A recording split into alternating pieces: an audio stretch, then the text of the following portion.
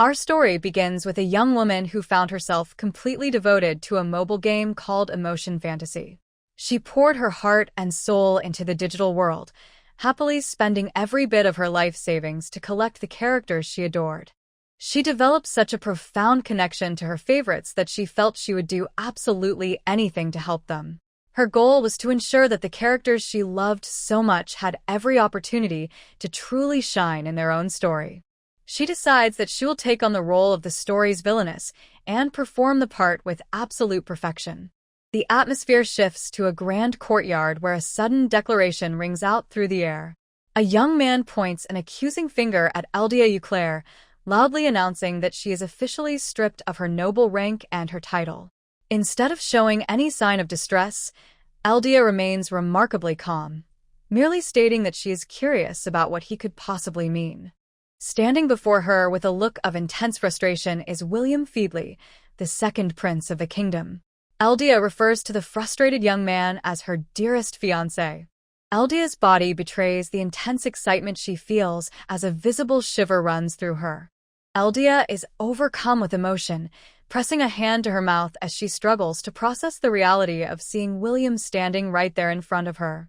She begins to admire every detail of his appearance, noting the way his golden hair catches the light with a striking radiance. To her, his eyes are particularly captivating, possessing a deep blue shade that reminds her of a clear summer sky. Her thoughts continue to race as she considers how impressive it is for someone only in their early 20s to have already more than lived up to all of his princely duties. She is further dazzled by the fact that he is also an incredibly skilled warrior and a dedicated member of the military on top of his royal responsibilities. Eldia realizes that he is so incredibly popular. William raises his voice to declare that, despite her high status as a marquise, she has dared to belittle the royal family.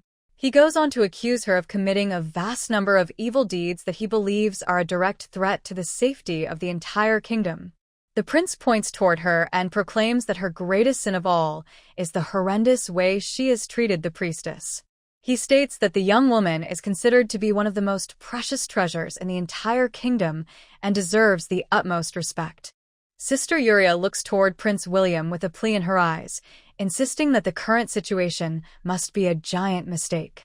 She believes that Lady Eldia surely has some hidden justification for everything she has done. Prince William responds to Sister Yuria with a soft smile, acknowledging that his actions might seem harsh to someone as compassionate as she is. He remains firm in his stance that Eldia is the source of all the terrible things that have caused the priestess so much pain and declares that the villainess is no longer worthy of any protection. Eldia is moved to tears by the interaction between her favorite characters. She mentally screams her adoration for Yuria. Eldia considers Yuria to be the embodiment of a delicate beauty, noting her striking light silver hair and emerald green eyes. She views the priestess as a genuine angel who conquered her own fears at the tender age of 16 to embark on a quest to save the world and protect her loved ones. Part of what makes Yuria so popular is the fact that she is completely oblivious to the romantic interest she attracts. This trait makes her an instant favorite, leading to humorous situations where she receives from those around her. Eldia ponders the inevitability of falling for such an adorably sweet girl, reasoning that anyone in William's position would naturally want to protect her. She finds herself in complete agreement with the prince's feelings. Eldia firmly believes that anyone who would dare to bully a girl as sweet as the priestess deserves to die 1,000 deaths. She knows she must continue to play her part because she is convinced that if she does not act exactly as the story requires, the entire world will face total destruction. She takes a deep breath and prepares to start her performance. Eldia begins her act by maintaining a facade of total innocence. She claims that she was merely fulfilling her noble duties and doing whatever she thought was in the best interest of the common people. Looking directly at the prince, she reminds him that she worked herself to the bone during her time as a candidate for the priesthood. She asserts that her conduct was always befitting of someone betrothed to royalty and says she is surprised that he would suggest all of her hard work was done in vain. William is not moved by her performance and immediately calls out what he believes to be a blatant lie. He states with total confidence that he is well aware of everything she has been doing behind the scenes.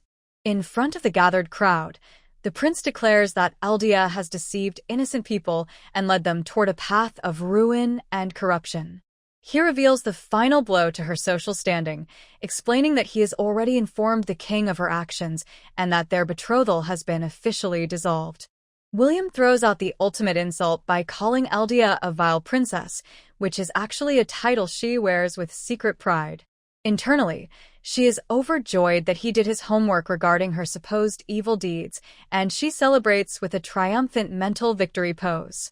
She hides her smirk behind a lace fan and coolly explains that she only wanted to use everyone for a bit of light entertainment, acting as if she cannot understand why anyone would find fault with her desire for a little fun. A small blush colors her face, as she recalls how much this exact scene broke her heart when she was just a player on the other side of the screen. She feels a surge of happiness, knowing that she is finally living out the dramatic moment she once admired from afar. Both the young man and Yuria look on with heavy hearts, trying to understand the reason for the sudden and cruel change in the woman they thought they knew. Eldia turns her gaze toward the distressed young man and addresses him as her dear hero, licked, thinking, why is he surprised? Looking at the expression of total despair on the face of the young hero, Eldia experiences a strange mix of emotions as her heart both aches for him and beats with excitement. Eldia feels guilty as she looks away, internally apologizing to the hero for her sudden shift in behavior. She reflects on how she was always so kind to him in the past and truly considers him one of her absolute favorites, but she knows that to keep the narrative moving forward, she simply cannot stop here. She peers over the edge of her fan and addresses the young man as her dear hero. She continues her performance by mentioning that she heard about the grave injuries he sustained while investigating ghosts in the western ruins.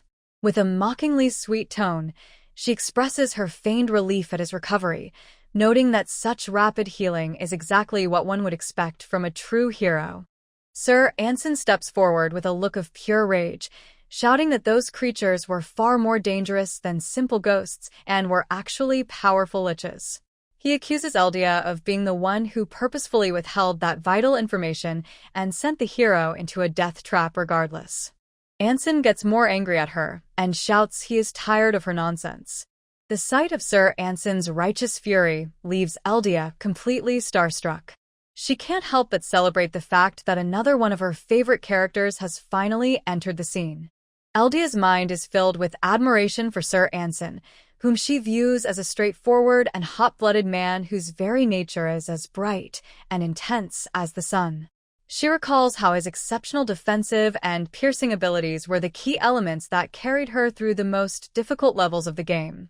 Sir Anson is visibly consumed by rage as he demands to know if the princess has any real understanding of the immense suffering her selfish actions have caused for so many people. Eldia responds casually that she was merely pointing out that she was simply providing people with the specific information they were already seeking out.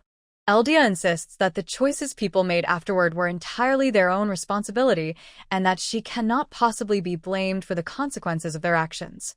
Below her, Sir Anson fixes her with a piercing glare, his anger only growing at her. Sir Anson finally reaches his breaking point and draws his weapon with a sharp sound as he prepares to strike.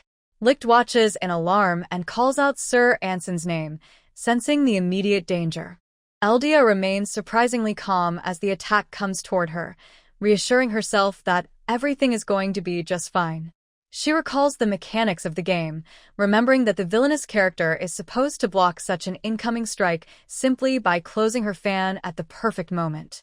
Suddenly, someone leaps forward with incredible speed.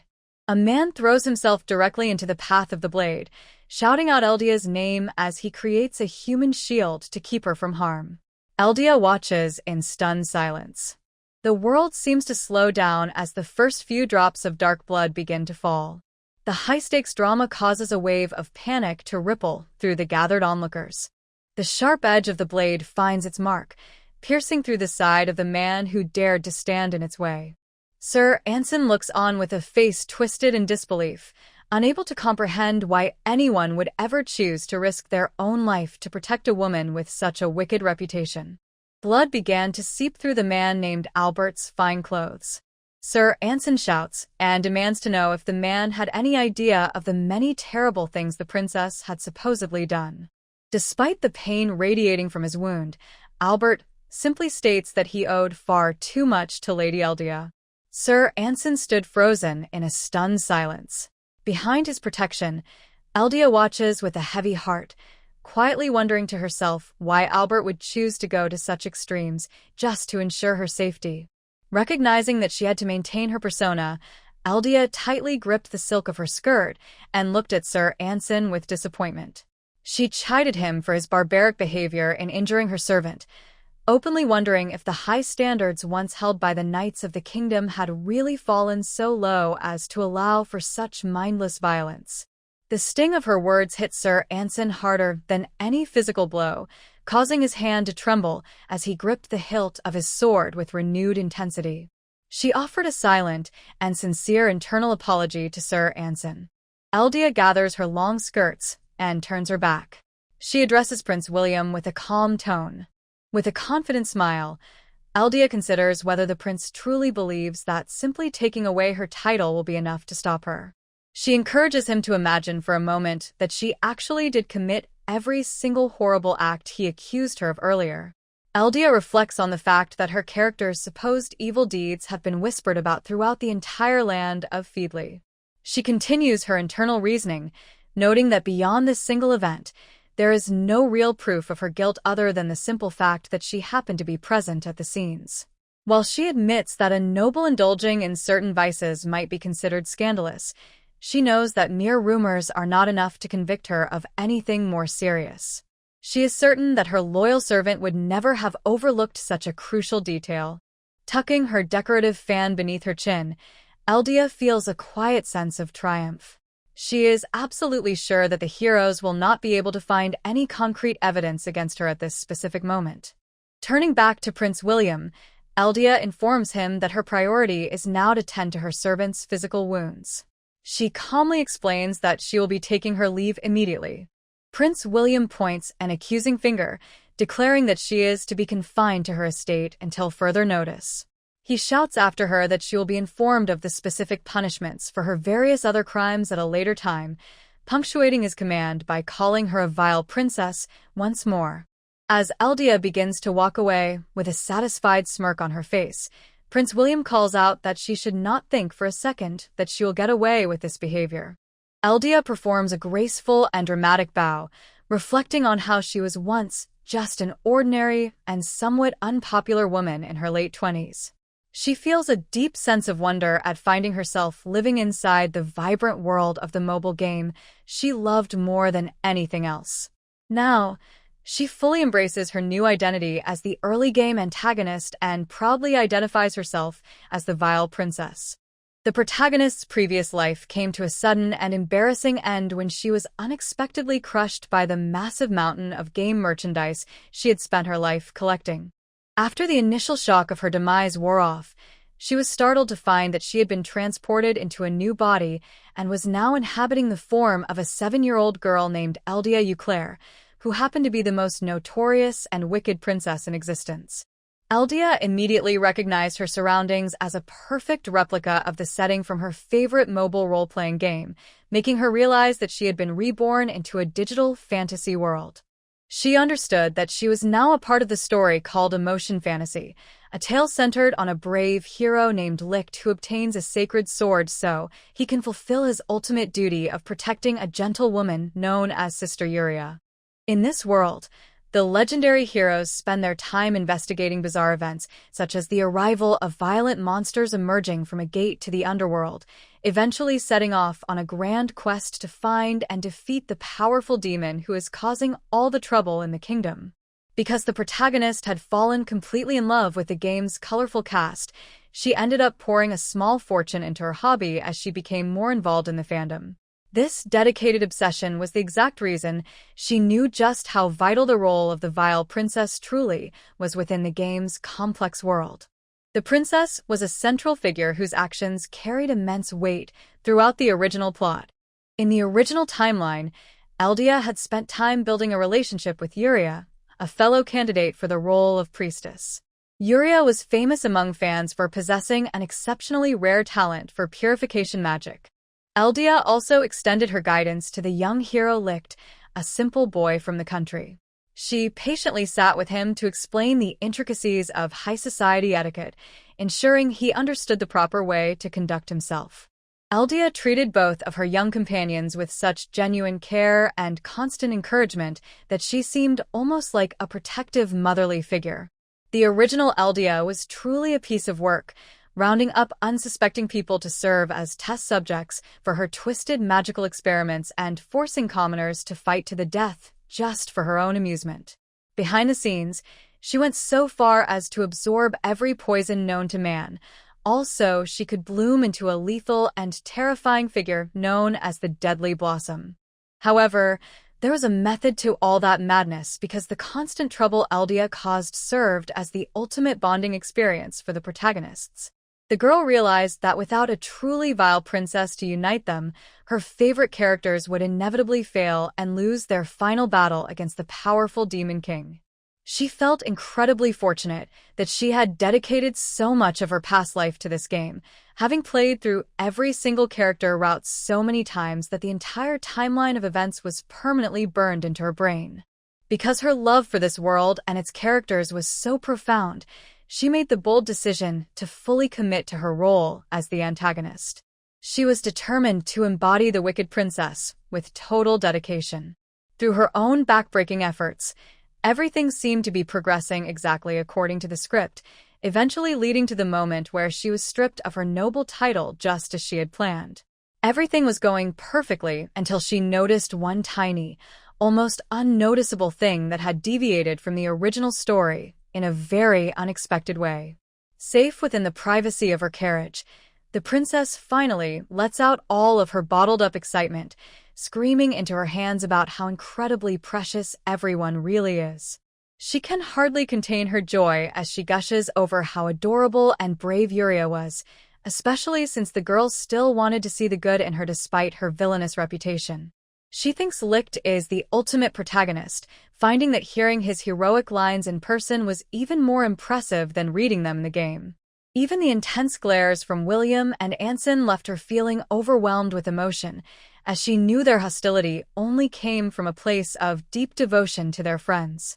Just as quickly as she started her outburst, she pulls herself back together and exhales a long breath to regain her composure as she is addressed as Lady Elua.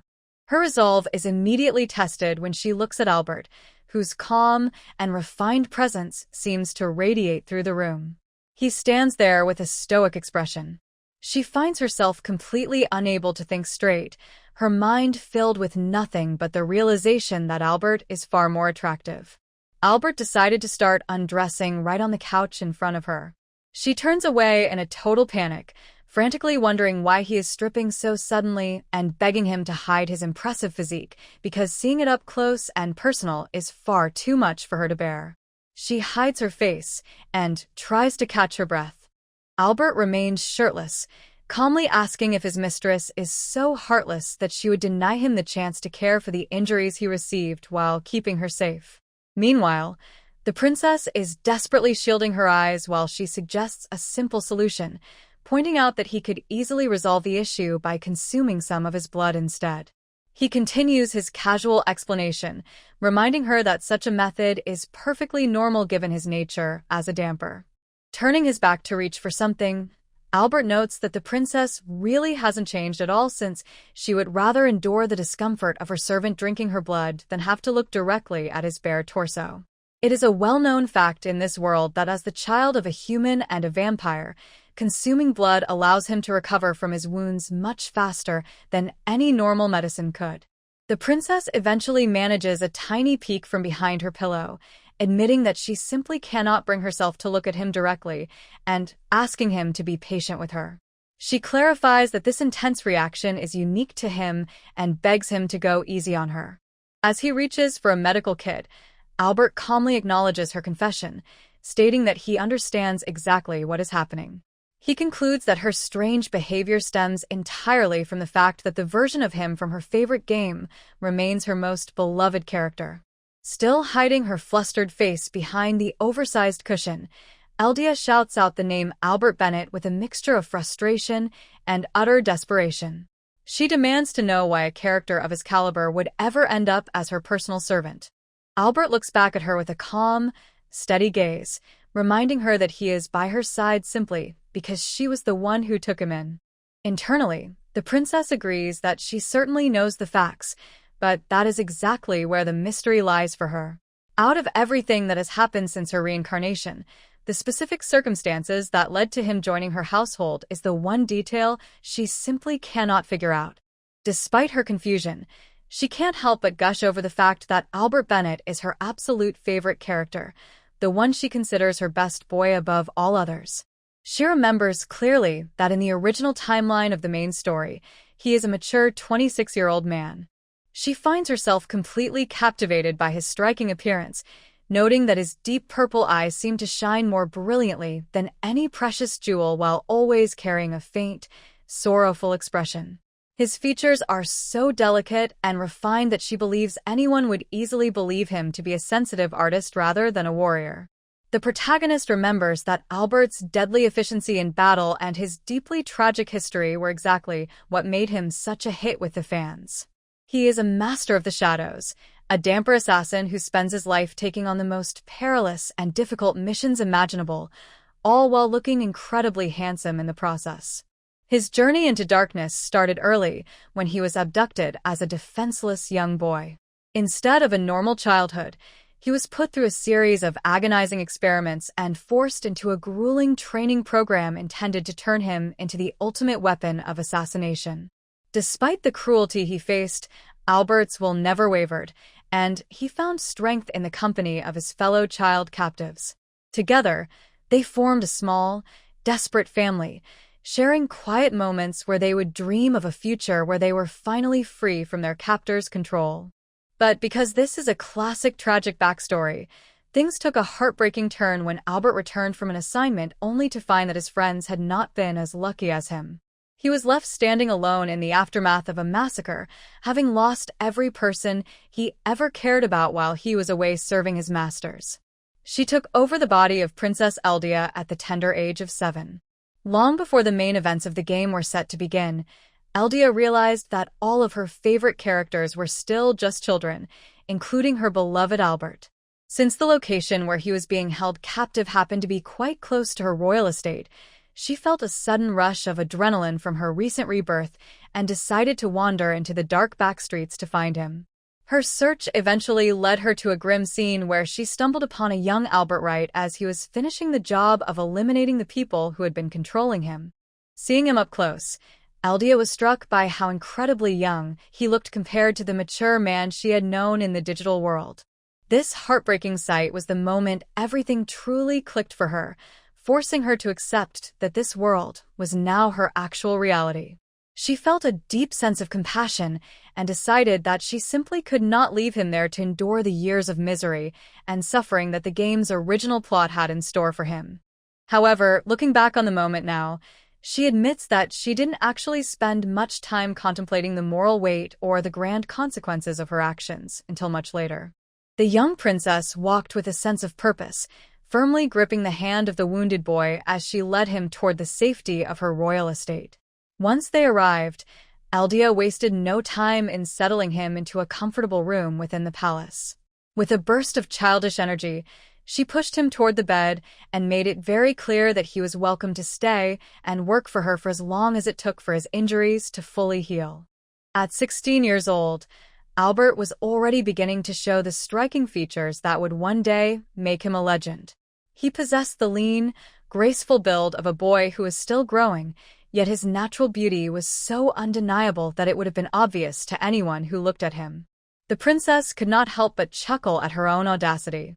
She realized that her plan likely only worked because her appearance as a small 7-year-old made her seem far more innocent and less threatening than she actually was, allowing her to get away with things a grown woman never could. Her decision to help him had been born from a sudden and uncharacteristic impulse. Knowing that he was someone who generally valued his independence and possessed all the necessary skills to survive on his own, she was fully prepared for the reality that he would likely choose to leave the estate the very moment he felt strong enough to move on. Albert proved to be far more adaptable than she had ever anticipated. While the princess was not paying attention, he began teaching himself the intricate skills required for domestic service. Albert chose to stay behind and began his new life working as a dedicated butler within the grand walls of the Euclid estate. The situation became even more complicated when Albert managed to piece together some of the princess's deepest secrets. While he did not realize she had been reincarnated, he correctly deduced that she was mentally an adult and possessed an uncanny knowledge of future events. He even began to wonder if the term fave referred to some powerful or significant figure from a time yet to come. The pressure of having her secrets discovered caused the princess to descend into a state of total panic. She felt as though she might actually die from the stress, frantically worrying about what he could possibly want from her. In her desperation, she felt ready to spill every detail of her plan before he even had a chance to force the information out of her. Albert began assisting her with a complex and brilliant evil scheme she had designed specifically for the benefit of her favorite characters, treating her unusual requests as if they were the most natural course of action for him to take. She struggled to understand the logic behind everything that was happening. Regardless of the mystery behind his loyalty, she had to admit that having someone with the elite skills of an assassin at her disposal was an absolute gift. Out of everyone serving at the royal estate, he was the only one who truly made her feel at ease, providing a level of comfort and security that no other servant could match. This shift in the timeline meant that instead of rising to the top of the underworld as a legendary killer, Albert had spent the last 10 years evolving into a flawless, first-class butler who never left her side. As they traveled together in the privacy of their carriage, Eldia could not help but comment on the massive mess her life had become. Albert remained perfectly composed, calmly reminding her that there was no need for concern because he had already taken the initiative to plan out her entire escape route himself. Eldia gripped her pillow, mentally cursing her ridiculously talented super butler for being able to solve any problem she threw at him. Even as she grumbled about his over-the-top competence, she could not hide the fact that she absolutely loved it when he looked down on her with such cool confidence. Albert sits across from her in the quiet of the carriage and wonders if she is truly content with how everything is played out. Eldia remains silent for a moment, her eyes wide. He continues by pointing out that she has dedicated herself to helping a group of people he views as nothing more than ungrateful louts. It seems unfair to him that she is choosing to vanish into the shadows without any of them ever understanding the depth of the sacrifices she made for their sake. This observation causes the princess to snap, and she loudly insists that she is perfectly fine with the situation. She explains with intense conviction that seeing her favorite characters happy is the single greatest reward she could ever hope to receive. Albert remains unimpressed, reminding her that she did far more than just play a role, as she invested in countless businesses to boost the economy and worked herself to the bone to raise the standard of living across the entire kingdom. Eldia defensively admits that her frantic efforts were actually a result of pure panic because she was terrified to find that the advanced magic and technology from the game didn't even exist in this reality yet. She eventually settles back against the cushions and sighs, concluding that the transformation of the kingdom was simply the way things turned out in the end. She finds comfort in the fact that her hard work paid off in a very practical way, as she managed to amass so much wealth that she will never have to worry about her financial security, regardless of where her journey takes her next. The princess practically shouted her intentions, declaring her primary motivation for everything was the desperate need to make money so she could properly support her favorite characters. Albert watched her outburst, with his usual unreadable expression. Eldia noticed his stoic gaze and snapped at him, demanding to know why he was looking at her that way when he was the one who had asked the question in the first place. As she clutched her pillow, she could not help but feel that her butler was occasionally a bit rude to her, even though he immediately pivoted the conversation toward discussing their very next move. Albert looked at her with a steady and focused gaze, asking her to rely on the special knowledge she possessed to explain exactly what was supposed to happen in the timeline from this point forward. With a calm and reflective expression, Eldia noted that the formal removal of her family title was finally official, marking the end of her life as a high-ranking noble. The story dictated that the notorious princess was meant to vanish without leaving a single trace behind, successfully avoiding capture before the authorities could ever apprehend her. The kingdom is set to launch a massive search for the missing royal, yet they will never manage to track her down. Eldia explains that the coming days provide the ideal window for her to slip away from the public eye entirely. She reflects on how rumors will eventually claim she either perished or joined forces with the demons, noting that her character is never actually seen again in the main story according to her knowledge of the original timeline. Throughout her journey, her primary focus has been to ensure that the narrative remains unchanged and moves forward exactly as it was always meant to. To guarantee that she can escape this role with her life intact, the villainess understands that she must take decisive action right now to secure her own safety. Having successfully navigated the high-stakes confrontation scene, the princess feels a wave of relief as she realizes she can finally move on from her reputation as the vile princess. She reflects on how incredibly hard she has worked to reach this point, knowing that she is only a few small steps away from achieving her ultimate freedom. Albert quietly acknowledges her plan, stating that he will finalize all the necessary preparations as soon as they arrive at the estate. Eldia finds herself momentarily speechless as she looks at him. Eldia looks at Albert with a mixture of concern and hesitation, noting that it sounds as though he is fully planning on accompanying her into exile. She genuinely wonders if he is truly comfortable with such a decision. Without warning, Albert moves from his seat and leans in dangerously close. He peers directly into her eyes with a knowing and slightly mischievous expression, teasingly asking if she has finally grown tired of looking at his face. The princess immediately loses her composure and shouts that she hasn't grown tired of him at all, pointing out that he must surely know exactly how attractive he really is. She admits with total desperation that the way he uses his striking looks even more effectively than his digital counterpart only makes him that much more appealing to her. Eldia quickly covers her mouth in a fit of embarrassment, realizing she got carried away and accidentally confessed her deepest feelings. Albert simply smiles and settles back into his seat, telling his mistress that since she clearly doesn't mind his presence, she should simply relax and spend her time adoring her favorite boy.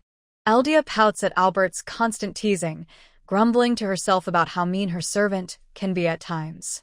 She tries to assert a bit of authority by reminding him that she is still technically his boss, but her attempt to sound intimidating is met with his usual calm stare. Albert acknowledges her reminder with a quiet sense of amusement. He notes that he is perfectly aware of their professional relationship while announcing that they have officially arrived at their destination. Stepping out into the cool air, Albert gracefully extends a gloved hand toward her, offering a polite invitation for her to disembark. Eldia remains frozen inside the carriage for a moment, asking him to wait. The princess finds herself completely overwhelmed by his charm, covering her mouth in a desperate attempt to hide her blushing face. She thinks to herself about how incredibly cool he is while begging for just a single minute to compose herself.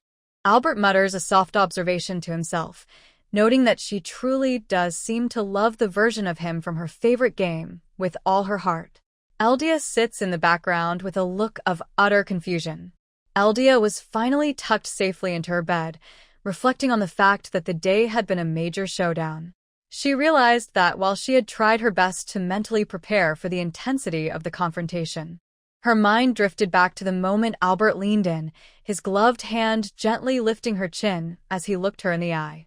He had explained that was merely part of his official duty as her servant. Snuggling deeper into her blankets, the princess felt as though she were in a state of pure bliss. She acknowledged that her butler was fully aware of his own attractiveness and definitely used his striking looks to his advantage whenever the situation called for it. Just as Eldia was beginning to drift off, a sharp clacking sound against the window suddenly caught her attention. She realized with a start that she might have an intruder, which was confusing since her room was heavily protected by aura suppressors and powerful magic designed to block all forms of scrying. She found herself wondering what kind of incredibly talented mage could possibly bypass her security to find her here. Curious and a bit wary, the girl rolled over and took a tiny peek from under the safety of her covers. Her eyes suddenly went wide with total shock. Outside the window, A nervous Sister Yuria urges her companion to hurry before someone catches them in the act of trespassing. She is clearly on edge as she prepares to make her move, her hands clasped together in a desperate plea for haste. The silence of the night is suddenly shattered as the glass panels break apart, allowing the intruders to stumble directly into the bedroom. Eldia watches from the safety of her blankets, wondering to herself if she has finally descended into a strange and vivid dream. The princess practically jumps out of her skin, sitting bolt upright with her hair in a mess as she tries to process the sudden invasion. Sister Yuria apologizes frantically for the rude awakening while insisting that she is only there because of a matter of extreme urgency. Eldia can hardly believe her eyes as she recognizes the girl as her top favorite character from the game, who has somehow appeared right in front of her. Licht joins the conversation with a stern expression, addressing the princess by her name and commanding her to leave the estate with them at this very instant. Eldia is further stunned to find her second favorite character, the legendary chosen hero himself, standing in her room. A heavy and awkward silence falls over the room as the three of them simply stare at one another. Eldia is left in a state of total bewilderment, her mind racing to understand why the very heroes she spent years antagonizing are now trying to rescue her. Licht and Yuria stand before Eldia, their expressions filled with an intensity she never expected. Licht firmly declares that she must leave with them right away.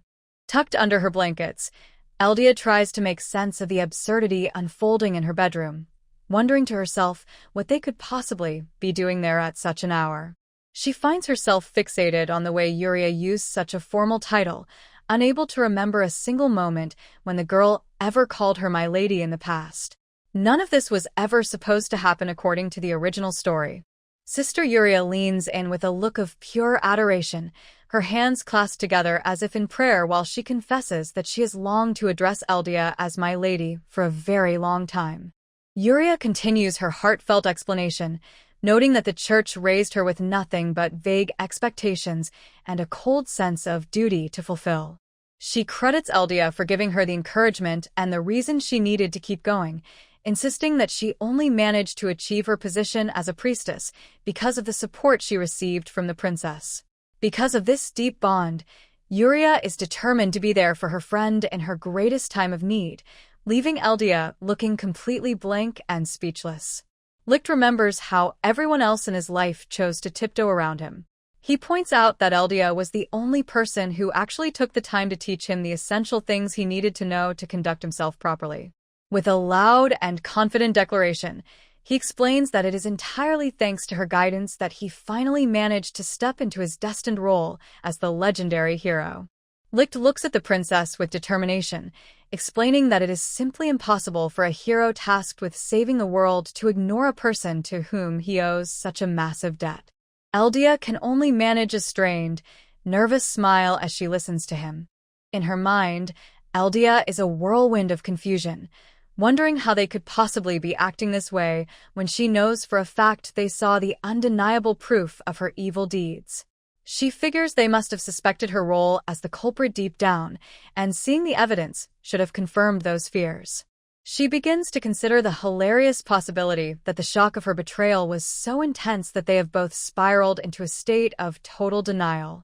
Eldia puts on her most sinister expression and mocks the idea of them saving her, pointing out that she never once requested their assistance. She asks if they have already forgotten the serious charges Prince William brought against her earlier that day. Internally, she is desperately trying to convince them that the kind and gentle princess they thought they knew was nothing more than a calculated lie designed to deceive them. Eldia feels incredibly proud of her ability to keep it together while her absolute favorite characters are standing right in the middle of her bedroom, even though her inner fangirl is screaming with excitement.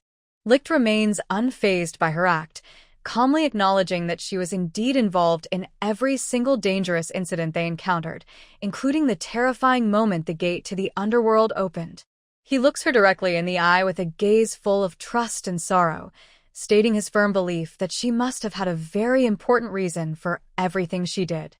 Licht continues, pointing out that the corrupt nobles who were exploiting and trafficking people had become a major problem for the kingdom of Feedly. He shouts with a sense of urgent realization that no one in the entire land would have ever known about those crimes if Eldia hadn't personally gotten involved. Yuria joins in by recalling the terrifying moment at the gate to the underworld, noting that Eldia only seemed to appear exactly when Yuria was busy helping people with her purification magic. She reflects on how that confrontation was an incredibly hard-won battle, but she remains certain that the brutal training the princess forced her to endure was the only reason she was able to succeed. Yuria insists that Eldia was always finding ways to aid them throughout their journey. The sheer radiance of their gratitude is almost too much for Eldia to handle, and she finds herself shielding her eyes from what she considers a truly dazzling display. In the quiet of her own thoughts, Eldia reflects on the very moment she decided to take the road of Villainess and the oath she swore to herself back then. She had firmly resolved that she would never do anything that other people would feel they had to take care of on their own. Eldia reflects on the fundamental nature of her reality, recognizing that the hero and the priestess represent the true core of this world, while she is destined to be their ultimate enemy. She views her involvement in their lives as a small way to offer redemption for the suffering she has caused through her various deeds. She firmly believes that if she, as the notorious villainess, takes part in a conflict, these heroes will never fail to intervene and save the day. The princess tries to maintain her act, worrying that while her choices were correct, a direct denial might accidentally reveal far more about her intentions than she would like. She quietly mumbles to herself about her presence at the gate to the underworld, admitting that she really just wanted to see her favorite characters in action and be there to lend a hand if they ever needed it. Eldia finds herself in a state of total panic, screaming to herself that she simply cannot think of a single good excuse to salvage her reputation as a villain. Her frustration only grows when Yuria mentions that there is one more thing to address. Yuria presents a book featuring two people on the cover, enthusiastically announcing that she is a massive fan of the publication Eldia secretly put out. Eldia is absolutely mortified as she lets out a silent scream of pure terror. She recognizes the book immediately as the indie comic she personally created and published, desperately justifying her actions to herself as a noble attempt to provide a much-needed monetary boost to the local publishing industry. She reflects on the fact that she simply had to do it because being transported into the world of her favorite characters felt like being surrounded by a bountiful treasure. She felt a desperate need to express her passion, realizing that despite being in her dream world, she didn't have a single person with whom she could actually share her deep and fanatical loves. To solve her problem, she took her creative interests underground, utilizing her significant power as a high-ranking noblewoman along with her various criminal connections to make her vision a reality. She spent her secret hours channeling the intense flames of her devotion onto the pages of her books. Eldia admits to herself that she simply could not handle the constant pressure of acting like the vile princess every hour of every day. She felt a longing for a private space where she could finally cast aside her villainous mask and be her true self. Yuria hugs the book tightly against her chest, her face glowing with a blissful smile as she concludes that there must be a very good reason for a person who can write such beautiful tales of pure and honest love to also perform such horrible deeds. She finds herself deeply moved by the stories, confessing that the princess's writing makes her heart flutter with an excitement. Eldia covers her face in a desperate attempt to hide her embarrassment, frantically insisting that it is simply wrong to make assumptions about a creator's personality based entirely on the works they produce. Yuria, holding the book up as she points out how the author was always remarkably polite and sincere when replying to messages from readers. She looks at the princess with pleading eyes, begging for an explanation. The princess lets out a panicked cry of distress, demands to know what could possibly make Yuria think she was the one who wrote that story in the first place. Yuria kneels before the bed, calmly revealing that her own fan name is Aruran. She looks directly at the princess and asks if she is truly the creator known as Yukiuku. Eldia is left in a state of absolute sweating terror as she can hardly process the shocking discovery that the legendary saintess is actually one of her regular readers. Yuria continues her analysis, pointing out that the author's speech patterns are remarkably similar to the princess's own way of talking. She adds that the men featured in the stories bear a striking resemblance to Prince William and Sir Anson, a detail that first made her begin to wonder about the creator's true identity. Eldia is sent into a complete internal panic, screaming to herself about how she never once considered that her writing style or character choices would be so easy to recognize. The self-publishing culture that Eldia originally introduced began to spread through the capital city like wildfire, eventually growing to the point where even total beginners could submit their own stories to various scenes. To further support the growing community, a special service was established allowing fans to anonymously send mail to authors through the publisher. Irurin and Yukuyuku were both regular contributors and often sent letters to each other. Licht suddenly joins the conversation, his face turning red as he fidgets, and admits that the stories about two girls falling in love were actually quite exciting to read. He confesses with a shy expression that the princess's work opened the door to an entirely new world for him. Yuria turns to Licht with a bit of academic frustration, reminding him that the specific genre of stories he enjoyed is officially known as girls' love, or GL for short. Licht offers a simple, dazed acknowledgement. With a sudden burst of enthusiasm, Licht looks directly at the princess and declares a sincere appreciation for the girls' love stories she wrote. Eldia enters a state of total mental collapse as she recalls the specific, juicy details of her own work, noting that her stories involve complex power dynamics between older and younger women that eventually take a very intense and revealing turn. She is haunted by the terrifying realization that Yuria must have shared these mature tales with Licht. Licht and Yuria reach out to firmly grip Eldia's hands. Licht warns her with a heavy expression that she won't be given any opportunity to explain her side of the story before the authorities try to take her life, but he promises that they will protect her at all costs if she will only agree to flee the estate with them right now. Yuria leans in with a sharp gaze, stating that the princess is hiding some critical piece of information about the situation. Eldia is left making a faint, incoherent sound of bewilderment.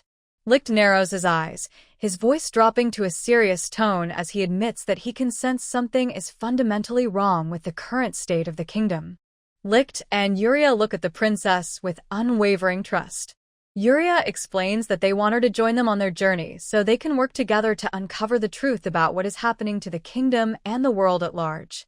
Eldia is screaming internally about how that specific line is a legendary hero trope that has won over countless characters in the original game. She feels absolutely thrilled and completely confused, wondering why they are using such an iconic, heart-melting invitation on her when she is supposed to be the vile villainess. The princess begins to sweat as she desperately wonders how she managed to mess up the original story so badly. She realizes with a sense of growing dread that her favorite heroes are already starting to notice the abnormalities she tried to hide, and she finds herself pleading for someone to come and save her from the mounting chaos. Albert charges into the room with a look of frantic concern, shouting out the name Lady Elua. The quiet scene of the room is palpable as the hero and the priestess maintain their firm hold on Eldia's hands. Albert lets out a thunderous roar of pure protective fury, demanding to know exactly what the intruders think they are doing to his lady. His eyes burn with a terrifying intensity that matches the sharp, metallic sound of his blade being drawn from its sheath. Albert lunges forward with incredible speed, his weapon clashing against Licht's sacred sword. Albert takes a sharp blade and deliberately cuts into his own palm with a sudden snap. Licht finds himself completely stunned by the realization that his opponent has the terrifying ability to turn his own life force into a literal chain. Albert swings the weapon with a powerful rush of air, forcing Licht to pull back and raise his sacred sword in a defensive stance. Eldia realizes that her butler is genuinely attempting to kill her favorite characters because he views their sudden presence in her room as a direct threat to her safety. Sister Yuria is visibly shaken by the discovery that the person standing before them is actually a vampire, a realization that makes her even more desperate to act. She prepares her purification magic to counter the servant's power. Sister Yuria unleashes a surge of energy, her hand reaching out as a complex magic circle illuminates the dark room with a sudden, brilliant flash. Eldia is deep in thought, reflecting on how this specific type of holy power is famously effective when used against monsters that are rampaging through the world. However, she begins to suspect that the situation might not be going exactly as her friends intended it to.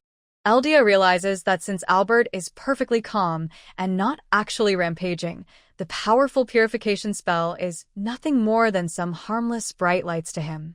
Licht senses the growing danger and calls out for Yuria to get out of there, warning her that their opponent is far stronger than he looks. Amidst the chaos, Yuria reaches for Eldia and urgently pleads for her lady to come along.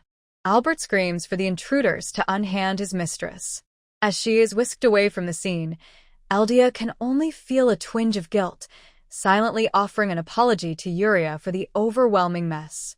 Eldia decides she has finally had enough of the chaos, stomping her bare foot down with a heavy thud. She firmly yanks her hands away from the hero and the priestess.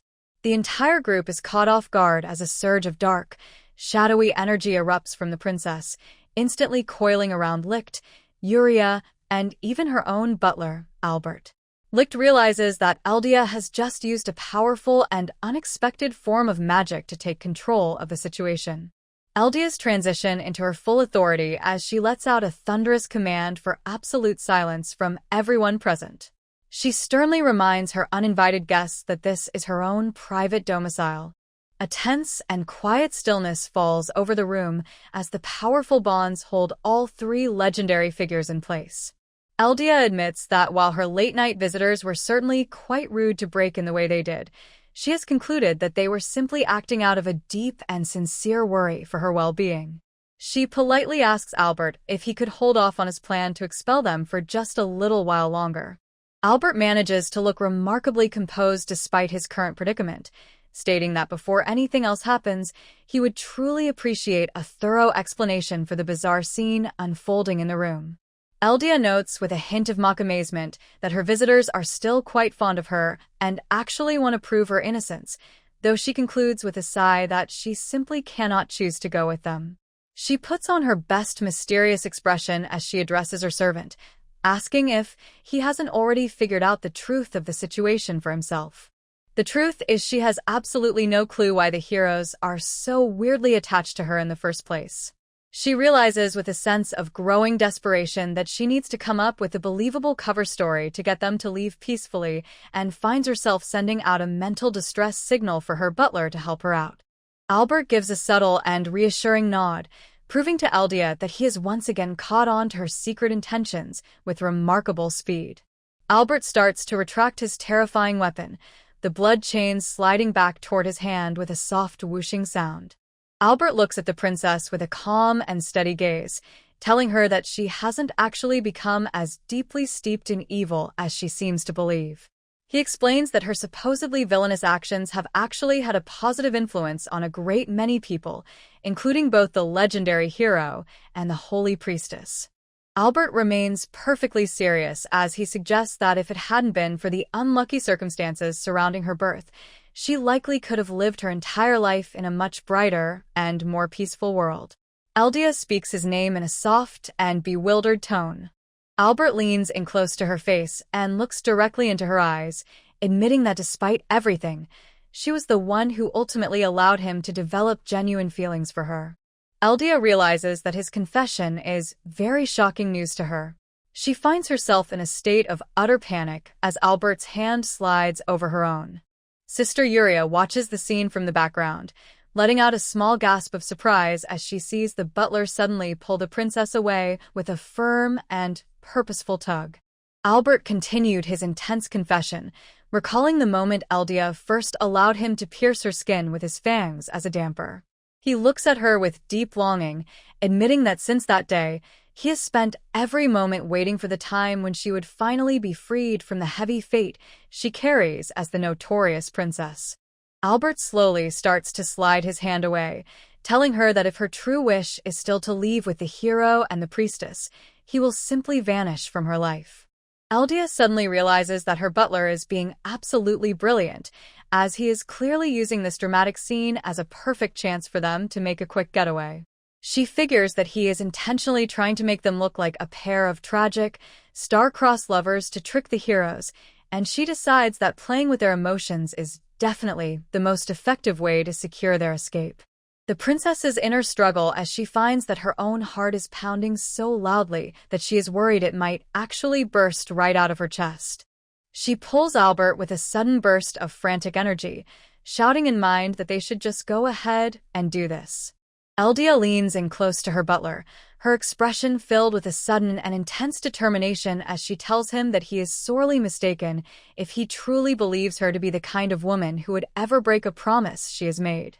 Albert looks back at her with a gaze that is incredibly focused as she tells how many times she needs to remind him that he is and always will be her top priority. The princess is a total mess of emotions, thinking to herself that he has always been her absolute best boy, whether it was in her favorite game or right here in the real world.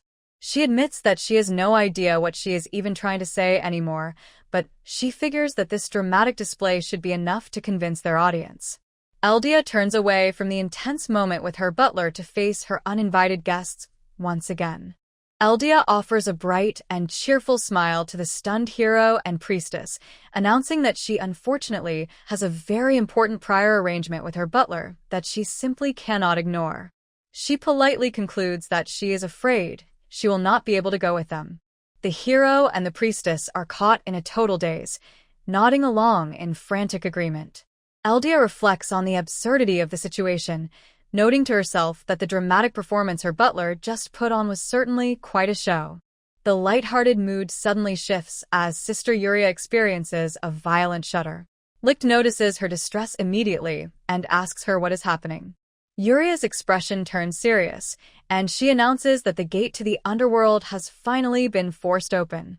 She warns everyone that dangerous monsters are already beginning to emerge. Licht asks for the exact location of the breach, so they can intervene. Yuria confirms that the chaos is currently unfolding right in the middle of town. Albert, standing behind the princess, asks if this is the specific incident she had mentioned to him before. Eldia looks ahead with a grim and focused expression, confirming her belief. Eldia explains the mechanics of her world to her butler, noting that this specific disaster is usually triggered when the vile princess activates a powerful magic item. Since she does not actually own any such object, she concludes that the attack must be a predetermined event, much like the other unavoidable stories they have been forced to navigate in the past. The princess reflects on her previous attempts to change the course of history, remembering how she tried to avert various incidents that were destined to end in high casualties. She feels regret as she recalls that despite her best efforts, she could not stop the destruction of the hero's village or prevent the priestess from being injured so badly that she nearly lost her life. She realizes that her estate is simply too far from the city to prevent a total bloodbath. She understands that no matter how much they hurry, the damage will be done by the time they arrive, so she concludes that the best possible outcome is for the hero and the priestess to be the ones who eventually stop the monster strike. Licht declares that they must leave at once because they have a duty to try even if they might not be in time to save everyone. Yuria offers a firm and enthusiastic agreement. Yuria offers her a final, beaming smile and asks the princess to wait for them, promising with total sincerity that they will return to protect her. Eldia notes to herself that these two never hesitate to save people no matter the circumstances. Suddenly, Eldia calls out for everyone to wait, causing Licht and Yuria to stop their frantic preparations. Eldia tells a hypothetical scenario where she might actually possess the rare and powerful magic required to transport them both to the heart of the city in a single instant. The two heroes stand by the shattered window, staring back at Eldia as they try to process the weight of her offer. Eldia flashes a mischievous smile, pointing out the suspicious coincidence of her having such an incredibly convenient spell already prepared for this exact moment. She asks if they would still be willing to place their total trust in her. Licht and Yuria react with a burst of pure joy, letting out a loud shout that they would of course believe in her. Eldia is visibly moved by the unwavering trust the hero and priestess have placed in her. The princess smiles with a faint blush, reflecting on how much she truly loves the pair for being such precious and genuine souls. Eldia firmly grips her butler's hand to begin her spell, noting to herself that while her shadow magic is practically useless for hurting people, it turns out to be incredibly effective for a wide variety of other tasks. She prepares to unleash her power and a sudden rush of dark energy that swirls around her. The unique nature of her ability to transport objects and people by connecting different shadows, though she acknowledges that the technique is limited to locations she has already marked. She feels fortunate that she had the foresight to place a secret mark near the center of town, allowing her to facilitate the hero's immediate arrival at the very heart of the crisis. Eldia looks ahead with a bright expression as she unleashes the full force of her magic with a powerful command for the heroes to go forth. Licht and Yuria are being enveloped by the shadow magic. Their figures started to dissolve into the darkness. Eldia waves her hand toward the empty space by the window, noting with a sense of relief that the transport seems to have worked perfectly and that her friends have made it all right. Eldia turns back to face her butler with an apologetic expression, acknowledging that she knows he must be exhausted after such a chaotic night. Despite his tiredness, she insists that they need to make their own escape and get out of the estate immediately. Albert looks at her with a slightly puzzled expression, wondering aloud if she truly plans to leave without waiting for the hero and the priestess to return. Eldia lets out a small chuckle, explaining that while the work of the vile princess is officially finished, her true self still has a long list of things she needs to accomplish. She notes that if she lingers in this location for too long, the complex web of events she has carefully designed will likely fall apart, an observation that Albert acknowledges as being a very true and practical point. The princess leans in with a blush as she admits that she simply cannot stay because being forced to look at her favorite characters all day, every day would make it impossible for her to keep her composure. Albert notes that his mistress truly never ceases to amaze him with her unique way of thinking. Eldia notices a subtle change in her servant's demeanor and asks him if something is bothering him. Albert quickly shifts his gaze and looks away with a sweat on his face, insisting that there is nothing wrong.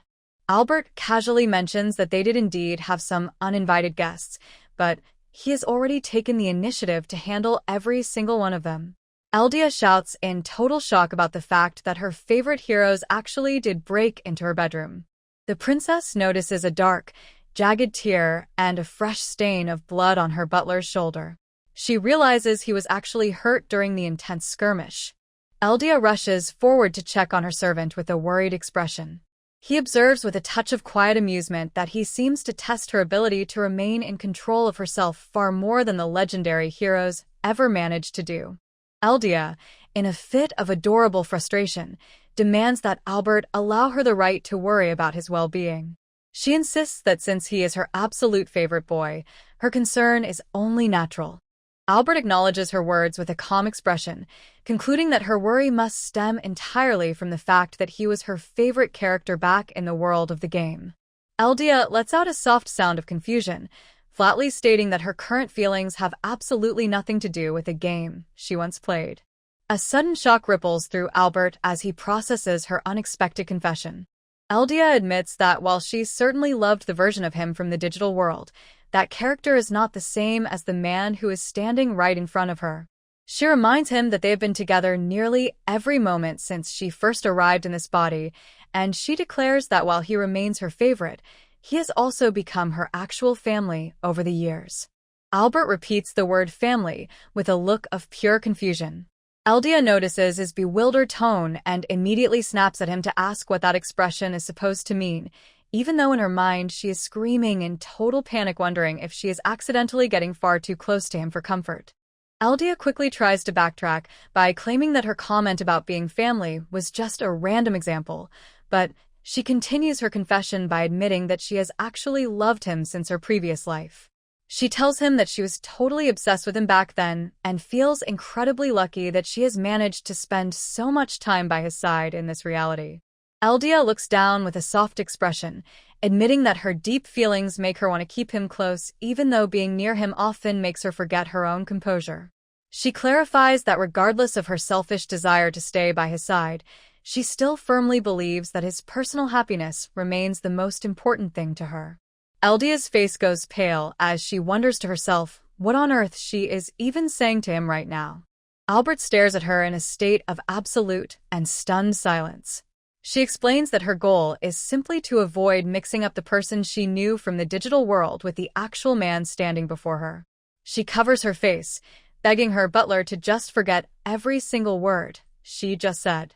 Albert asks if her words mean that in her heart, he is no longer the favorite character he used to be back in the game. Eldia lets out a frantic shout of total frustration, admitting that while he is definitely still a favorite, he has become something far more special to her now. Albert's stoic mask completely melts away, replaced by a gaze that is remarkably soft. Eldia finds herself lost in the brilliance of his eyes. The princess suddenly pulls herself back into her fangirl mindset, reflecting on the idea that she is technically supposed to stand back and adore her favorites from a safe distance. She tries to convince herself that merely wishing for their happiness from afar is the most proper way to live. Eldia reflects on her complicated feelings for her butler, realizing that she has spent years preparing herself for the inevitable moment when she might have to let him go. She admits to herself that she doesn't want to lose him. She decides that she simply cannot allow herself to indulge in such presumptuous thoughts. Albert begins to stagger. His body slumps forward with a weary groan as his strength finally gives out. Eldia rushes to catch him as he slumps against her, her voice filled with panic as she asks her beloved butler if he is actually all right. Albert rests his head on the princess's shoulder as he offers a soft apology for his sudden weakness, admitting that he took a direct hit from a silver weapon during the earlier confrontation. He explains with a faint and tired voice that using his remaining life force to create a chain from his own blood was likely a step too far. Eldia enters a state of comedic distress, her expression shifting into a cartoonish display of frustration as she demands to know why he didn't mention his injury before he took on so much. She feels a wave of sincere regret and apologizes for asking him to take care of everything when he was already suffering. Eldia looks a bit dazed as she considers the grim possibility that they might not actually be able to make their escape tonight after all. Albert leans in close to her neck as he softly asks for her permission to bite her so he can regain his lost strength. Eldia regains her focus and insists that they must get moving before the others finish their battle, telling him that he needs to be at 100% for the journey ahead. Albert acknowledges her command and reaches out to firmly grip her waist, advising his mistress that she should also steel herself. Eldia is in a state of total bewilderment as her butler pulls her into his space, leaving her mind to wonder exactly what is happening. Albert reaches out with a steady hand to gently slide the fabric of the princess's dress aside, bearing her shoulder as he prepares to recover his strength. Albert leans in as he finally bites into her skin. Eldia's eyes go wide as she experiences a wave of unfamiliar sensations. She reflects on the fact that when a vampire drinks blood, they instinctively hypnotize their victim, but since Albert is not a pure vampire, he is often unable to keep his powers in check. Because of his nature as a damper, his own deep feelings end up bleeding through to her, a phenomenon she hasn't experienced in years because he had grown so much better at controlling himself lately. She admits to herself that she was completely wrong about his previous reactions, as she had always assumed he was only trembling because he hated the act of drinking blood, but she now understands that the truth was something else entirely. She realizes she can feel the sheer intensity of Albert's gratitude, jealousy, and frustration. She is stunned to find his anger and annoyance clashing with a sense of pure delight and fondness, making her realize that she had no idea such a passionate heat was burning deep inside him. As he finishes, Albert lets out a long and satisfied exhale.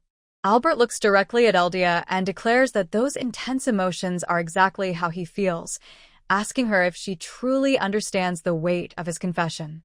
Eldia begins to stammer in total panic, realizing that everything he said earlier to Licht and Yuria might not have been just for show. Albert remains perfectly composed, explaining that the most convincing lies are always created by mixing in a significant amount of truth. Albert offers a small, knowing smile as he admits that he originally intended to simply bide his time while serving by her side without ever revealing his true heart. He notes with a sense of quiet satisfaction that she has finally started to see him as a man. Eldia tries to salvage her dignity by frantically insisting that her reaction is nothing new, claiming that she always gets worked up and starts blushing whenever she is around him. Albert reaches out with a gloved hand to gently brush a lock of hair from her face, softly agreeing that she most certainly does get flustered easily. He looks at her with a tender, blushing expression of his own. Albert gently touches Eldia's face with his gloved hand, as he asks her if she has any idea how she looks at this very moment. Albert wears a playful expression, teasingly notes that based on her earlier confession, he could likely seduce her without even trying. Eldia suddenly transitions into a state of comedic shock, her mind racing at the mere mention of the word seduce, while her face turns a bright shade of red. Albert flashes a bright smile that reveals his sharp fangs, telling the princess never to fear because he has every intention of staying by her side until she finally grows sick of him. Eldia buries her face in her hands in a fit of total embarrassment, desperately wondering to herself how her life could have possibly ended up in such a chaotic state. Albert leans in with a confident gaze as he tells the princess that he is hardly the sort of man who would ever lose a competition to a version of himself that does not even exist. Albert notes with a touch of quiet satisfaction that he must truly be someone special. Eldia lets out a loud and frantic cry, clutching her head in a state of absolute panic while she wonders how her life could have possibly reached such a chaotic point. Albert's expression softens as he begins to reflect more deeply on the princess's earlier confession, wondering to himself if he has interpreted the true nature of her feelings correctly. Eldia surrenders to her emotions as she lets out a desperate scream, admitting with a face full of embarrassment that he is her absolute favorite person in existence. She declares with a burst of frantic honesty that in this very moment, he is seriously her number one above all others. The princess internally shrieks about her own stupidly honest mouth, cursing the fact that her deepest feelings have escaped her control. Eldia admits to herself that, despite her massive embarrassment, she is honestly very happy with how things have turned out. She reflects on the incredible reality that the person she once adored from afar is now standing right there in the flesh. She internal struggles as she pouts with a red face, realizing that she is completely unable to take her eyes off her butler. Her heart practically melts when she sees Albert break into a bright laugh. The story transitions to a picturesque coastal landscape where the air is warm and the palm trees are plenty. Once the dramatic ordeal of facing her supposed evil deeds is finally over, the princess makes her grand exit from her homeland. She successfully relocates to the neighboring kingdom of Istoire, settling into a lavish estate nestled within the charming resort town of Riso de Agua. The princess takes the proactive step of securing a fresh set of legal papers for herself. She decides to operate under the sophisticated alias of Elua Howard, reinventing her persona as a high-level financier with a conveniently mysterious history. Every single staff member who once worked for her directly makes the bold choice to join her in exile. Eldia thinks of the legendary heroes. She sends out a silent apology to Yuria and Licht, feeling a bit guilty for slipping away so quietly while they were busy saving the day. The new reality of her daily life is one of leisure and refined comfort. She spends her time lounging in a chair by the sunlit window, catching up on the latest headlines while enjoying a hot cup of tea. The news pages are crowded with columns of text and illustrations that capture the latest gossip and heroic exploits. Eldia looks down at the paper with a delighted expression, thinking to herself about how incredibly hard the hero and the priestess are working to fulfill their destinies. Suddenly, Albert slides a new book onto the table. Albert leans in slightly and suggests that his mistress likely wants to take the lead and handle the next steps herself. A look of total self-satisfaction crosses the princess's face as she reflects on how her butler knows her better than anyone else in the world. Her mind briefly drifts back to the intensity of that fateful night, remembering how Albert finally confessed the deep and burning feelings he had been struggling to hide for years. She recalls how she followed his confession by dropping a massive emotional bombshell of her own. She reflects on the fact that quite a bit of time has passed since they shared those shocking revelations and made their daring escape. Watching him work, Eldia reflects on how he is definitely the type of man who maintains a strict boundary between his official duties and his personal life. The princess is certain that this return to their usual routine is exactly what is happening. She admits to herself that it has finally given her racing heart a chance to settle down. Eldia muses that Albert might have become just a little less stiff in the way he speaks to her lately. She concludes that a slight change in his tone is only natural, given that they are no longer living the same high-pressure lives as they were before. Albert addresses her as Lady Elua in his smooth voice. The unexpected sound of her new name causes the princess to let out a startled squawk of surprise. Eldia quickly tries to salvage her dignity, offering a nervous and slightly smug little smile. Eldia giggles nervously and admits to herself that the way her butler addresses her often makes her behave quite strangely. She reflects on how his voice sometimes sounds as sweet as honey whenever he says her name. The princess enters a state of comedic distress as she laments the fact that she was just finally getting used to having her favorite character around her after 10 long years of living together. She feels like it is killing her now that he has upgraded himself to the status of a super favorite. She lets out an internal scream, finding it rather annoying that her butler is so perfectly cool with their current situation while she is a total mess. However, she quickly reconciles with her feelings by acknowledging that since he is so incredibly attractive, she is perfectly willing to overlook her irritation and accept his calm demeanor as part of his charm. Albert leans in with a handsome expression as he asks if there is something bothering her, noticing her slight hesitation. He calmly expresses that he would truly appreciate the opportunity for them to sit down and discuss their specific plans for going forward. Eldia agrees that she has finally managed to relax for the first time in what feels like forever. She suggests that since they have finally found this peace away from the drama of the kingdom, it is probably the right time for them to start thinking seriously about what their future holds. Albert observes his mistress with quiet amusement, pointing out that she has spent every moment of their time in this new home deeply immersed in her favorite collection. Eldia remembers how her entire life was consumed by the complex preparations for her big confrontation with the heroes. She realizes that she was so busy ensuring the script went perfectly that she didn't get to do anything nice for herself at all. The princess admits that she eventually began to go through a bit of a withdrawal after not being able to touch her collection for several months. So, she revels in her books without a single care for who might be looking at her. She concedes with a bit of a blush that she probably overdid her celebration. While the past few days of indulgence have been absolutely amazing, Eldia reminds herself that her favorites are still out there working incredibly hard to fight the powerful demon. She feels a sudden surge of inspiration, realizing that supporting them in their struggle is her sacred duty as a fan. She decides that she should probably stop being lazy and get back to work to ensure their victory. Eldia focuses intensely on her research as she tracks the progress of the heroes' party, noting that Licht and his companions have officially set out on the next leg of their journey. Based on everything they have accomplished so far, she is fairly certain that the main story is progressing just fine without her direct interference. She concludes that she should start preparing the various limited events that are meant to take place in all the specific locations where the heroes are likely to stop by.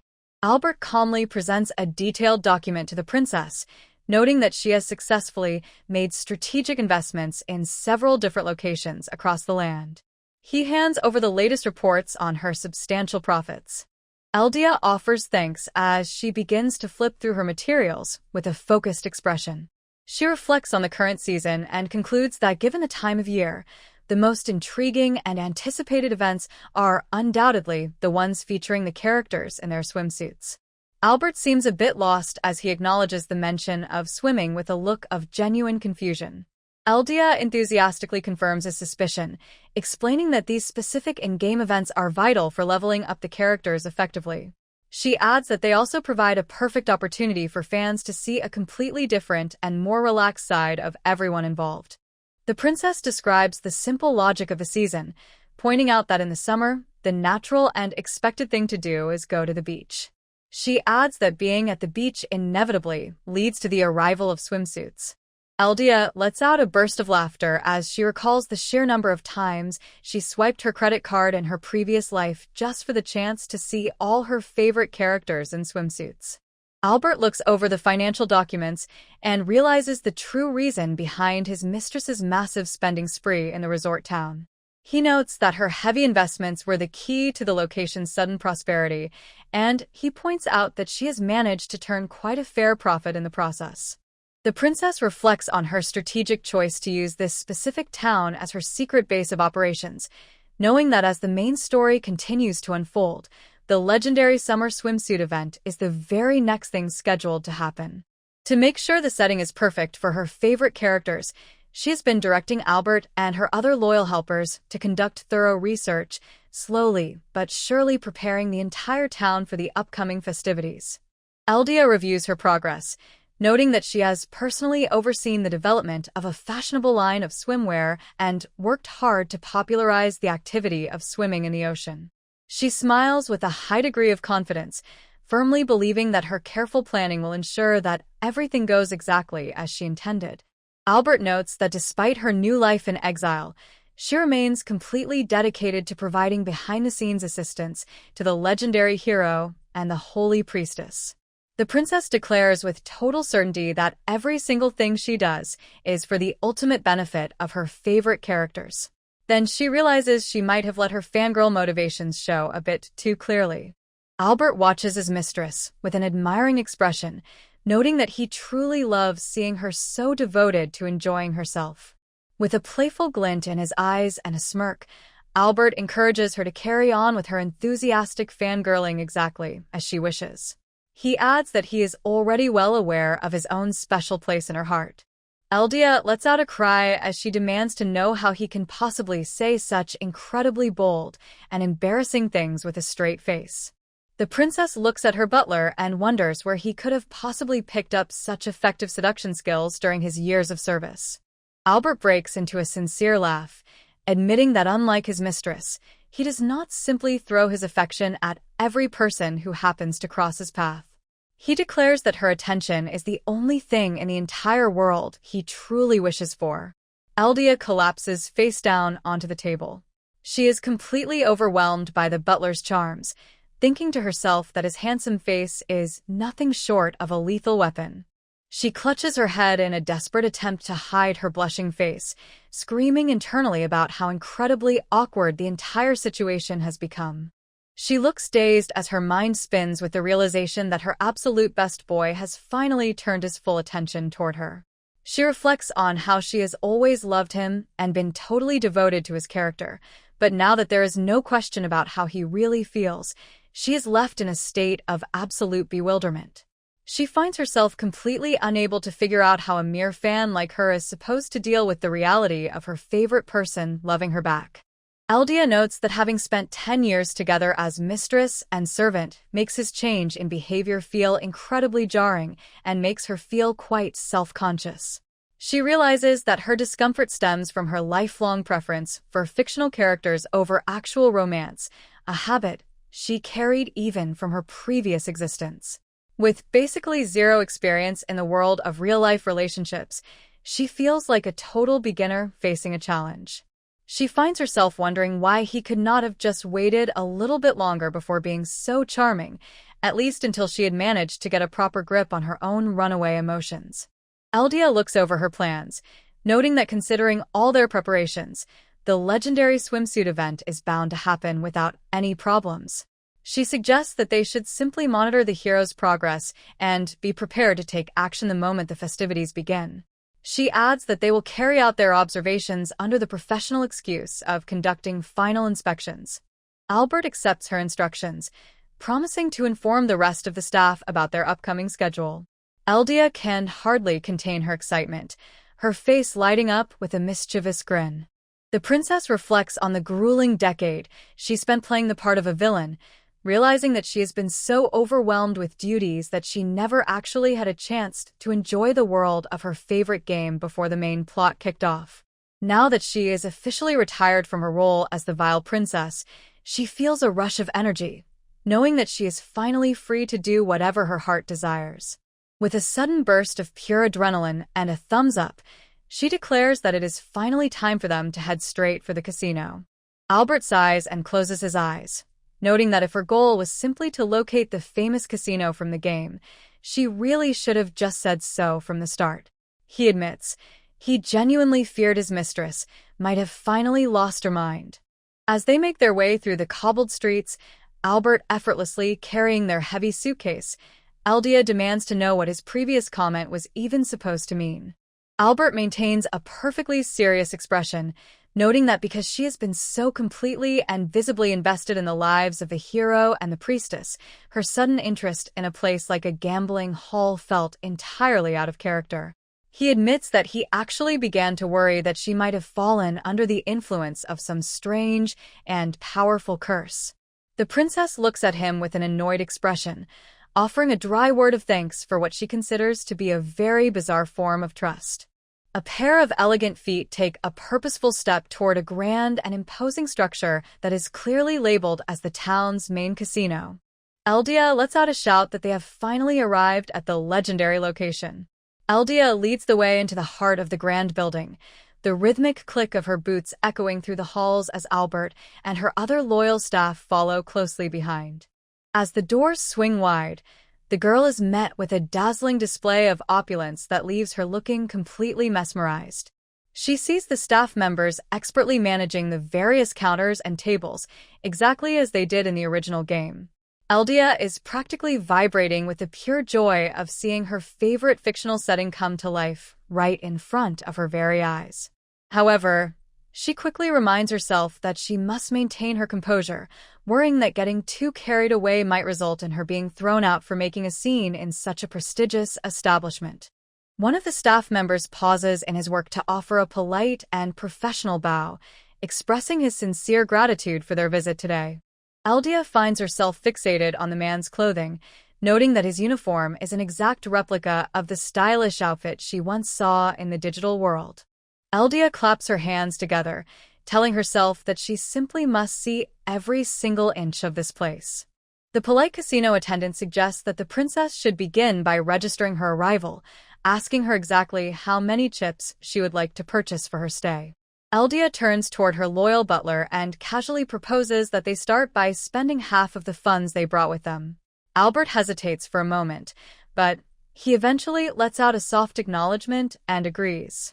A massive and staggering mountain of high-value bills is placed onto a small serving tray. The casino attendant stares down at the tray in stunned silence and lets out a shock of confusion. Eldia flashes a bright smile and asks if there is any particular problem. The casino attendant scrambles away in a total panic, frantically assuring the princess that there isn't a problem at all while he hurries to exchange her massive pile of cash. Albert looks at her with a weary concern, pointing out that she really spent far too much money in a single moment. He notes that the amount she just dropped on the table is roughly 10 times more than what a normal person would ever spend. Eldia explains with total conviction that spending this kind of money is exactly the same as swiping her credit card for her favorite characters back in her previous life. She views this legendary location as a literal holy land and feels a sacred duty to offer her full support, vowing to keep pouring funds into the establishment until the hero's party finally arrives. She continues her explanation, noting that since she is still technically quite young to be seen in a casino, she needs to find a way to be taken seriously as a high-ranking guest. She concludes that the most effective way to ensure the staff treats her like a valued customer rather than a curious child is to make a massive financial statement right from the very start. Albert acknowledges that her logic is surprisingly sound in its own bizarre way, yet he still finds himself at a total loss for words. The casino attendant returns with a polite smile, offering a sincere apology for the brief delay. He carries a tray overflowing with perfectly organized stacks of chips, ready for action as he asks the princess which specific game she is interested in playing today. Eldia doesn't hesitate for a single second and declares that she would like to kick things off with a round of roulette. With the sharp, purposeful click of her heels echoing against the floor, the princess approaches the high-stakes area. A massive, staggering mountain of chips is presented on the table right next to the spinning roulette wheel. A wave of shocked murmurs ripples through the gathered crowd of guests as they stare in total disbelief at the sheer scale of the chips being played. Taking her seat at the velvet table, Eldia adopts a look of serious focus. She ponders her very first move, reflecting on the fact that while she knows the rules of the game perfectly since it was a famous minigame from the original digital world, experiencing it in the flesh feels like a much more exciting challenge. The dealer waits with a practiced patience, asking the princess to place her bet as the game is about to begin. Eldia reaches out with a steady hand and carefully places a single chip on the board. The roulette wheel spins with a rhythmic clatter, the small white ball bouncing across the numbers before finally settling into a winning slot. Eldia looks on with a stunned expression, hardly able to believe her luck as she realizes that she managed to win right off the bat on her very first try. A wave of excited murmurs fills the room as the other guests begin to clamor. The princess adopts a suspicious expression, convinced that there must be something fundamentally wrong with this specific table. A guy frantically pleads for a chance to stay, insisting with total desperation that he is absolutely certain he will win the next round. A senior manager offers a polite bow as he suggests that they should probably move their conversation to a much more private room. The room settles into a strange quiet as the staff members make their exit, leaving only the soft sound of the roulette wheel as it continues its endless spin. The princess narrows her eyes and gazes behind. Albert uses a discreet series of silent signals to convey his urgent desire for them to find a much more private place to talk. Catching the signal, the princess offers a quick and confident smile to show she understands the necessity of his request. Albert addresses that the games in this establishment are entirely rigged. He concludes that the unfortunate man who was just dragged away must have been the latest mark for the casino's deceptive tactics. Albert stands by with his usual composed expression and observes that he believes his suspicions were correct because the dealer appears to be manually manipulating the movement of the wheel itself. The princess is suddenly overcome with grief, clutching her fist while she laments the heartbreaking discovery that her beloved Holy Land has turned out to be nothing more than a dishonest and dirty gambling hall. The white ball clatters rhythmically against the edge of the spinning roulette wheel before finally sliding into a slot as the winning numbers are revealed. Eldia notes the chilling possibility that she is intended to be the next victim of their scheme, to which Albert bluntly confirms that she is indeed the casino's primary target. Albert continues his explanation by noting that the staff has likely been allowing her to win small victories specifically to lure her deeper into their trap, causing a mischievous glint to appear in the princess's eyes as she realizes they have made the grave mistake of looking down on her. Albert looks at his mistress with a calm gaze, confirming that the casino staff has indeed made the foolish mistake of underestimating her. Eldia settles into her seat and reflects on how frustrating it is to find her precious Holy Land tarnished by dishonesty the moment she finally arrives. She decides that if the staff is determined to cheat, it is only fair that she gives them a taste of their own medicine, concluding that a sense of proper order is something that is needed in every corner of the world. Albert admits that he fully expected her to take such a bold approach and gives his approval. Eldia asks for his professional guidance on exactly where she should place her bets to ensure her victory. Albert asks just how much wealth she intends to walk away with today. Her goal is to win more than enough money to simply buy the entire casino for herself. Sensing a sudden shift in the atmosphere at the table, the young dealer pauses his work and politely asks if something is the matter. Eldia leans forward with a flushed and energetic expression, assuring the dealer that nothing is wrong because the experience is simply very new to her.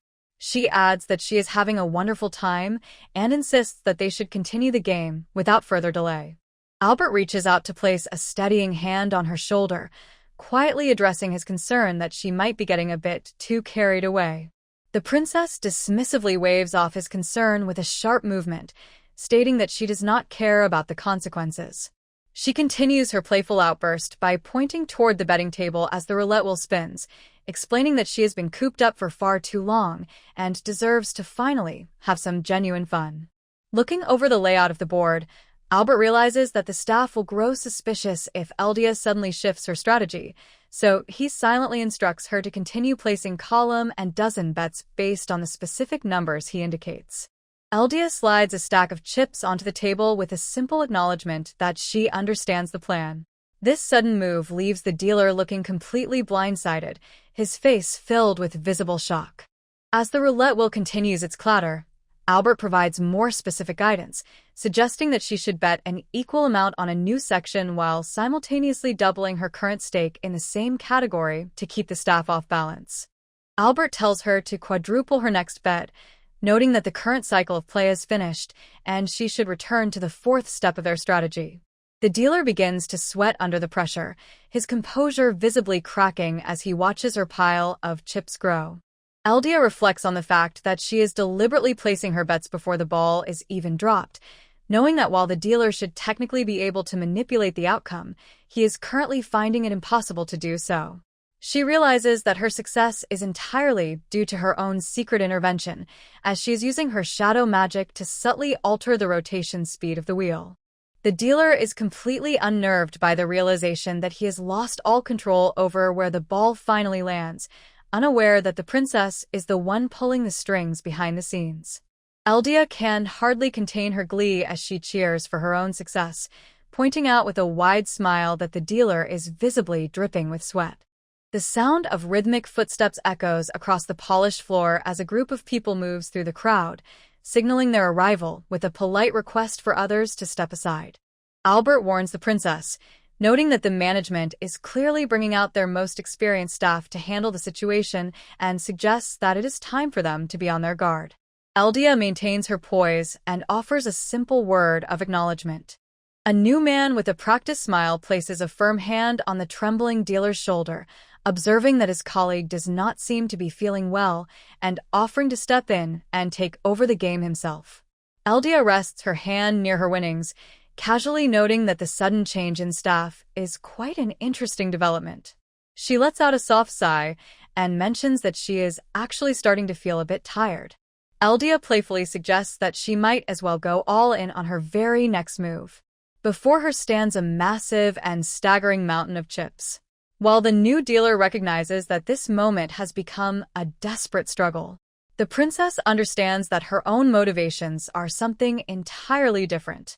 Eldia turns toward her butler with an expectant look and asks Albert if he would like to be the one to officially place this final and decisive bet.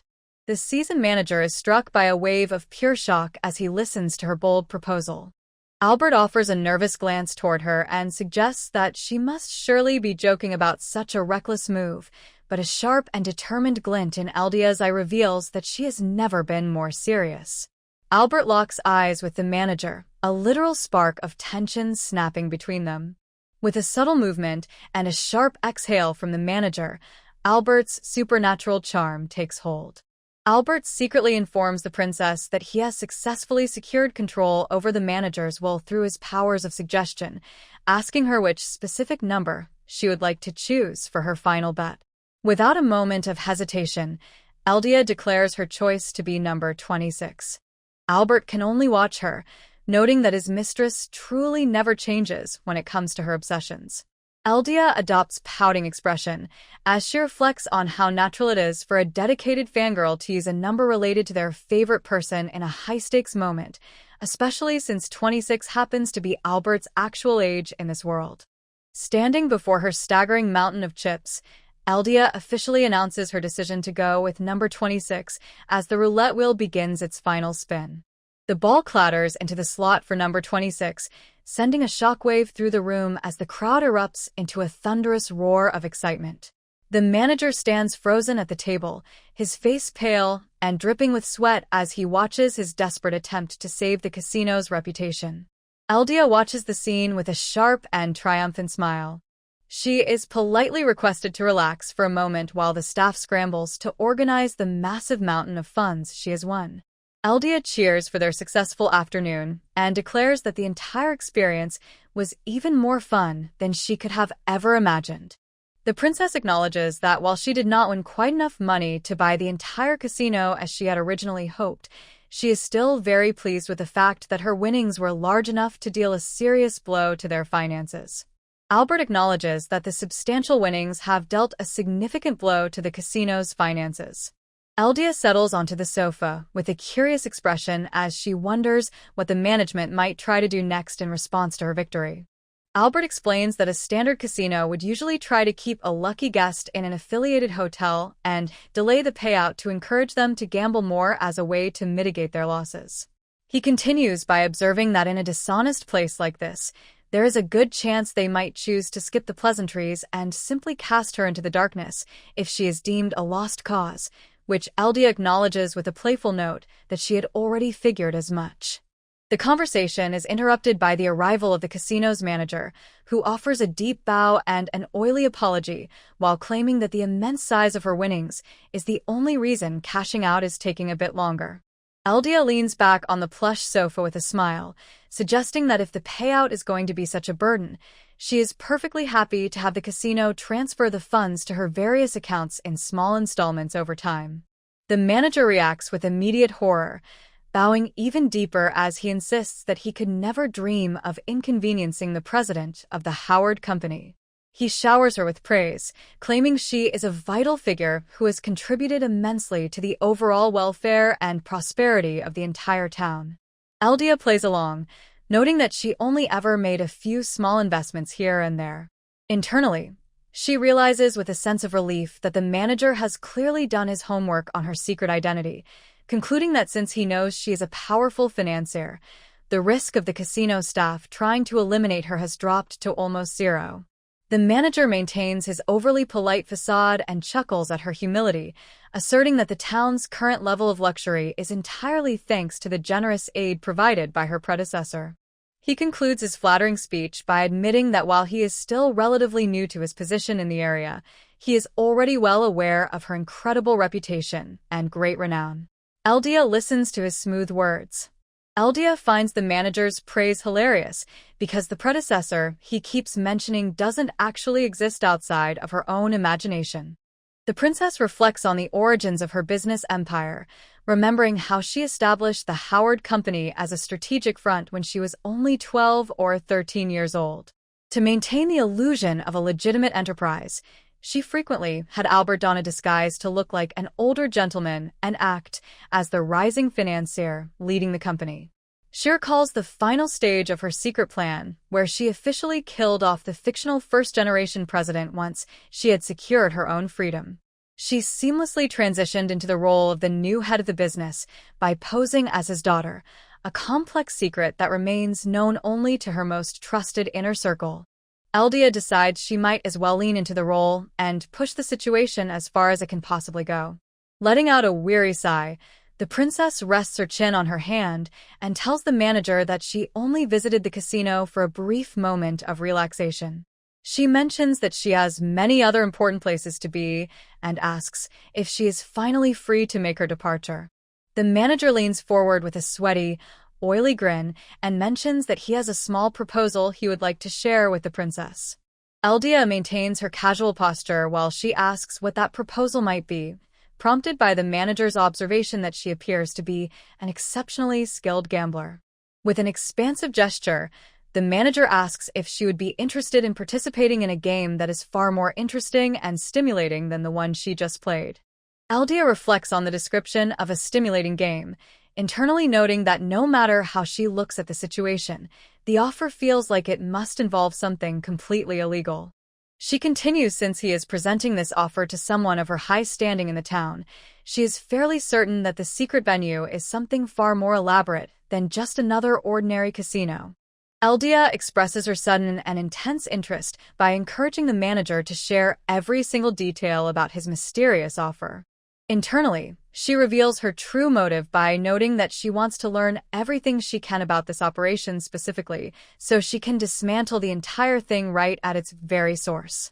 The sound of their footsteps echoes through the hallway as Eldia and Albert follow the manager down a long and winding spiral staircase. As the heavy doors swing wide, leaves Eldia in a state of total shock as she finally gets her first look at the hidden world waiting behind the casino walls. The scale of the operation is truly massive, and Eldia gazes out at a staggering coliseum filled with rows upon rows of masked guests who have all gathered to witness the brutal spectacles.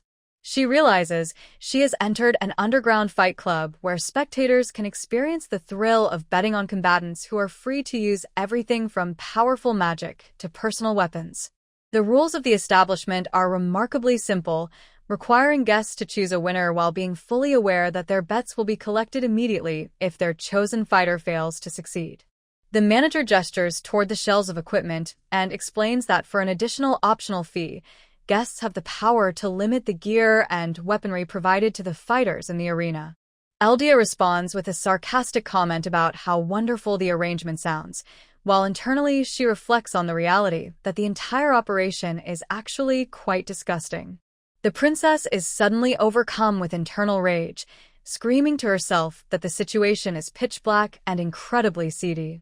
She finds it hard to believe that the very town she invested so much of her fortune into is involved in such dark activities, leaving her feeling absolutely furious. Looming in the shadows with a grin, the manager informs his guests that the house rule dictates that once a person has entered the Colosseum, they are required to either place at least one bet on a match or pay a substantial entry fee. Eldia acknowledges the situation with a calm tone, while she internally realizes that in order to leave the establishment in one piece, she will likely have to commit to placing a massive bet. Eldia experiences a sudden shudder as she realizes the manager's true intent. She understands that he is likely planning to squeeze a massive fortune out of her to keep his struggling casino afloat, noting that the arbitrary entry fee could easily be whatever exorbitant amount he decides it should be. Looking over at Albert, Eldia notices a dangerous tension radiating from him. She senses that her butler is only seconds away from snapping. Eldia adopts a pouting expression as she listens to the roaring cheers of the crowd. She concludes that now that she has a clear and disappointing understanding of the dark operations occurring here, her best course of action is probably to find a way to get out of the building as quickly as possible. The princess's eyes go wide with total shock as a burly combatant armed with a massive axe steps into the arena. The atmosphere in the Colosseum becomes even more electric as a woman dressed in a stylish bunny outfit and fishnets strides into the spotlight. The woman stands in the center of the arena, her expression carrying a heavy weight. The stadium is filled with the roar of a disrespectful crowd, as the spectators shout Susie demands for her to take off her clothes or kill her opponent while they cheer for the bunny girl. Amidst the noise, the fighter remains silent, her downward gaze reflecting a deep sense of discomfort. Eldia watches the scene with a growing sense of horror and realization, noting that this woman was never meant to be paraded around in such a revealing outfit. She understands that as a true martial artist, the fighter likely despises seeing her craft reduced to a seedy spectacle for a gambling den, and she is clearly struggling with the indignity of the situation. The princess clenches her hand over her heart and reaches out to tug on her butler's sleeve, urgently telling Albert that he needs to pay close attention. Albert looks down at his mistress with a start, wondering if she's been overcome by the intensity of the moment or perhaps something else entirely. Eldia becomes a total mess of emotions, saying that this warrior is actually another one of her absolute favorite characters from the game. The figure standing in the center of the arena is none other than Chikusa Togetsu, a legendary samurai hailing from the distant kingdom of Joa. Eldia recognizes her immediately as a member of the beast folk with distinct rabbit characteristics, recalling from her game knowledge that this warrior was destined to cross paths with the hero while she was on a combat training journey across the continent. The stadium erupts into a thunderous roar of excitement as Chikusa easily stands over her fallen opponent, yet the princess is left in a state of utter confusion as she notices that the girl is winning her matches using nothing more than a simple wooden stick. Leaning over the balcony, Eldia frantically wonders what could have happened to Chikusa's exclusive weapon, the legendary blade that she is supposed to treasure even more than her own life, while Albert looks on with a steady gaze.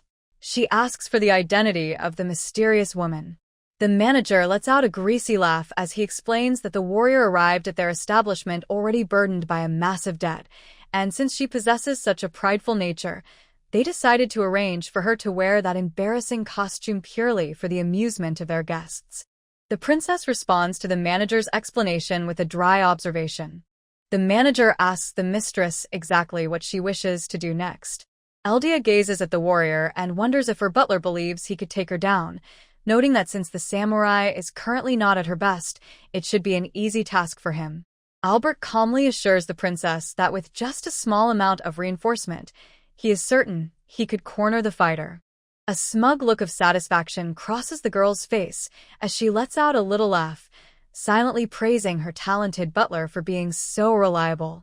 She quickly catches herself and snaps back to reality, realizing that she cannot simply stand by while one of her top favorites is trapped in such a miserable predicament. Eldia tells herself that she absolutely must take action because leaving her beloved character in this state would be unthinkable. Looking back at the manager, Eldia speaks up, catching the man off guard as she calmly informs him that she wants to acquire the rabbit samurai. Eldia looks ahead with a sharp gaze, repeating her decision to acquire the rabbit samurai. The manager begins to sweat as she reminds him that his establishment is intended for gambling and she would truly hate to deprive the other guests of such a popular source of entertainment. A smile spreads across Eldia's face as she suggests a new arrangement, proposing that if her own man is able to win a match against the warrior, she should be allowed to purchase her outright.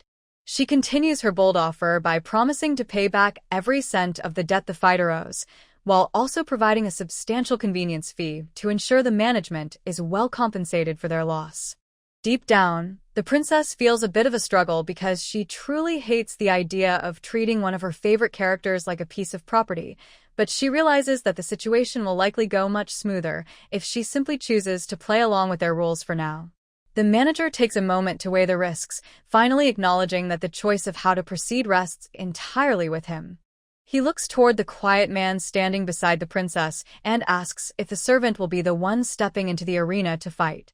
Eldia beams with a sudden burst of pride as she confirms her deep fondness for Albert, explaining that while he might not look like a warrior, he is actually remarkably powerful. With a sinister grin, the manager adds a chilling disclaimer, stating that his establishment takes absolutely no responsibility for the death of any combatants who enter the ring. Eldia lets out a delighted laugh and remarks that the added danger only makes the upcoming match feel all the more exciting. The manager officially accepts the wager, promising to relinquish the rabbit samurai if the servant is truly able to best her. Eldia turns toward her butler with a bright smile, noting that since he has heard the manager's terms, she wants him to go forth and secure a victory on her behalf. Albert lowers himself to one knee as he promises to fulfill her wish. Maintaining his humble posture, Albert takes her hand and looks up with a gaze of absolute devotion, declaring that his only focus is achieving victory for his lady. Albert runs his tongue across her hand with a soft licking sound, drinking blood. The sudden display of chivalry leaves Eldia in a state of total shock, and she finds herself blushing as she reflects on how rarely he ever acts so gallant. Sensing her internal state, Albert secretly asks his mistress to keep it down and regain her composure. A look of realization washes over the princess as she covers her mouth, suddenly remembering that she still has their shadows connected through her magic. The Colosseum announcer addresses the gathered crowd, declaring that they have a last-minute special match prepared for their enjoyment as a wave of excited clamor ripples through the stadium. Eldia stands at the balcony with a sense of sudden apprehension. She reflects on the fact that within the original game, Chikusa Tagetsu belongs to the Knight class and serves as a devastating attack unit that specializes in delivering incredibly powerful blows. Meanwhile, the princess notes that Albert is a specialized stealth attacker who excels at striking an opponent's weak points to debuff or immobilize them, even though the digital mechanics suggest he cannot hold his own in a direct, face-to-face battle. Eldia watches with intense focus, acknowledging that regardless of what the game's stats once said, this world is now her actual reality. Eldia looks down at the arena, noting that even though the matchup technically isn't in his favor, she doesn't feel a bit of worry. She understands that while she can't see his current stats, this version of Albert possesses the ability to think before he acts. She reflects on the fact that Chikusa's unique in-game skill is a highly specialized attack, a one-hit kill move powered by sheer speed. In her memories of the digital world, no normal human could ever hope to keep up with the samurai's lethal velocity. As the crowd erupts into a deafening roar of anticipation, the princess acknowledges that the same rules of combat still apply here in reality. A mischievous glint appears in Eldia's eyes with a realization. The air is suddenly filled with a heavy thwack as Albert manages to intercept the samurai's strike with precision. Eldia reflects on the fact that her dear servant isn't actually 100% human. The skirmish begins with a sharp smack as Albert effortlessly parries the Rabbit Samurai's opening move, leaving the seasoned warrior looking completely blindsided by a simple butler's reflexes. With a sudden movement, the girl lunges across the arena like a shadow. The sound of a slide signals the end of the match as Albert's hidden weapon catches the warrior's wooden stick, resulting in a clean snap. The entire arena seems to freeze in a moment of pure shock as Albert pins the defeated samurai against the cold wall. A deafening roar of approval ripples through the crowd as the masked guests go absolutely wild for the victor. Eldia beams with satisfaction, casually announcing that she will be taking the Rabbit Samurai now, exactly as they had previously agreed.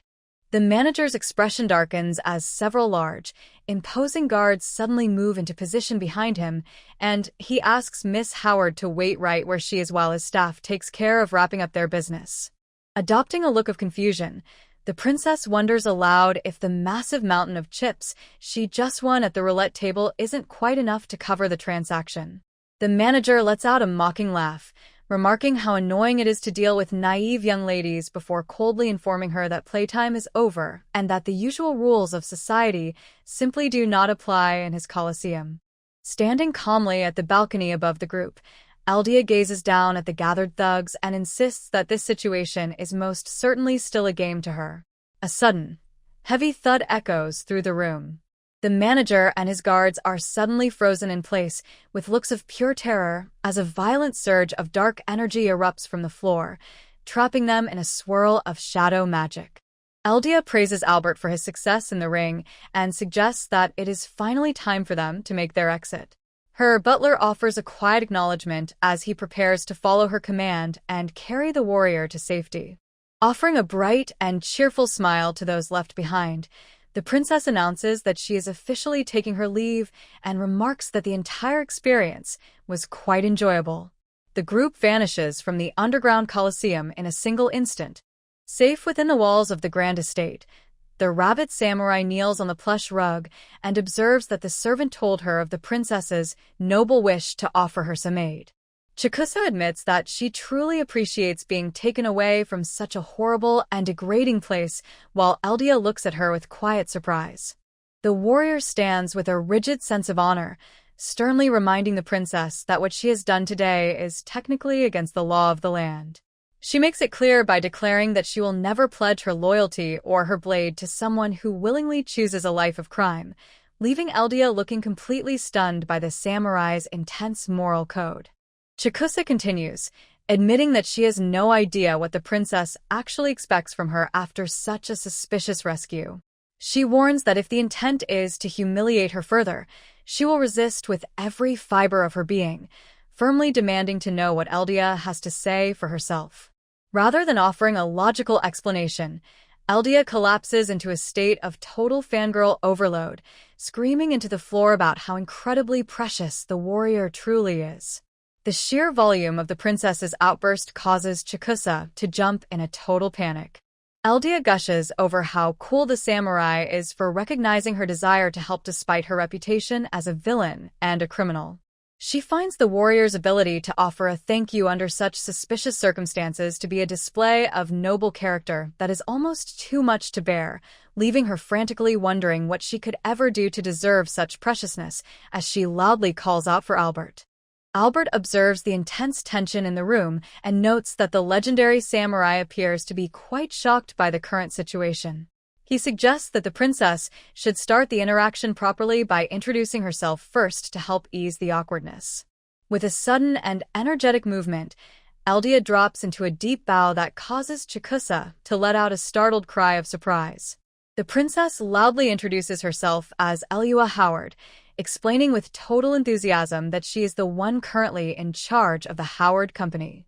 Clearly overwhelmed by the sudden shift in atmosphere, she stammers out her own name as she identifies herself as Chikusa Tagetsu. The simple act of the warrior speaking directly to her sends Eldia into another fit of pure fangirl ecstasy, as she screams internally about how incredible it is that her favorite character is actually talking to her. Chikusa begins to tremble uncontrollably on the floor, admitting that she is utterly confused because the woman who seemed so bold and free with her actions earlier now feels like an entirely different person. Albert looks down, calmly explaining that while it might be hard to believe, this chaotic and emotional display is actually his mistress's true self. Eldia looks at Chikusa with a serious expression and promises that she truly has no intention of doing anything to cause her harm. She explains that she simply could not stand the thought of leaving the warrior in such a terrible place. Chikusa remains quiet and uncertain, while Eldia continues her declaration by stating that she is determined to crush that casino at all costs. The princess adopts a more intense gaze and asks the samurai if she might be willing to share the story of what exactly happened to lead her into such a predicament. Eldia enters a state of total fangirl chaos, her eyes spinning frenzy as she excitedly shouts that for right now, she just wants to be allowed to throw money at her favorite person. Chikusa lets out a terrified shriek, looking completely overwhelmed as she admits that she is afraid. She has absolutely no idea what the princess is even trying to say to her anymore. Eldia is suddenly struck by a wave of panic as she realizes that her eccentric behavior and fangirl outbursts are likely doing nothing more than scaring off one of her absolute favorite characters. The warrior softens her stance and admits that while the princess clearly does not bear her any ill will, the specific circumstances that led to her ending up at the casino are far too embarrassing for her to share. Eldia responds with a look of determination, promising to help recover the legendary sword known as Hagazuki and asking for the current location of the weapon so they can begin their search. The mention of the sword's name sends a fresh shockwave through the room, causing Chikusa to wonder how a total stranger could possibly know the secret name of her treasured blade. With a calm and knowing expression, Eldia explains that since it is a well-known fact that Chikusa treats Hagazuki like her very soul and never lets it out of her sight, the simple observation that the sword is not in her possession makes it obvious she was only in that horrible place to get it back. Albert quickly places his gloved hand over the princess's mouth, gently advising his mistress to wait because her perfectly accurate deductions are clearly causing the warrior a great deal of emotional distress. Eldia can only make a muffled sound of surprise as she is silenced, while Chikusa looks away with a deep flush of embarrassment on her face. The memory of the ordeal reveals that the samurai was originally offered a place to stay that turned out to be far more expensive than she ever imagined, leaving her heavily burdened by debt before she even realized what was happening. Driven by her honor, she swore she would repay every cent and made the heartbreaking choice to hand over Hagazuki, a blade she views as an extension of her very body, to guarantee her commitment. Albert maintains a steady and serious expression as he observes that the entire unfortunate situation was likely exactly what the casino management intended to happen from the very beginning. Now free to speak again, Eldia notes that it is precisely her stubbornness and unshakable sense of duty that makes her such a wonderful and precious person. She concludes that even though Chikusa felt a moral obligation to pay back the cost of a single meal and a night's rest, the dishonest staff members were almost certainly targeting her legendary blade right from the start. Albert finds herself wondering if a single sword could truly fetch such an incredible price, to which Eldia explains that people have been treating Juin blades like priceless works of art recently, causing their overall value to skyrocket across the land. She continues his explanation of the weapon's value, noting that this specific sword was forged from rare magical ore, which essentially makes it a one-of-a-kind treasure. Eldia adds that if such a blade were presented to the right collectors, they would gladly spend an amount of money equal to the massive fortune she won at the casino earlier that day, prompting Albert to acknowledge that the situation finally makes perfect sense. This deep knowledge of her personal business causes Chikusa to narrow her eyes in suspicion, as she demands to know exactly how much the princess knows about her and wonders if their paths have somehow crossed in the past. The princess is instantly sent into a state of swirly-eyed panic as she realizes her mistake, frantically reminding herself that while she knows everything about the warrior, they have never actually met.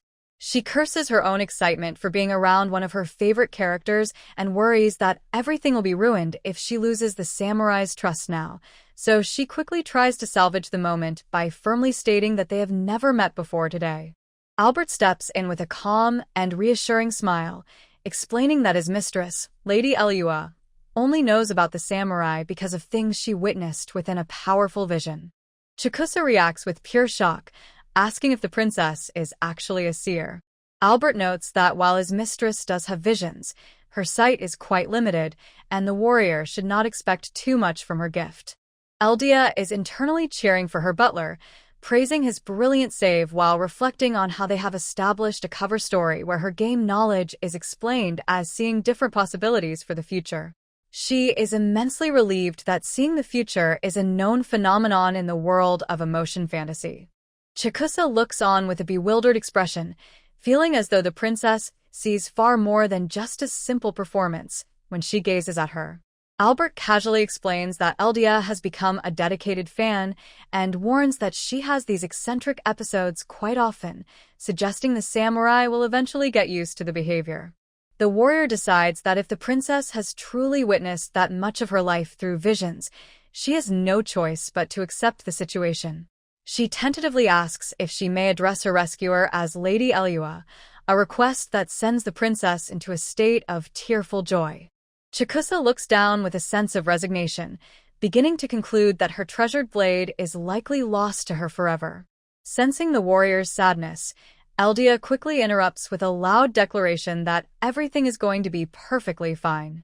Driven by a sudden burst of determination, Eldia insists that the warrior absolutely must have her sacred sword at her side once again, and she promises to personally recover that vital part of Chikusa's soul, while urging her new favorite character never to lose hope. Albert watches the exchange, wondering aloud how the samurai manages to deliver such incredibly charming and alluring lines without even realizing the effect she is having on those around her. Chikusa hesitates as she looks away, admitting that although she truly appreciates the generous offer, she simply cannot bring herself to trust the princess yet. Eldia acknowledges the warrior's suspicion, understanding that the ruthless way she conducted herself back in the arena has left a negative impression, and she reflects on how her chosen role as an antagonist occasionally makes making friends a bit difficult. Clenching her fist, Chikusa asks for the opportunity to work off the debt incurred on her behalf, swearing that even without the legendary blade she treasures, she will dedicate her skills to fighting for the princess as long as they are together, a sincere vow that leaves Eldia looking completely breathless. Eldia is overcome with emotion as she wipes away a tear and tells the warrior that she is truly grateful for her words, while she secretly thinks to herself that the samurai is simply far too precious. Albert looks down at her and points out that she accidentally said her embarrassing internal thoughts out loud, leaving Chikusa sitting there in a state of absolute confusion. The heavy silence of the room is interrupted by the arrival of a new face.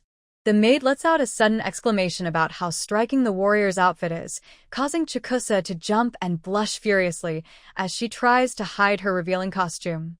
Taking pity on the embarrassed samurai, the cat girl maid notes that it must be incredibly difficult for a proud warrior to be seen in such a way and promises to find her some proper clothes later. Chikusa is visibly relieved by the offer and admits she never expected to meet another member of the Juin race in this land, asking if the maid is actually a feline, to which the girl offers a bright confirmation while her long tail waves happily in the air. The cheerful maid, Sora, beams as she explains that Lady Elua was the one who bought her, noting that her super-rare blue eyes were the primary reason she was originally sold off into service. Sora continues by mentioning that many nobles seek out beast folk to use as mere decorations or pets, recalling how her first master was truly the worst. She expresses deep gratitude for her current life under Lady Elua's care, which she finds remarkably easy and pleasant, until Albert intervenes and firmly commands her to stop the idle chatter and return to her duties. Sora quickly acknowledges the order and enthusiastically tells the warrior to follow her.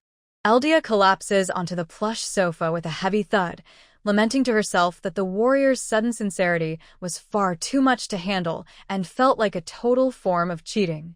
Albert remains perfectly composed as he settles onto the seat nearby, calmly requesting that his mistress take off her makeup before she begins one of her rants.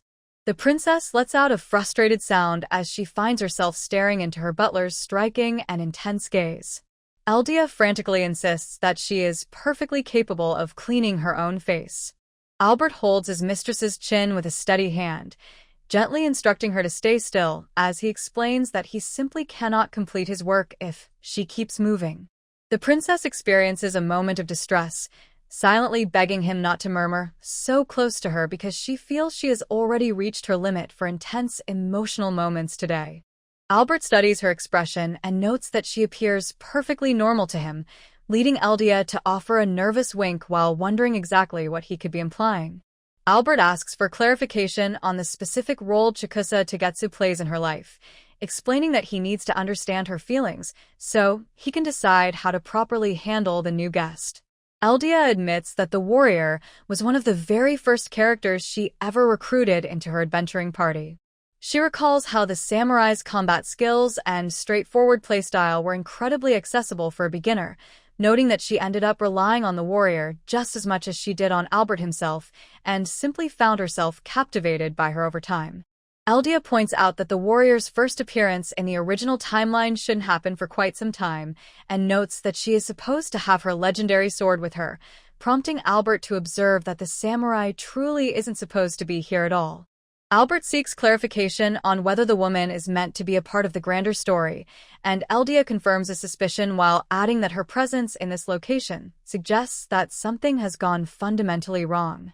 Reflecting on her 10 years in this world, the princess realizes that while some events are destined to happen regardless of her actions, others require her to actively intervene to make them a reality, noting how difficult it is to tell which category each specific plot point falls into. Considering the samurai's prideful nature, Albert states his belief that something is definitely starting to go awry, causing Eldia to let out a little laugh as she remarks on how blunt her butler is being even by his own sharp standards. The princess declares that their primary goal for now is to recover the stolen sword and asks Albert to secure an appointment with the Ordi family so she can uncover more about the casino's secrets. Albert agrees that they must work carefully behind the scenes if the blade is truly that valuable and promises to personally investigate the local distribution networks. Eldia offers a bright and sincere word of thanks to her butler. The princess looks up and asks if he is already finished with her skincare, prompting Albert to observe that he is constantly amazed by how passionate she becomes whenever one of her favorite characters is involved. With a sudden burst of energy, Eldia proudly declares that everything she does is for the ultimate happiness of her favorites, insisting that these are the people she truly cares for. Albert notes that it has been a long time since she has shown such an intense reaction, pointing out that she hasn't behaved this way since the moment she first encountered the legendary hero and the holy priestess. Eldia finds herself confused by her butler's sudden change in demeanor, internally noting that he is acting rather strange and wondering if he might be feeling displeased, lonely, or perhaps even a little bit sulky. Eldia leans into her butler and softly asks if he is feeling tired, noting that he really seemed to let loose with his display of power in the arena earlier that day. Albert makes a sudden, startling request for his mistress to touch him, leaving the princess staring at him. The princess is left in a state of total bewilderment. She frantically wonders if she is truly expected to touch a man so incredibly handsome that he is practically a living work of art. Eldia crosses her arms in a firm rejection, declaring that while adoring him from a distance is perfectly fine, physical touching is strictly forbidden. Eldia declares that favorite characters are meant for appreciating, idolizing, and cherishing, but one should never actually cross the line and try to touch them. Albert notes that while she often says some rather astonishing things, he has realized that she never actually makes physical contact with anyone, including himself. Eldia thinks that while technology like virtual reality exists, it is still limited to the world inside the game, and she honestly believes that her distant behavior stems from the reality that all her favorites were originally stuck behind a digital screen. She understands that while she enjoys cheering her favorites on, the overzealous behavior of fans can sometimes spoil how others perceive the characters they love, and she realizes that since there are so many other passionate fans out there, these characters will never actually be hers alone. The princess acknowledges that even though it might sound like an exaggeration, The way she conducts herself can reflect poorly on her favorite characters, so she believes everyone should be free to fantasize as they wish, as long as those thoughts remain private and they respect the proper time, place, and occasion. Eldia notes that while fans might have wild thoughts in their heads, they should never actually act on those feelings in the real world. The princess shouts her most sacred command, insisting that the ultimate and absolute law of any true fan is that one simply does not ever lay a finger on their favorites. Albert leans in, testing her resolve by asking if her strict rules would still apply even when the very person she adores is the one giving her his full permission to finally cross that line. He reaches out to firmly take her hand in his. Albert notes that her entire theory is based on the assumption that these characters are merely public property meant to be shared by every fan. He draws her even closer and explains that even if she views him as nothing more than a favorite character from a game, she is the only person who truly matters to him right now, leaving the princess completely dazed and breathless. Albert continues by telling the princess that she officially has his permission to touch him. He makes it clear that she is free to do whatever she likes. The sudden forwardness of her butler sends Eldia into a total state of panic. Albert leans in, reminding his mistress that because he is her devoted servant, she has always held the absolute right to order him to do anything her heart desires. Eldia finds herself in confusion, reflecting on how she has spent so long adoring him as her favorite character that even though she knows his feelings are real, she honestly has no idea how to handle the situation. Albert leans over the princess, asking her to simply admit that she has finally fallen for him. Eldia lets out a faint sound of distress as she finds herself completely pinned under his steady gaze. She experiences a sudden jolt of confusion, reflecting on how unusual this behavior is for her butler since he normally relies on his dry sense of humor to make sharp comments and leave her hanging. The princess stammers his name and admits she is probably just overthinking the situation, leading Albert to calmly ask what she is trying to say. She takes a wild guess and asks if his strange behavior is actually a result of him being jealous of the way she was just squealing over the legendary samurai warrior. Albert admits that she is apparently not as oblivious to his true feelings as he had initially expected. Albert turns his head with a smug little huff, while Eldia reflects on the fact that she is not so far gone that she would fail to notice the feelings of a man who has made his deep affections for her absolutely crystal clear. Albert looks away, admitting that while he fully understands the kind of fangirl she is at heart, that does not mean he can ever bring himself to just accept being treated like a fictional character. Eldia's eyes go wide as she notices a faint flush on her servant's face, realizing that her cool and composed butler is actually blushing from intense embarrassment. The princess is left in a state of total bewilderment, her mind fixated on the reality that Albert, a man who is famously as cool as a cucumber, is currently feeling completely flustered right in front of her. Albert leans in with a confident smile that shows off his sharp fangs, asking the princess exactly what her response is to his sudden and honest declaration of love. Completely overwhelmed by the intensity of the moment, Eldia lets out a frantic shout and collapses face down onto the sofa, her uncontrollable emotions causing a surge of dark energy to erupt through the room while her butler watches. Sitting at a table covered in a delicious morning meal, the rabbit samurai Chikusa looks down at her breakfast and admits she never thought her host would go so far as to bring her personal belongings to the estate. The warrior bows her head and states that she is now deeply in the lady's debt, while the princess offers a bright smile and tells her she is very welcome. Nearby, the catgirl Sora stands with a teapot and a happy expression, explaining that while she does not exactly know the secret to making traditional hakama pants, she did her best to sew together a similar outfit for their guest.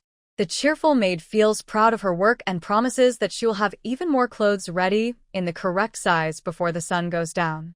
The princess reaches out to give Sora some head pats as a way of saying thanks for all the hard work. Sora leans into the touch with a blush and a happily waving tail, muttering that the lady's affection can sometimes be a bit much for a simple maid to handle. Chikusa repeats how truly grateful she is for everything they've done to make her feel at home.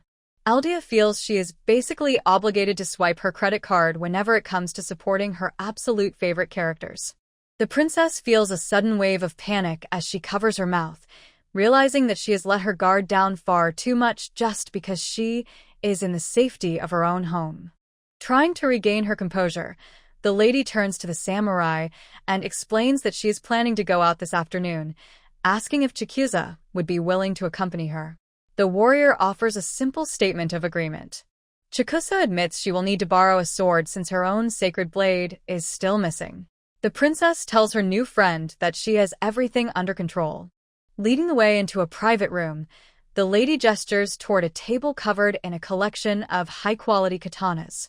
She notes that while none of these weapons can truly compare to the legendary Hagazuki, the warrior should feel free to test each one out and choose whichever blade happens to catch her eye.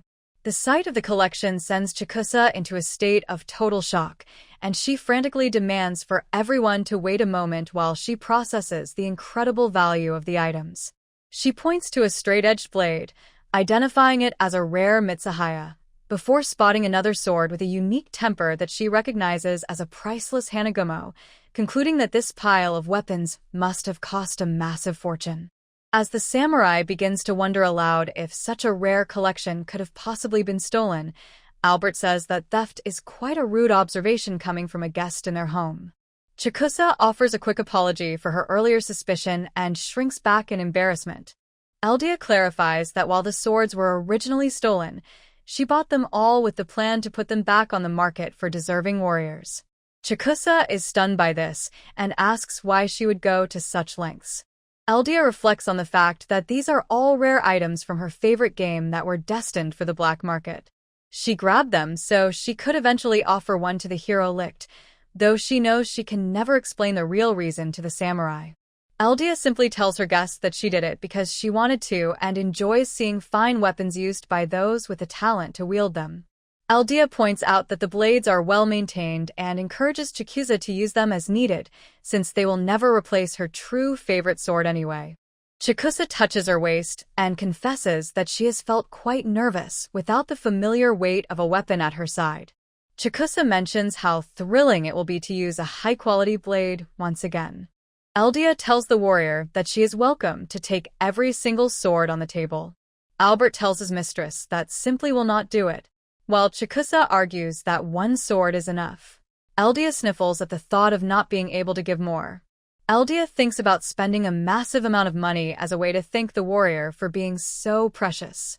Chikusa asks where they are traveling as they walk through the town. Eldia says she is happy to tell her. Eldia stands before a large building and explains they are going to meet a crime lord she knows. The sound of heels clicking against the carpet fills the room as someone walks inside.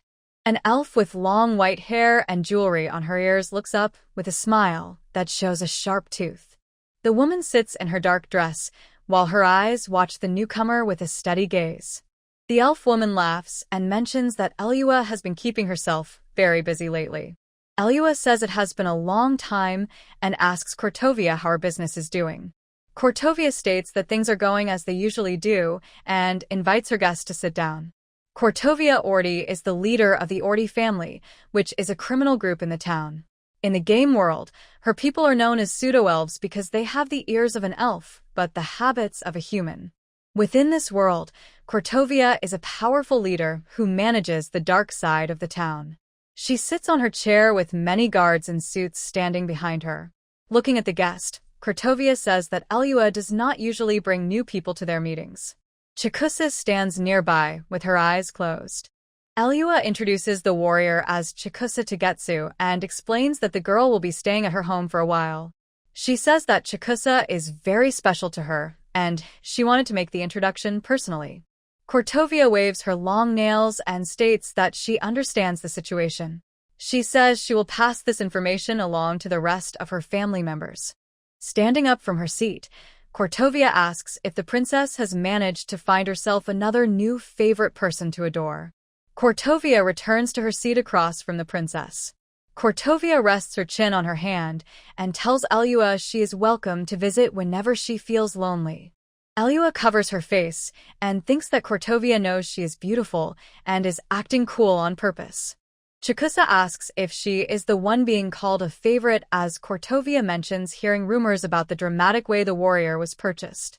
Cortovia leans in to touch Elua and calls her a tease while promising she will always be waiting for her. Albert pulls Elua away and tells Madame Cortovia to stop pressuring his lady. Eldia enters a state of total fangirl shock, clutching her hands and thinking that she almost saw a higher state of being from the intense experience. Albert stands behind his mistress and warns her not to let down her guard because the elf woman is clearly toying with her. Cortovia lets out a loud laugh, noting how the princess always has a splendid reaction to her teasing. Eldia reflects on how terrifying it is when women are aware of their own beauty. She feels overwhelmed by the amount of attention she receives, especially since she shared the truth about her situation with the crime lord. Cortovia laughs at the butler and calls him an indelicate guard dog. She jokes that it is not as if he would ever actually go after his own master, causing Eldia to look up with a start. Cortovia suddenly goes quiet and looks at the pair with a shocked expression. She tells them to wait as she realizes something important. Cortovia shouts that Albert has actually managed to seduce the princess, while Eldia is shocked that the crime lord somehow noticed it. Cortovia stares in disbelief as she processes the realization. Eldia thinks this is mean and states she is not completely oblivious to such things. Cortovia points out that Eldia usually collects many fine people and loves them all equally as an altruist, so it is shocking that she finally chose just one. Eldia demands to know exactly when this seduction was supposed to have happened. Cortovia sighs and tells the princess that her lack of awareness is nothing short of criminal. Cortovia laughs and says she feels for the warrior as well because the lady will never let her escape now that she has been found. While Chikusa asks if it is being suggested that she should become the princess's lover. Chikusa states that she tries not to hold any prejudice against romantic activities and will not complain if that is what the princess wants. However, she admits she is not as clever as Cortovia or Albert and asks that the princess refrain from such things. This leaves Eldia wondering what the warrior is talking about. Cortovia asks if the samurai's ears are only for decoration and explains that the way the princess behaves is like a young girl getting excited over an actor. She notes that while the lady's love can be excessive and sometimes goes too far, she never expects anything in return. Chikusa wonders if what the crime lord said is true, while the princess frantically nods her head in agreement. Eldia reflects on her own motto, which says that while adoring someone is fine, touching them is not allowed.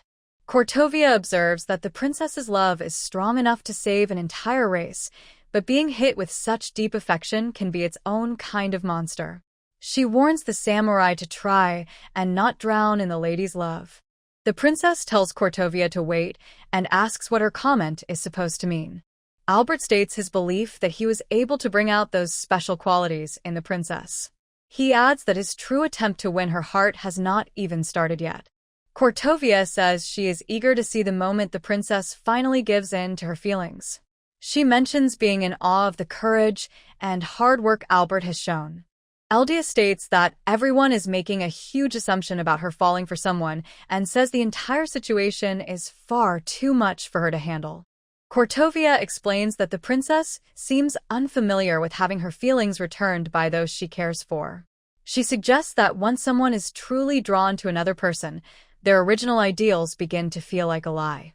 Eldia reflects on her past life and thinks about how the characters she loved were never able to step out of a digital screen until now. Chikusa clenches her weapon and remarks that she is still working to understand the whole truth, but finds the current information to be helpful. Cortovia invites the group to visit again whenever they need to talk and states that any of the lady's favorites are always welcome in her home. Elua tells Cortovia that she cannot be tricked. Cortovia notes that she has not actually tried to trick her guest yet. Elua mentions the original agreement they made when she first brought the family to this town. She allowed them to follow their business interests to protect their people as long as they kept order in the underworld. Cortovia confirms that the agreement is correct. She notes that her family promised to keep a friendly relationship and help bring wealth to the area. Elua asks why a crude casino is being allowed to operate. She thinks about the trouble she caused there the day before and wants to know why the family has not stepped in. Kortovia apologizes for letting the casino stay open but says the family has not been lazy about the situation. Eldia states that she is listening to the rest of the story. Kortovia says the casino belongs to a new person in town who started fixing games and taking bets on fights. She notes that the place is also dealing in stolen goods from the black market. Kortovia notes that some upper-class people have disappeared after losing everything to the fixed games at that casino. She explains that the establishment forced her best agents out during their investigation and adds that the situation is ruining her own family's business reputation. Eldia thinks about how the main strength of elves is their powerful magic instead of physical size. She believes that just a few skilled elves should be strong enough to take down an entire organization by themselves. Albert asks why the situation was allowed to get this bad.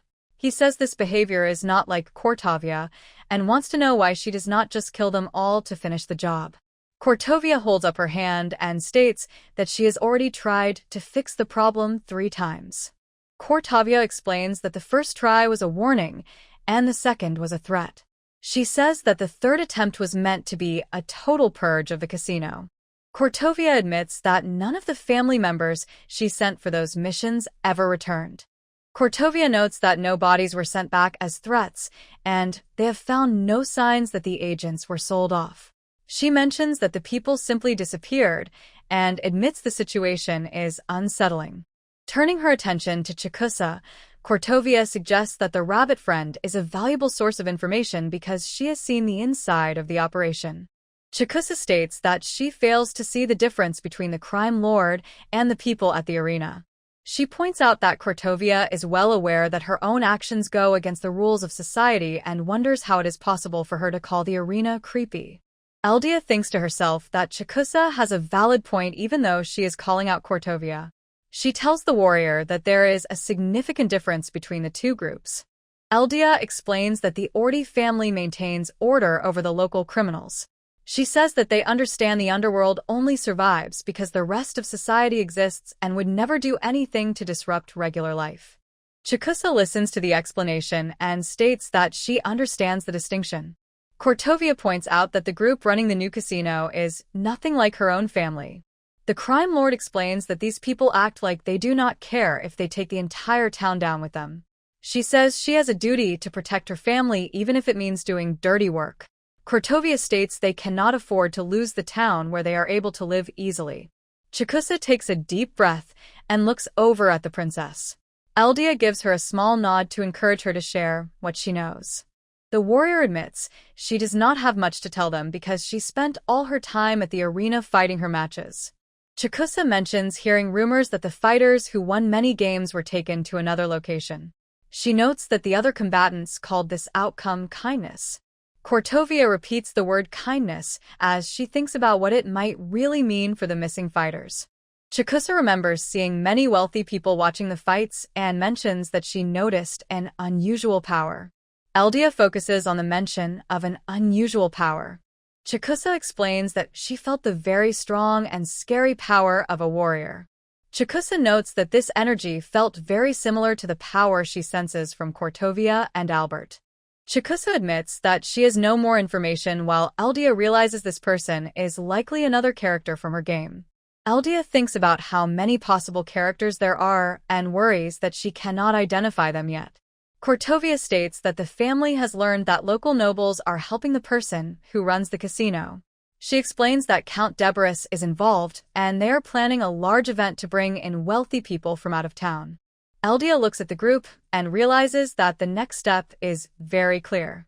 The princess smiles and says she will simply have to sneak into the upcoming event. Chikusa looks surprised by the plan while Albert and Kortovia watch the lady. Kortovia tells Eldia that she understands the situation quickly because she is an important figure in the town. The crime lord explains that having the princess on their side would give the casino owners control over the local power structure. Eldia says she is thankful for the compliment, but points out that she is still just a young child. Kortovia looks confused and reminds the princess that she made a scene at the casino specifically to stop people from treating her like a child. Kortovia states that the lady has shown she is a rich person with a deep knowledge of evil. She believes this will lead to special treatment and a chance to join the private group at the casino. Eldia explains internally that her past behavior was a lucky mistake caused by her anger at seeing a favorite character in trouble. Cortovia addresses the butler by name. Cortovia tells Albert to stop looking at her with a deadly expression. Albert says he expects to be the one to handle the mission and tells the crime lord not to use the lady as bait. Cortovia describes the butler as a scary guard dog but states that she still wants to ask the lady for help. Cortovia says she has not made any progress in her search through normal or illegal means.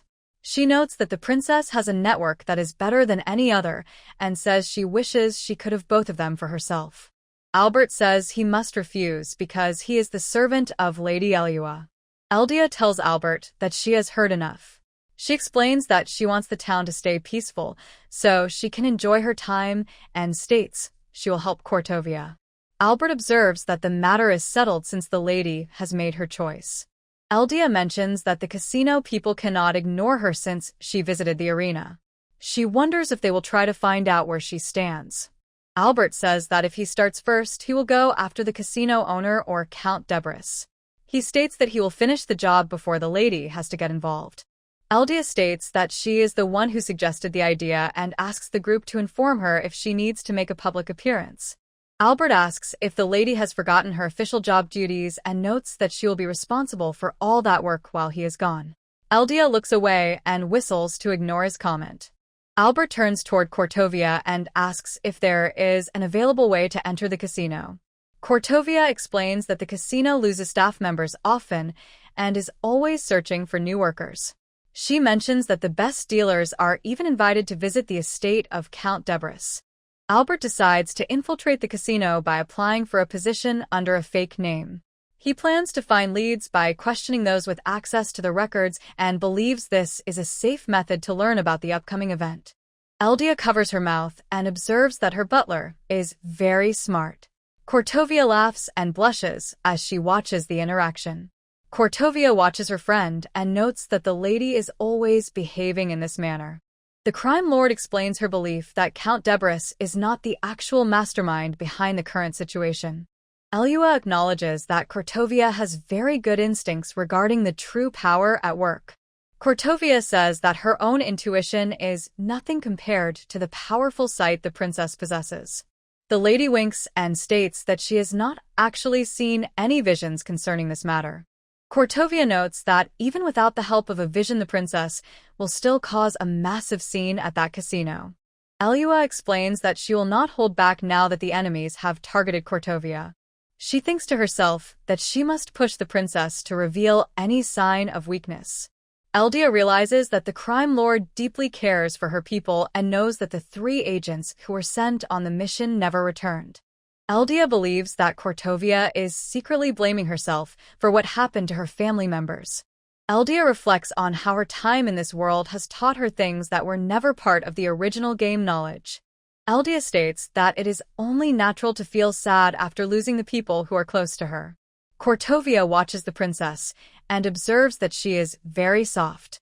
Elua shrugs and says she is only soft toward her favorite people. She notes that since the crime lord will get much help from her and Albert, they will require a large payment. Cortovia mentions that this behavior is why people call her the vile princess. Elua smiles and states that she is simply being true to her own desires. Cortovia acknowledges the statement and says she understands how it is. Sora outlines the mission to identify the casino mastermind and reclaim the stolen katana.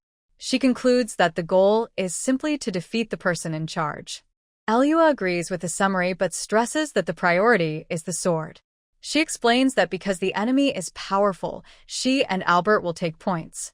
Albert suggests that the lady should remain behind and focus on giving orders. Sora directs the staff to split up their duties. She clarifies that while Albert infiltrates the target, the rest will support him by gathering intelligence from other sources. Elua tells the team to find out who Count Debris is trading with and to find a copy of the guest list. Sora promises to dig up every detail from the Count's dinner choices to his private pillow talk. Chikusa realizes that every servant in the household has gone through special training. Sora confirms that the samurai's observation is correct.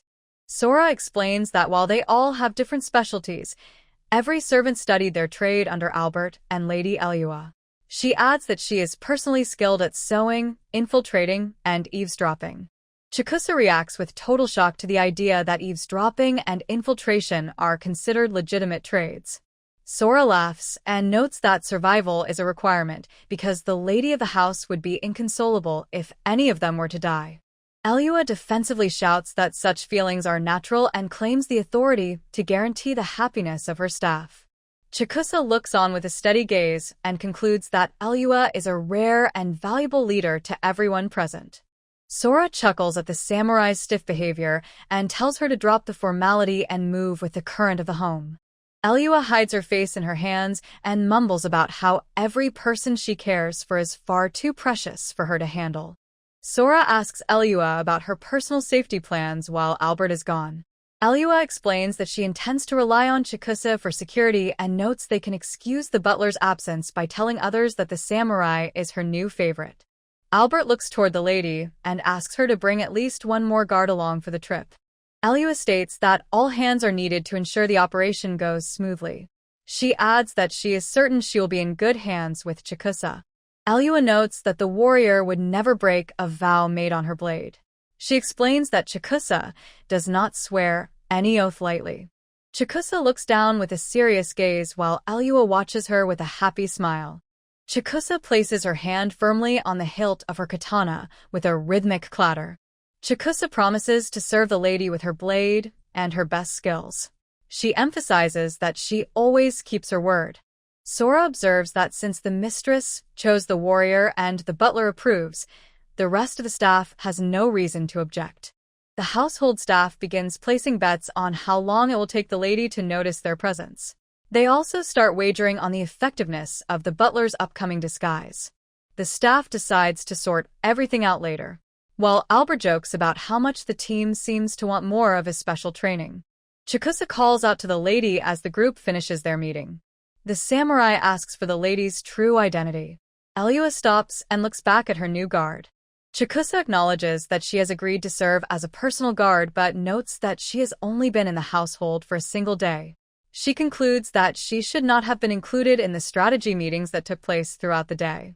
She asks why the lady has chosen to be so open about her personal affairs. Chikusa states her awareness of the lady's reputation for doing evil deeds. She observes that it would be more sensible to hide such secrets to ensure a warrior remains on her side. Elua acknowledges to herself that the samurai is correct. She realizes that she is indeed very open about everything she does. Elua tells herself that she has specific reasons for her behavior as she begins her response to the warrior. Elua reminds the samurai that the warrior previously stated a desire to see the truth for herself. Elua gazes at her new guard and thinks about how pretty the warrior is. She reflects on how much she truly loves her favorite character. Elua explains that she has done enough to earn the title of the Vile Princess. She states that her actions were necessary, and she does not feel sorry for them. Elua continues by saying that she has no desire to hide anything from Chikusa. Chikusa listens as Elua reflects on how she will never keep secrets from her noble and unwavering samurai. Elua promises to remain open unless a topic is too difficult to explain. She tells Chikusa to judge her and even cut her down if she is ever found to be unforgivable. Elua asks the warrior to remain by her side until they recover the sword Hagazuki, while Chikusa insists that she is not ungrateful and would never act in such a way. Elua mentions the possibility of being a villain and expresses her desire to see Chikusa use her full speed and skills in a real fight. Chikusa notes that turning her blade against the lady would result in Albert and the other servants taking her down. Elua waves her hands and claims she would not go so far as to suggest her servants would easily defeat the samurai. Later, Albert successfully enters the casino as a staff member and makes steady progress on his investigation. Elua realizes there is no reason to worry about his safety. She then receives a formal invitation from the same casino asking for a visit. She decides it is time to return to the crooked establishment. Elua sits with Chikusa and tells the manager that her dear bunny came to her in tears. She asks the man if he knows the current location of the warrior's beloved blade. The manager denies having any knowledge of the weapon. Eldia points out that the samurai reported the sword was taken at this specific establishment. Eldia reflects on how she warned Chikusa not to be surprised by anything she might do during the visit. She looks at the samurai and thinks about how adorable the girl is with such a red face. While the manager stammers that the item is no longer on the premises, Eldia asks if the sword has been sold to someone else. The manager offers a frantic apology and states that selling such items is part of their job. Eldia asks the manager if he knows the identity of the buyer who purchased the katana. The manager trembles as he reveals that the item is scheduled to be auctioned off at an upcoming party. Eldia realizes that while she expected an auction, the specific event sounds familiar to her. The party is described as a masquerade hosted by Count Debris, where a secret auction will be held for guests with private invitations. Eldia connects the details of a masquerade and a secret auction to the current situation involving Cortovia. Eldia grins and tells the manager she understands the situation. She then asks if it is possible for her to receive an invitation to the event. The manager frantically confirms that he already intended to invite Miss Howard to the party.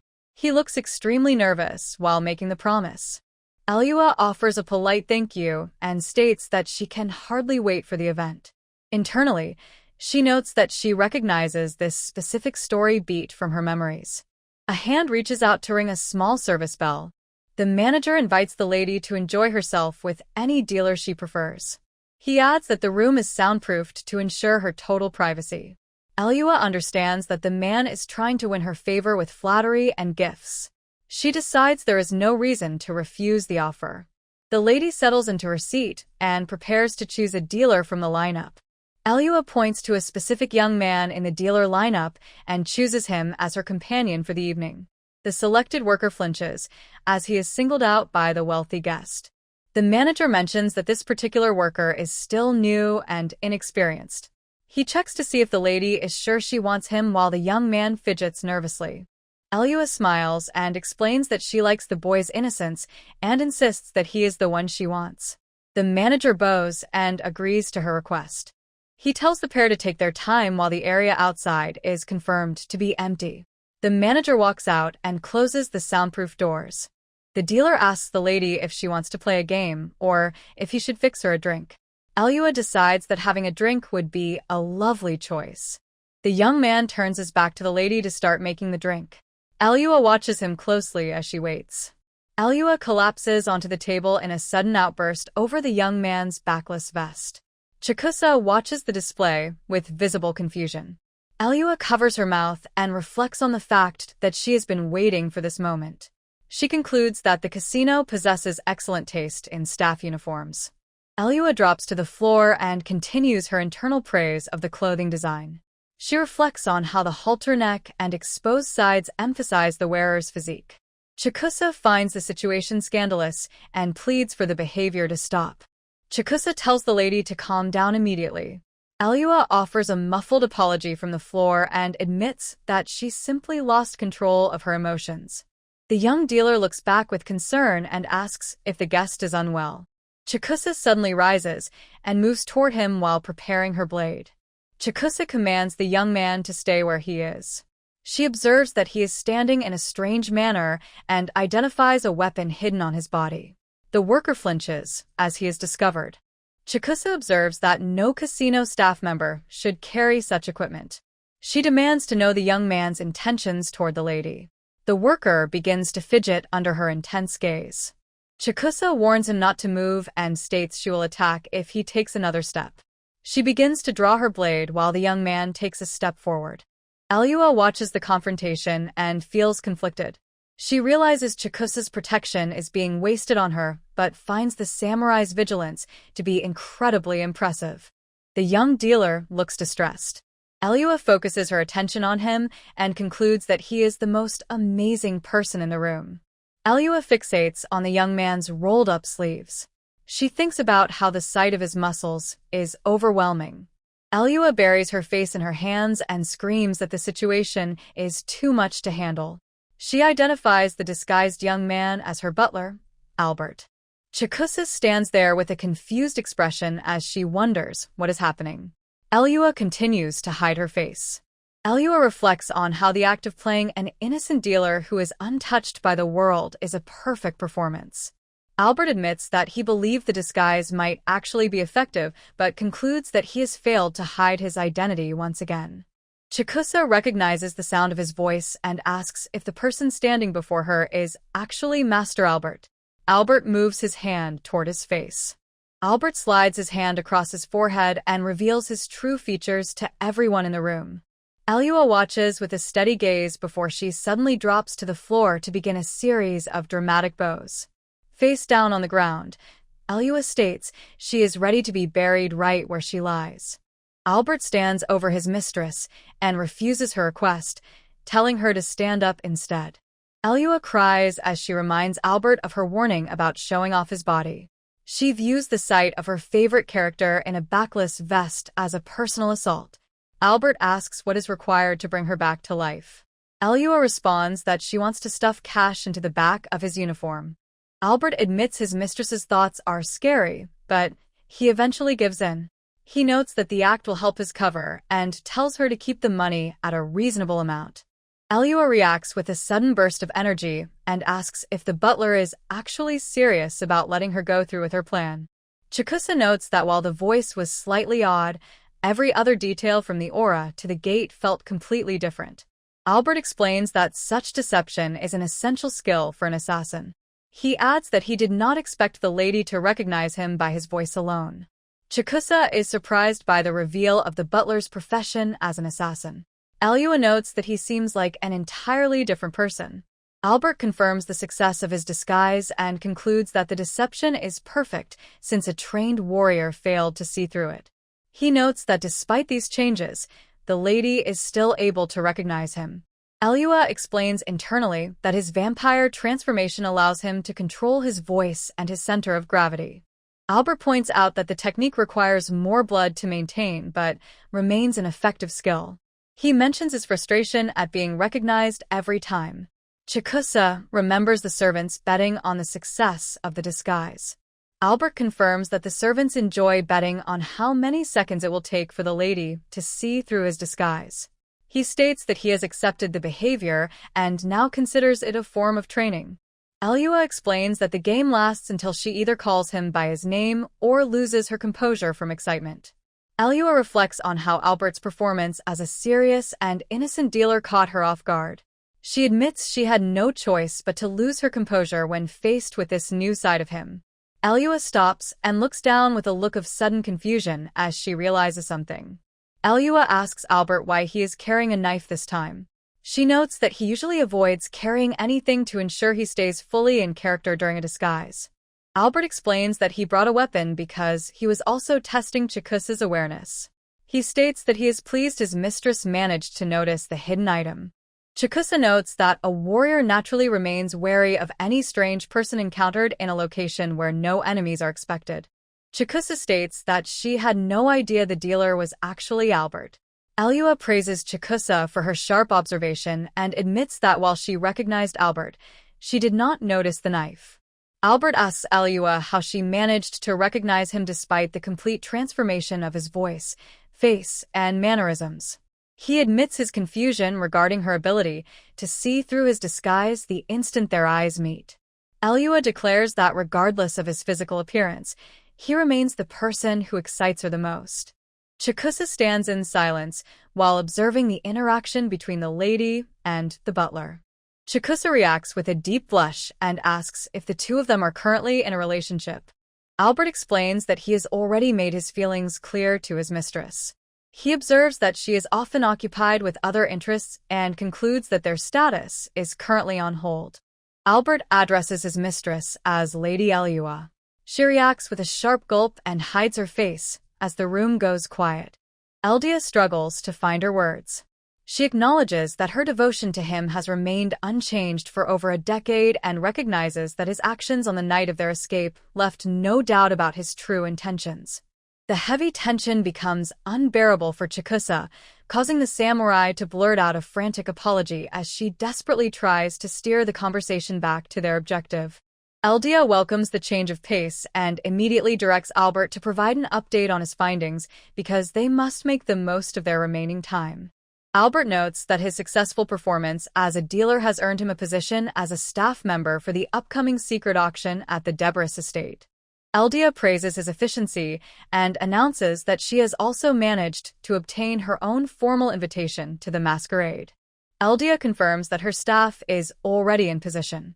She mentions that the Ordi family has committed to providing full support as soon as the schedule for the auction is finalized. Albert notes that they have sufficient manpower for the mission. He decides to focus his efforts on assisting the group from within the Debris estate. Albert asks if the primary goal for the mission is still the same. Eldia agrees, but points out that this is their only chance to infiltrate, so she wants to eliminate the enemy completely to ensure total success. Eldia announces that she intends to involve Licht and his party to achieve their objective of taking down the opposition. Albert considers the timeline and asks if the heroes group has made enough progress to be in the immediate area. Eldia expresses her absolute certainty in the outcome, stating that no evil force is capable of resisting the combined power of the hero and the saint. Eldia observes that this is a connected story and notes that failing to involve the hero's party would lead to a disaster. She reflects on how the concept of the original game focused on saving the world through emotional bonds.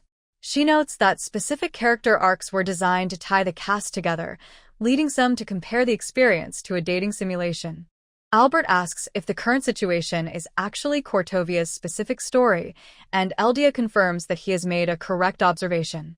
Eldia remembers the original plot where Cortovia attempted to dismantle a secret auction at a masquerade by forming a strategic bond with the hero. Eldia feels relieved that the event is happening naturally. She previously worried about the difficulty of building a rival crime syndicate from nothing just to force the scenario into existence and pit herself against Cortovia. Eldia declares her readiness to attend the masquerade and anticipates that the event will be a remarkable spectacle, while Chikusa calls her name. Chikusa asks if the connected story is a detail Eldia saw in a vision. Eldia confirms the samurai's assumption and offers an apology. Chikusa identifies the hero and priestess as Sir Licht and Sister Yuria, the figures known from newspapers for their journey to seal the gates to the underworld. Eldia explains that the pair will expose the casino's corruption because they are currently at the center of historical events. She reflects on how she used this strategy many times during her days as the Vile Princess. Eldia notes that every event, including disasters and side stories, results in a positive outcome as long as the heroes follow the established plot. Eldia clarifies that she prefers for the duo to spend their time relaxing and eating delicious food rather than being in danger, but she understands they require many allies to defeat the Dark God. Eldia reflects on how these connected stories are the most effective method for the heroes to build relationships with individuals they would never meet otherwise. Albert expresses concern regarding her desire to contact the heroes again after their previous encounter. Eldia assures him that she has no intention of speaking to them directly, since they are still officially enemies. She admits her true motivation is simply a wish to see her favorite characters in person once more. Albert acknowledges that seeing her favorites is necessary to maintain her spirits and agrees that inviting them to the secret auction is the best course of action. However, he warns her to be cautious because he finds the way the hero and saint behave toward her to be quite strange. Eldia tells him not to worry and decides to utilize her concealment spells. She explains internally that the fundamental rule of any fan is to observe her favorites in action without ever getting in their way. Eldia plans to update Cortovia on the situation and instructs Albert to report back once he obtains the official auction item list. She explains that Cortovia will then identify a victim of theft to facilitate a connection with the heroes. Eldia concludes the auction involves illegal items acquired through deception. She expects Licht and Yuria to intervene and Cortovia's participation to move the story forward. Albert reports the large scale of the event and mentions a mysterious figure called the Leader, who is likely the mastermind. Eldia finds the mention of a leader to be a natural and logical development in the plot. Eldia asks if Albert is staying safe and if his presence has raised any suspicion among the other staff. Albert explains he has not used any physical force and simply relied on his powers of suggestion to gather the information.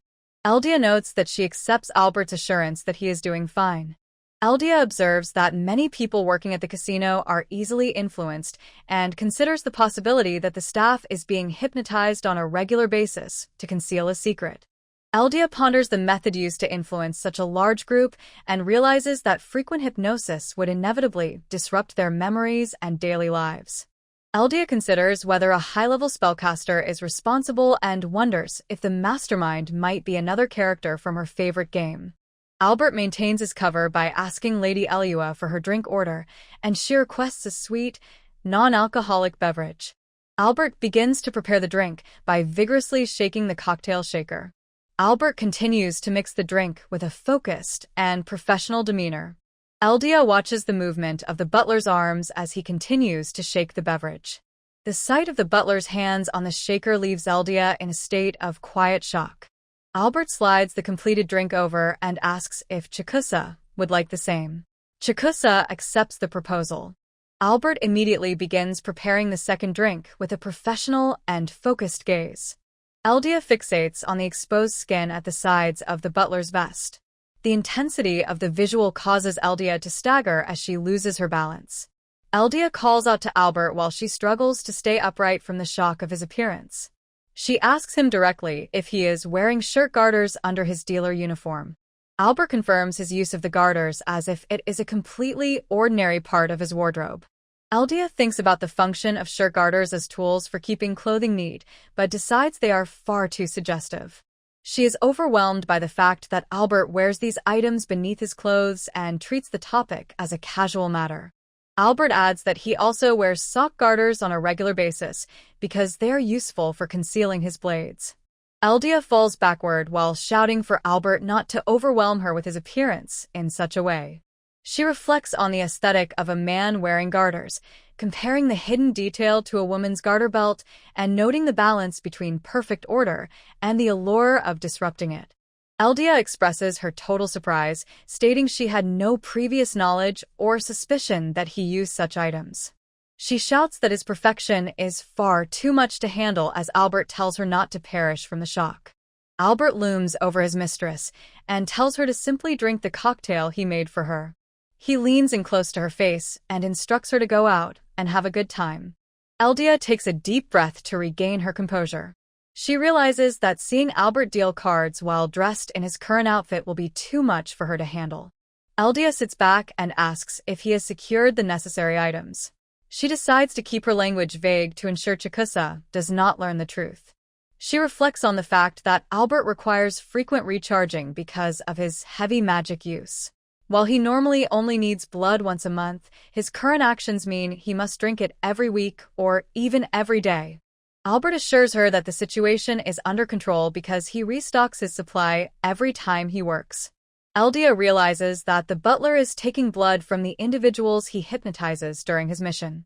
Albert states that he is more concerned about her well-being, leaving Eldia to wonder why he is focused on her. Albert warns Eldia against overexerting herself, noting that she tends to be careless regarding her own needs. Eldia insists she is perfectly capable of continuing for a month as long as she has the visual support of his backless vest and shirt garters. Albert immediately rejects her claim. Albert instructs her to eat properly and ensure her appearance does not deteriorate during their time apart. Eldia proposes that her endurance would increase even further if he allowed her to place cash bills inside his uniform vest. Albert responds to the suggestion with a quiet laugh. Chikusa withdraws in discomfort as the samurai is clearly bothered by the idea of placing money inside the butler's clothing. Eldia understands that the mission depends entirely on the information Albert obtains, requiring his complete focus. She notes that if she stops her current behavior, the butler might change the plan without her permission. Eldia reflects on her observation that Albert is performing well and concludes that the slight disappointment she felt was likely just her imagination. The mission begins with the goal of recovering the legendary sword that was stolen from the samurai Chikusa. The team moves forward by sneaking into a fancy masquerade hosted by Count Debris, who is the owner of the local casino. The main objective for Eldia is to gain access to the secret black market auction and spend whatever is necessary to win back the stolen blade. Eldia positions herself to watch the unfolding drama as the crime lord Cortovia prepares to join forces with the hero and his companions.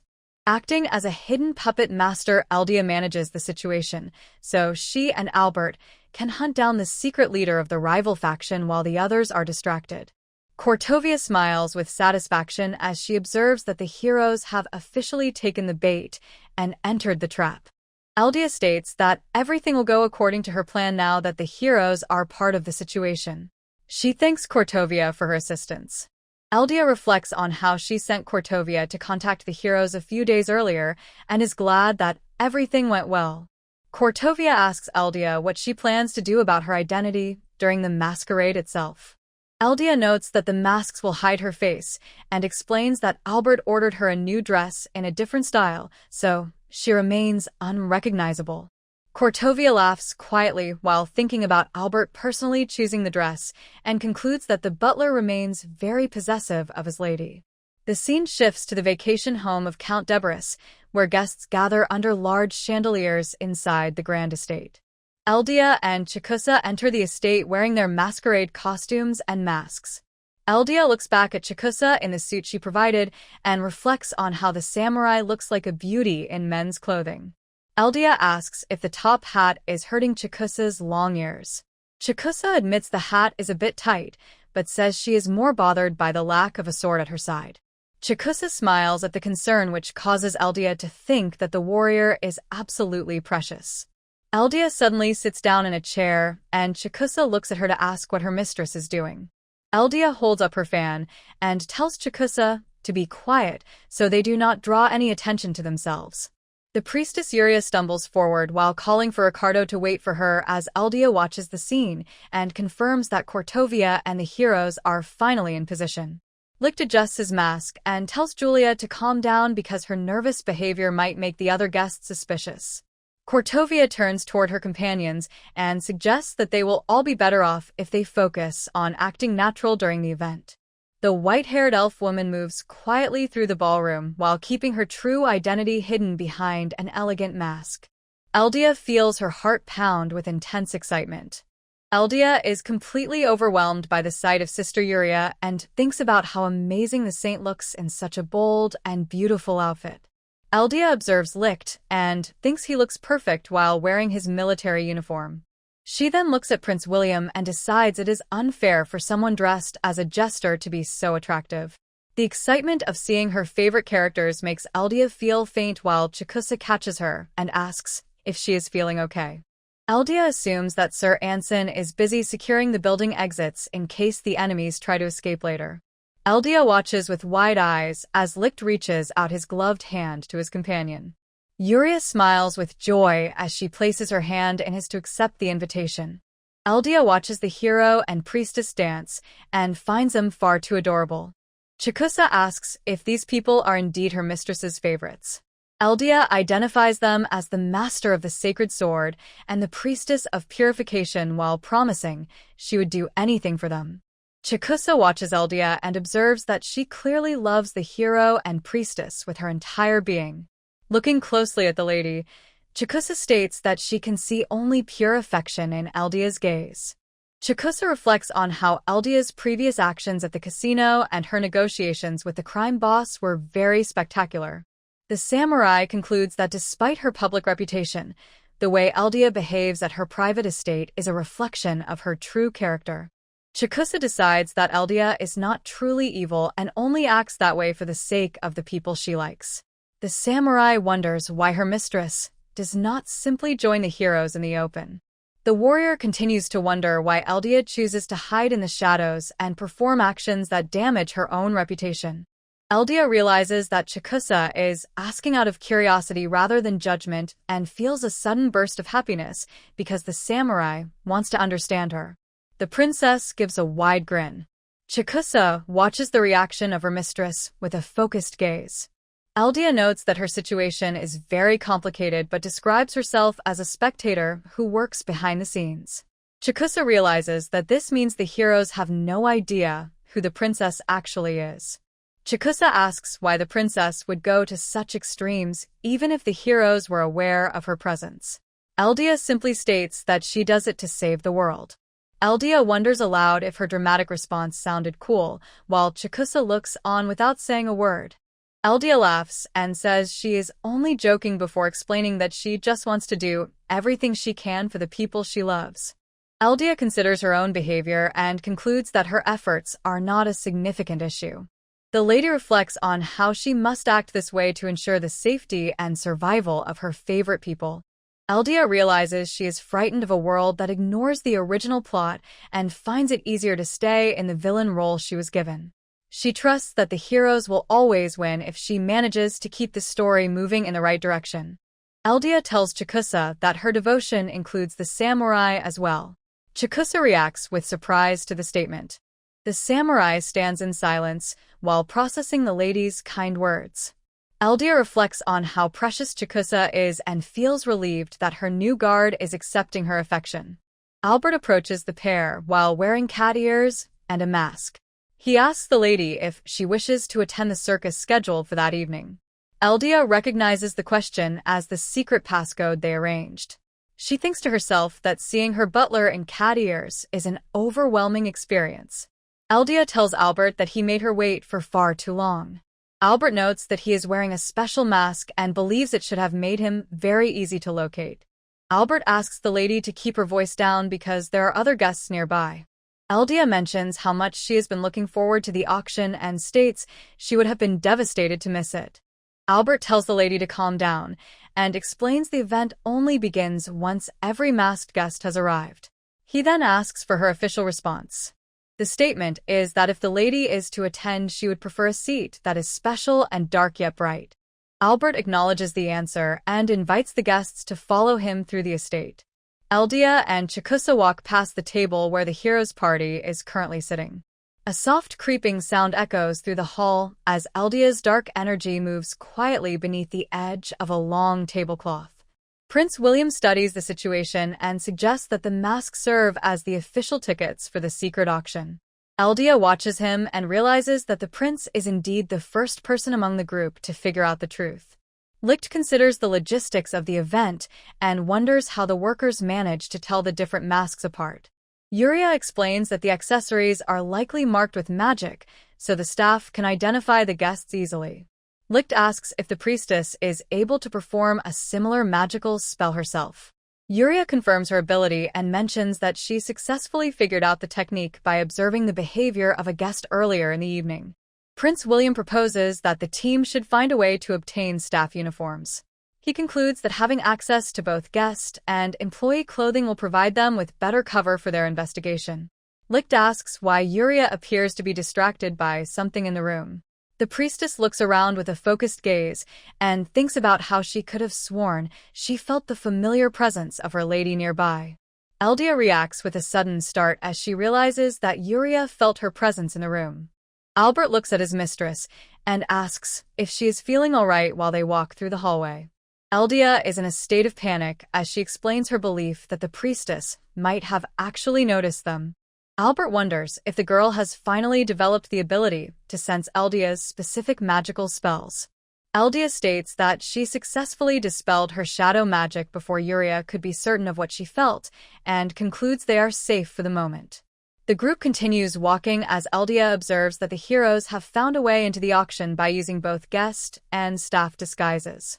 She notes that they always put in a full effort and admits this was the smartest move for them to make. Eldia is sweating and asks Albert what she should do because she is unsure if she can remain calm if the heroes approach her the same way they did previously. Albert reminds Eldia that she is currently playing the role of the businesswoman Elua Howard and tells her that keeping a safe distance and acting the part will prevent them from knowing her true identity. Albert explains that she is seated in the VIP section, which makes it unlikely for her to encounter the heroes' party, while Eldia acknowledges his statement. Eldia notices that other victims of theft have managed to sneak into the masquerade and realizes that many people are willing to go to great lengths to reclaim their stolen possessions. Albert looks at Eldia and begins to speak about how the situation might feel unusual to her.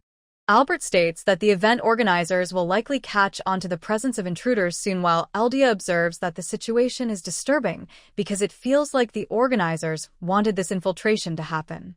Eldia realizes that something feels wrong about the crowd. She observes that very wealthy guests are mixing with victims who have lost their most valued possessions. She considers that if theft victims are permitted to join the auction, there must be others present who are prepared to pay huge sums of money to get what they want. Eldia decides that staying out of the way is the best strategy for success. She concludes that the victims are unpredictable and will only cause trouble for her plans. Eldia expresses her unease about the situation to herself. She feels that there is a hidden motive behind the event. Chikusa mentions that the girl they saw earlier was a priestess and states her curiosity about why Eldia seems so concerned about her. The samurai suggests there might be some kind of history between the two of them. Albert watches his mistress and thinks about her weakness for her favorites. He realizes that Lady Elua would lose all her composure immediately if those characters ever tried to seduce her. Albert states his belief that his lady would crumble in an instant if her favorites approached her. Eldia shouts back that it would not be that fast and claims she would last for at least 2 instants. Albert ignores the comment and maintains a steady gaze. Albert turns to Chikusa and suggests that she should consider an immediate retreat if they happen to encounter the heroes. Chikusa nods and states that she will keep that in mind. Eldia begins to sob quietly as she concludes that her companions do not trust her to stay composed. A bright light fills the room as the masked guests gather in the large rows of seats inside the auction hall. Eldia rests her hand on the balcony railing of her private box and looks down at the crowd as the event prepares to start. Eldia peeks over the balcony railing and identifies the location of the special VIP Plus seats. Albert explains his belief that Count Debris and the secret mastermind are located in that section. Eldia asks if there is a way to get inside, and Albert confirms he has already found a path. Albert suggests making his move once Eldia has successfully won the auction for Chikusa's sword. Eldia agrees to the plan to raid the opposition after the blade is secured, and Albert accepts the order. Eldia sits back and thinks about how she already obtained a copy of the auction item list. She considers her next steps once the legendary sword Hagazuki is finally back in her possession. Eldia begins to cry with joy while thinking about her true reason for staying. She wants to have a front-row view as Licht, Yuria, and Kortovia build their legendary bond together.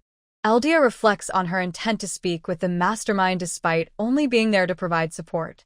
She reminds herself to prepare for a quick escape as soon as the opportunity arises.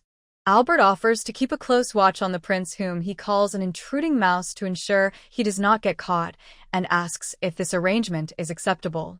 Eldia understands that Albert is referring to Prince William with his choice of words. Eldia agrees that while the prince has done well at sneaking in so far, there is always a chance that he might make a mistake. Eldia begins rummaging through her belongings to find a set of tools for the task ahead. The lady presents a pair of daggers and an earring for Albert to take with him. Eldia explains that the enchanted earring will track a location and allow for communication through shadows while also serving as a portal for an emergency escape. Eldia mentions that she also provided an enchanted earring to Kortovia as Albert listens. The princess instructs her butler to make sure he uses the item if the situation becomes dangerous. Albert wonders if his lady truly believes he is foolish enough to find himself in such a difficult position. Eldia explains that she considers him to be the best of the best, but points out that even top warriors require the right tools for when a mission fails to go as planned. Albert smiles with satisfaction and confirms the lady's statement is correct. Eldia admires the butler's confident expression and concludes that he will no longer be stubborn about accepting her help. Chikusa clears her throat and observes that Eldia and Albert are truly quite a pair. Eldia successfully achieves her goal by winning the auction for the sword Hagazuki almost immediately. A staff member thanks her for the payment and leads the group toward the weapon. Chikusa fidgets with nervous energy while the employee asks if the sword on the table is the correct item. Eldia confirms the identity of the blade and addresses her guard. Chikusa reaches out and gently brushes her hand against the scabbard of the legendary katana. Chikusa smiles and offers a soft apology to the sword for the amount of time it took to recover it. Eldia grits her teeth in a moment of intensity while the casino worker bows and leaves the room. Eldia cries with joy for her guard while Chikusa wonders why her mistress is weeping. Eldia reflects on how the recovery of the weapon is important because Chikusa no longer has a hometown. Chikusa wonders if Eldia used her special vision to learn the truth about her past history. Eldia offers an apology and rummages through her clothing while noting that a sword cannot be worn properly with a suit. Eldia produces a leather sword belt and tells Chikusa to put it on while the warrior wonders how the lady stores such large items inside her skirt. Chikusa fastens the weapon to her leg and notes that the feeling is different but nice as she thanks Eldia for the help. Eldia decides that the samurai looks far too good with a sword belt over Western clothing. Eldia offers a frantic apology and promises her actions were not for her own benefit. Eldia tells herself to settle down because the moment to meet Albert and identify the mastermind is close at hand. Chikusa swears to repay all the money spent on recovering the sword Hagazuki and on her own behalf. The warrior states her commitment to fulfilling this debt even if it takes the rest of her life. Eldia tells Chikusa not to worry about the cost because she plans to take all her money back from the organizers anyway. Eldia says that having the samurais help with her plan will be sufficient payment, while Chikusa reacts with confusion to the proposal. Albert moves toward a door as Eldia explains that reclaiming the funds is a natural choice since they should never have had to pay that money in the first place. Eldia makes a note of the secret vault's location and realizes that she cannot keep money that actually belongs to her companion. A man laughs and tells the group that Eldia is acting like a very devious woman. Albert asks if his words sounded strange, and the man replies that the logic is perfectly clear to him even if it seems absurdly straightforward. Albert thinks about how much he wants to see the expression on the lady's face, and notes that he would lose control of his magic if he opened his eyes while the other staff are so far away. Albert looks at the lock design, which features a crescent moon surrounded by red roses and thorns, and concludes that the style is far too edgy. Eldia experiences a sudden realization and concludes that the current situation now explains everything. Eldia reflects on her previous confusion regarding why a criminal organization would act so strangely by deliberately inviting their own victims to the event. The princess clenches her hand as she understands that this outcome is inevitable given the involvement of a specific man. Eldia identifies the insignia on the vault as a mark of control from a demon, which serves as proof that the people here are being viewed as food. Eldia considers a powerful being who left the underworld centuries ago to hide among humans and prey on them from the shadows. She notes that people worship his strength despite his cruelty and realizes that the man sitting in the high-ranking seat must be him. The lady finds the timing of his arrival to be strange because the character does not belong in Cortovia's original plot and is instead supposed to appear in Albert's specific story. Eldia wonders if the different connection stories from her game knowledge are starting to blend together. She considers the possibility that two events are happening at once and realizes the timing is very bad. Eldia concludes this is happening because she changed Albert's storyline even though he has no current link to the hero or the priestess. She observes that the crime lord's connection story is already in progress and expresses concern about what will happen if Albert proceeds with his mission at the same time. Eldia understands that if Albert's story reaches its conclusion without the hero being there to help, it will lead to a fatal ending. Eldia determines that she must remove Albert from the location immediately as Albert calls out to her lady. Albert speaks into her enchanted earring to report a major problem. Eldia asks for an explanation of the situation and also asks if he is okay. Eldia listens to her communication device and says she is fine as Albert reports that the prince was captured. Albert mentions he provided as much cover as possible and tells the lady to get to the auction hall right away. Prince William sits chained inside a cage. Eldia reacts to the news that the prince has been caught by the enemies. An auctioneer stands at a podium and announces a surprise addition to the evening's items. He tells the crowd that the newcomer is a simple intruder who tried to sneak into their favorite auction. Eldia and Chikusa watch from the balcony as a bright light hits the stage. The auctioneer states that even though the staff does not know the captive's name, he is a fine young man with a healthy appearance. The captive is presented in heavy chains and a collar for the guests to see. The auctioneer tells the audience that this specimen is a great choice for anyone who failed to find a well-trained pet and calls the boy a beautiful beast. Chikusa walks with the princess and calls the event a disgusting display. She notes that people act this way when they have too much money and begin to believe they are better than others. Eldia observes that the buyers at this auction only want a plaything they can use however they like. The scene focuses on the cage as Eldia thinks about how people catch beautiful humans and members of rare races just to sell them off like common animals. Prince William grits his teeth as Eldia points out that a blue-blooded royal is worth much more than any average noble. Eldia worries that the prince's defiant look will backfire. She thinks his expression only makes it seem like he wants to have his pride crushed. Despite her worries, Eldia shudders with excitement and admits to herself that she is also enjoying the view. Albert explains through Shadow that he suggested the auction as a way to break the prince's will instead of disposing of him. Eldia tells Albert that his plan was a good move. Eldia wears a wide grin as Albert reflects on how he expected things to turn out her way. Eldia reflects on her own nature and admits that as a fan she is bound to have many fantasies. She concludes that she is simply driven by pure desire. Eldia focuses on a bid of 10 billion. She realizes that one of her fantasies about winning a favorite character in an auction is finally coming true. She tells herself that she is doing it for a good cause. The auctioneer begins the bidding at 5 million. Prices quickly rise to 6 and 7 million. Eldia admits to herself that this exciting situation is exactly what she wants. Eldia speaks into her communication device and tells Albert to leave the situation to her. She informs him that the plan has changed and orders him to leave the area immediately. Albert tries to ask for an explanation. Eldia stares ahead with a focused gaze and tells Albert he must follow her command no matter what happens. Albert realizes that one of her favorite characters must be involved in the auction. Eldia notes that he is very skilled at managing these situations. Eldia says she will meet Albert at the agreed-upon location. Then Eldia calls out to Cortovia through her earring to check her status. Eldia tells Cortovia over their radio that she is about to take care of Prince William and instructs the group to be ready to burst into the room. Cortovia tries to ask a question as the signal cuts off.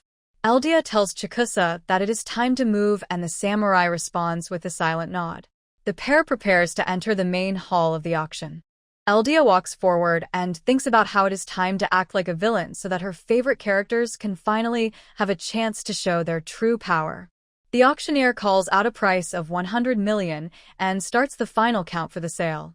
Eldia interrupts the process by shouting out a new bid of 1 billion. Silence falls over the crowd as the auctioneer stammers in shock. He looks toward the source of the voice and asks for confirmation that the bidder really intends to pay such a high price. Eldia steps into the spotlight and asks if the amount she offered is too small. She wonders if the auctioneer believes she is unable to afford the purchase. The auctioneer shakes his head and says he does not doubt her.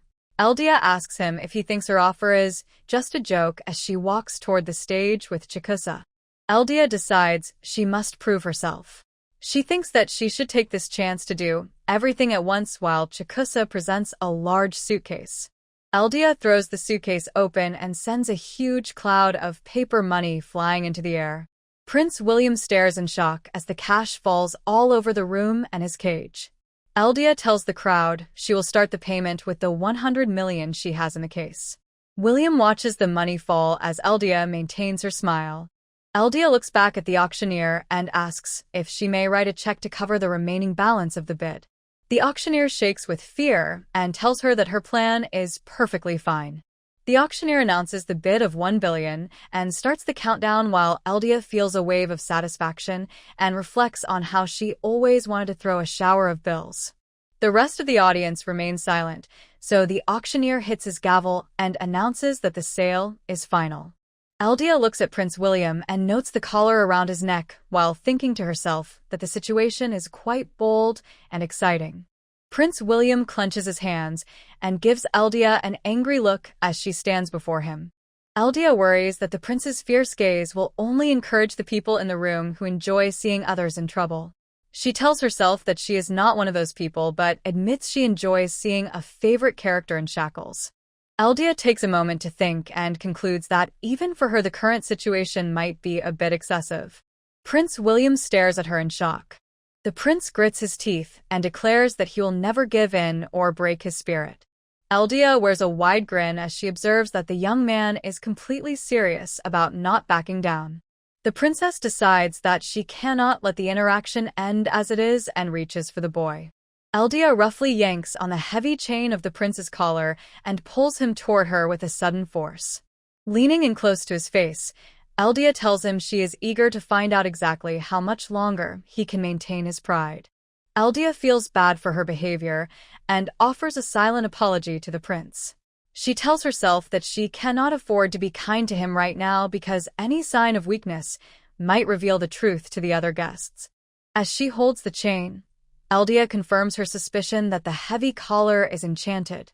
She realizes the device is specifically designed to keep the young man from using his magical abilities. Eldia understands that the magic-dampening collar is the only reason the prince has not already made an escape.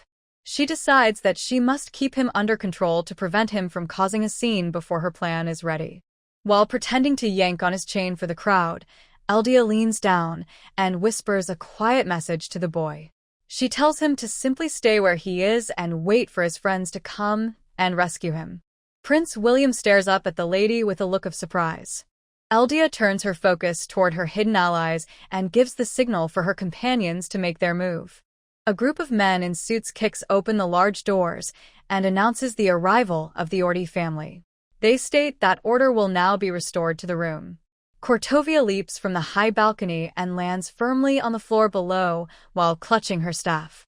Cortovia tells the organizers they have a lot of nerve to pull a stunt like this on her family's territory. She continues by saying they have a lot to answer for because of the harm they caused to her family members.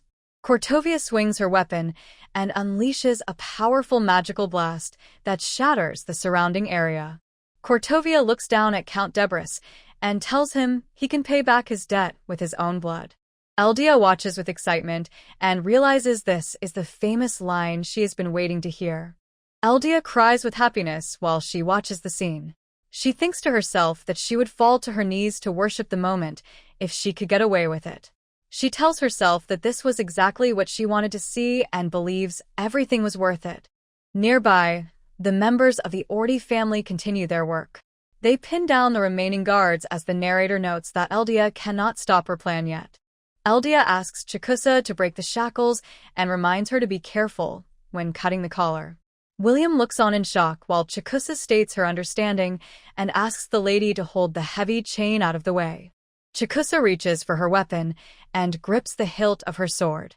The samurai draws her blade in a single blur of motion and strikes the enchanted metal. The broken chains fall to the ground while Eldia turns to walk away. She tells the young man to hurry back to the rest of his party. William rubs his neck and asks why the woman chose to save him. Eldia stops and thinks about why he would even ask such a question. She reflects on how she has always played the role of a villain around the young man. She decides that since she is wearing a disguise, she can finally be honest about her feelings for once. Eldia tells him that she loves them all so much that she would do anything for them. William is left in a state of total shock by her sudden confession. He watches as Eldia and her guard walk away into the shadows. He whispers her name and wonders how she is able to say such kind things to him. Eldia stands in the vault room and tells Chikusa they have the money and it is time to leave. She instructs her guard to hold onto her tightly. Eldia explains that she will use her shadow magic to transport them both. Dark energy begins to swirl around their feet. The black shadows grow larger and pull both Eldia and Chikusa into the floor as they vanish from the room. The scene shifts to the quiet streets of the town under the night sky. A pool of liquid shadows appears on the cobblestone ground as both Eldia and Chikusa rise out of it. Albert waits in the alleyway and tells his mistress he is happy she returned without any harm. Albert looks at his mistress and calls her by her name. The butler leans forward and states that he finished all his tasks without any delay. Eldia watches him and realizes how beautiful he looks at this moment. She thinks his dedication is moving and feels her own heart beat faster. She tells him he did a good job and suggests that they should leave together. Albert reaches out to touch Eldia. He offers an apology and explains that he used too much energy while dealing with the people who were chasing him. Albert asks if he can receive a small amount of her blood to recover from his exhaustion. Eldia is completely shocked by how bold her butler is acting. She observes that he seems very sure she will agree to his request. She is overwhelmed by his sudden confidence and realizes she is seeing a new side of him. Albert slides his gloved hand around the princess's waist. Eldia notes the bold move and labels him a real player. Eldia realizes this direct interaction is not what she usually seeks out. She expresses a preference for staying in the background and watching events unfold from a distance. The princess starts laughing. She decides the situation is too perfect and feels herself getting fired up by how new and interesting the experience has become. Albert takes Eldia's hand and brings it close to him with a serious expression. Eldia feels like her heart is about to stop beating from the intense excitement. A dark pool of shadow magic suddenly begins to swirl beneath the hem of her gown. The shadows lash out and pull the butler away from his mistress. Albert is left suspended in the air with a look of total confusion while Eldia watches from behind. Eldia stares down at an unseen intruder with a cold expression. She makes it clear that the person standing before her is definitely not the one she was expecting. The fake butler calls out to Lady Elua and begs her to stop the jokes, while a sword stays pressed against his neck. Eldia lets out a breath and admits the act was so thorough that it actually made her heart beat faster. Her gaze turns sharp as she explains she is not interested in letting a random vampire drink her blood. Chikusa keeps her weapon ready and asks if this person is a vampire rather than the real Albert. Eldia agrees and notes her magic only lets her see his race. Eldia thinks about how the man copied the voice and habits of her butler perfectly. She decides he must be a very strong monster. The lady looks at the enemy and concludes the only way to stop him is to cut off his head. Eldia realizes that because this man came in the form of Albert, the real butler must have found the vampires first. The lady assumes her butler is now a prisoner. Eldia demands to know where the real Albert is and says she will take action if the man does not tell her. The fake butler remains silent and reveals his sharp fangs. The vampire gives a wide grin and says he is doing everything for the sake of his master. Chikusa watches the enemy with a surprised look as the situation becomes tense. The samurai moves her blade and slashes the monster across the chest. The vampire lets out a spurt of dark fluid as the blade makes its mark. Eldia reacts with surprise as a glowing magic circle appears on the floor and pulls them away from the scene. The pair lands in a long hallway filled with paintings.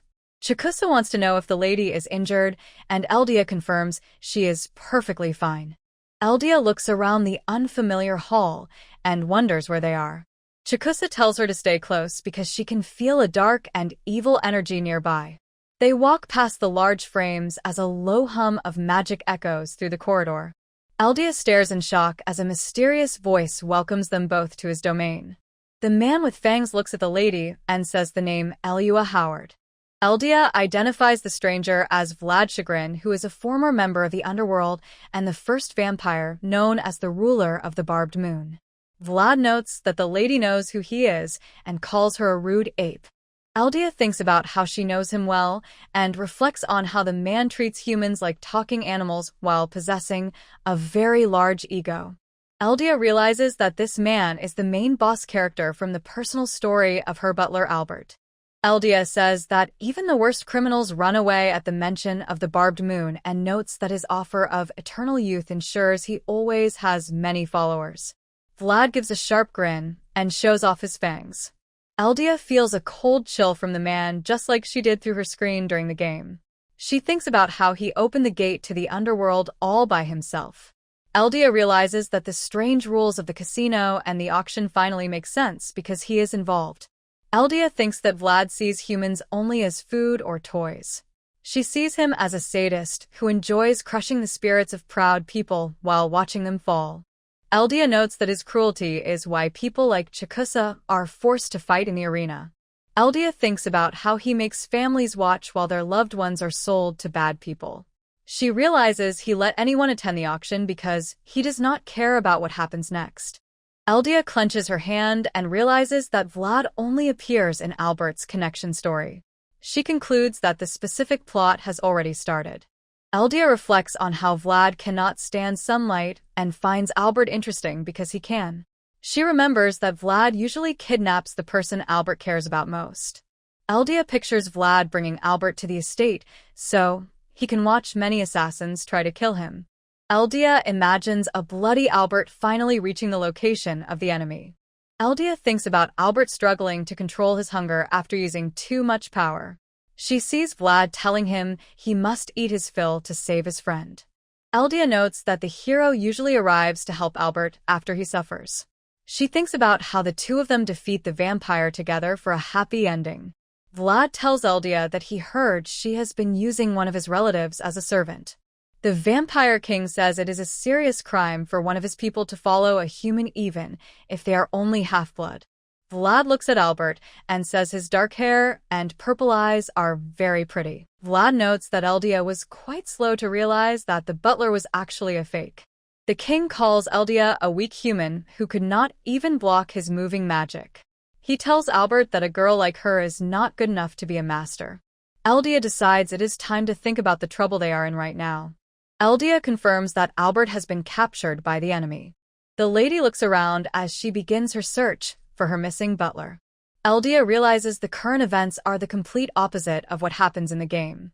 She thinks about how strange the world has become and tries to understand the changes.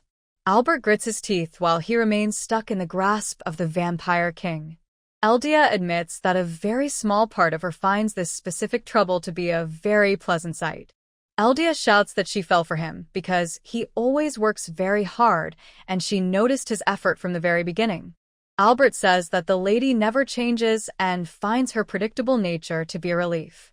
Eldia remembers the situation and says she is happy he is safe, but mentions that seeing him tied up makes her feel weird for enjoying the view. Albert starts to say something but is forced to stop as he lets out a pained sound. Vlad looks down from his seat and tells Albert that he never gave him permission to speak. Eldia realizes this part of the story follows the game because the butler is unable to fight the power of the blood he shares with the king. Vlad laughs and states that a half-vampire like Albert still cannot fight the oath of the blood. Vlad says that every time he calls to the blood, it screams that it cannot disobey him, and he asks if Albert has finally understood that truth. Vlad asks if Albert feels his heart being eaten by the blood and suggests he should give up so that the king can show him a great amount of love. Albert grits his teeth and says he has no need for love from a man while letting out a pained sound. Eldia clenches her dress. Vlad calls Albert a stubborn person and notes it is a shame that his power to force others does not work on half-vampires. Eldia looks upset. Vlad suggests that Albert will change his mind once he watches the girl who claims to be his master get thrown away like trash. Vlad tells the girl that she must pay for the crime of using his kinsman without permission and says she will face much humiliation and suffering as a crowd of monsters shuffles toward her. The king states that he will provide a reward if she manages to reach him in one piece, while Eldia looks on with a steady gaze. Vlad looks at Albert and suggests that the butler might be able to change his mind if he truly wants to save the lady. A sudden flash of light fills the space. Chikusa tells Lady Elua to escape quickly while she handles the situation. The samurai observes that these are not common vampires and believes that only a hero could stand against them. Chikusa promises to save Albert. She mentions her debt for the place to stay and for the return of her sword. The samurai adds that the bond between the lady and the butler is deeper than a normal job. Eldia looks at her guard and realizes Chikusa acts like risking her life for her master is a normal choice. Eldia thinks about how she loves the samurai's stubborn sense of duty. She clenches her dress and knows that while this works in a story, they are in a real and dangerous place. The lady grabs the samurai's arm and realizes things different here. Eldia tells Chikusa to use her sword for her if she truly wants to repay her debt. Chikusa says the lady's name in surprise. Eldia states that Albert is her servant and she must go get him herself because she will not let others fight her battles. Chikusa tries to speak, but Eldia explains she has no plan to die. The lady points out that 3 people have a better chance of living and says she will definitely bring the butler back. Eldia thinks that a bad ending is certain unless she saves her butler. She decides she will not let that happen. The princess knows the special story has begun without the hero present. She concludes she is the only one who can take the lead in this broken plot. Eldia shouts that she refuses to listen to anyone talk about her Albert when they do not even know him. Chikusa watches her master with wide eyes. Chikisa lets out a loud and long laugh. Eldia holds onto her guard as the sound fills the hallway. A group of monsters moves closer, and Eldia notes the situation is getting worse. Chikusa grips her weapon and says she finally understands everything. The samurai draws her blade and cuts a wide path through the enemy crowd in a single motion. Chikusa decides that Eldia's version of being evil is just a very intense way of showing love to her favorite people. Eldia disagrees and says she would not use those exact words to describe herself. Chikusa explains that the enemies are already monsters and she will give them a final rest. The samurai turns around and asks the lady for her next set of orders. Eldia asks Chikusa to stay in the hallway and block the enemies while the lady goes to find Albert. Chikusa agrees and says that since her legendary sword is back, she will show everyone her special fighting style. Eldia notes that she saw this high-speed sword work many times in the game and identifies the technique as having the highest damage among all warriors as Chikusa starts her secret bunny speed move. Chikusa performs the rabbit moon attack and cuts through the monsters with one quick strike. Chikusa stands over her fallen enemies and states that nothing can match the speed of her fangs. Chikusa turns around and tells Eldia that since she wanted to see the move, she should give her opinion on it. Eldia sheds tears and provides a thumbs up while stating that the performance was amazing. Chikusa claims that no one can touch her as long as she has her legendary sword and tells her lady to go find the butler. Eldia says thanks and runs toward her goal. Eldia reflects on how she already changed the path of Albert's life compared to the original plot. She notes that while she mentioned the idea of connection stories to her butler, she never explained the specific events of his own tale. The lady considers her lack of certainty about whether the story would match the game and her desire to investigate first. She realizes the events began without her and laments that she must now interfere with her favorite character. Eldia understands that Vlad wants Albert and intends to turn him into a puppet. She observes that the vampire king used her as bait to achieve his goal of breaking the butler's spirit. The princess realizes that Vlad correctly identified her as the best tool for destroying Albert's resolve. She finds the king's strategy to use her as a weakness quite annoying. Eldia admits that her shadow magic lacks strong offensive power and concludes she is a weak opponent in a direct fight. She describes herself as a minor player in actual combat. The lady thinks about her appreciation for Vlad's role as a villain in the original story. She finds his cruelty useful for the atmosphere but notes that a major issue remains. Eldia understands the reason for her hesitation and feels a headache coming on as she rummages through her dress while a group of monsters approaches. The lady decides to worry about her complicated feelings later and prepares to move forward. Albert grits his teeth and acknowledges that he failed in his mission. The butler thinks about the specific moment he tried to make his escape. Albert notes that the vampire king arrived during a small opening to take over his body and kidnap him. Albert recalls past medical tests that used vampire blood to boost his power and realizes he finally knows the source of that blood. Albert knows immediately upon seeing the stranger that they share the same bloodline. His inner instincts provide him with a sudden and certain confirmation of their link. The butler recognizes the law that a vampire is unable to resist the person who provided their blood. He experiences the weight of this biological bond for the first time. Vlad describes how he distributed his blood long ago to find a way to walk in the sun and expresses surprise at its return. Albert clenches his jaw and claims he has no memory of joining the king's side. Albert realizes that he intends to take the butler for himself. Albert realizes his status as an incomplete vampire is the only reason he can still fight against the king's orders. The butler thinks about how his lady was brought to this location because of him. He feels deep regret that his mistress is now facing such a threat. Albert decides that this man is the most lethal monster he has ever met. Vlad says that understanding Albert will lead to his own freedom from a cursed life. Albert observes that the king only wants a toy to pass the time. He is certain of this because he has experienced the heat of a truly intense gaze from his mistress before. Albert wants the lady to leave the estate immediately to avoid facing the dangerous enemy. Albert remains under the influence of the king's spell while watching his lady approach. He notes that she is heading straight into more danger. Vlad describes the girl as attractive and magically gifted before asking why the butler chose to serve her. The king points out that Albert could easily conquer a human if he wanted. Vlad suggests that the girl should be a snack rather than a master and calls the situation a shame that Albert lets her use him. Albert grits his teeth and realizes that the king does not understand his true motivations. The butler concludes that he never felt the slightest bit of interest in subduing or controlling his lady. Albert remembers how she once wanted to set him free, but he was the one who chose to stay as her servant. Albert reflects on how he was simply acting the part of a butler during their early time together. Albert admits he used the lady because being her servant became his normal way of life.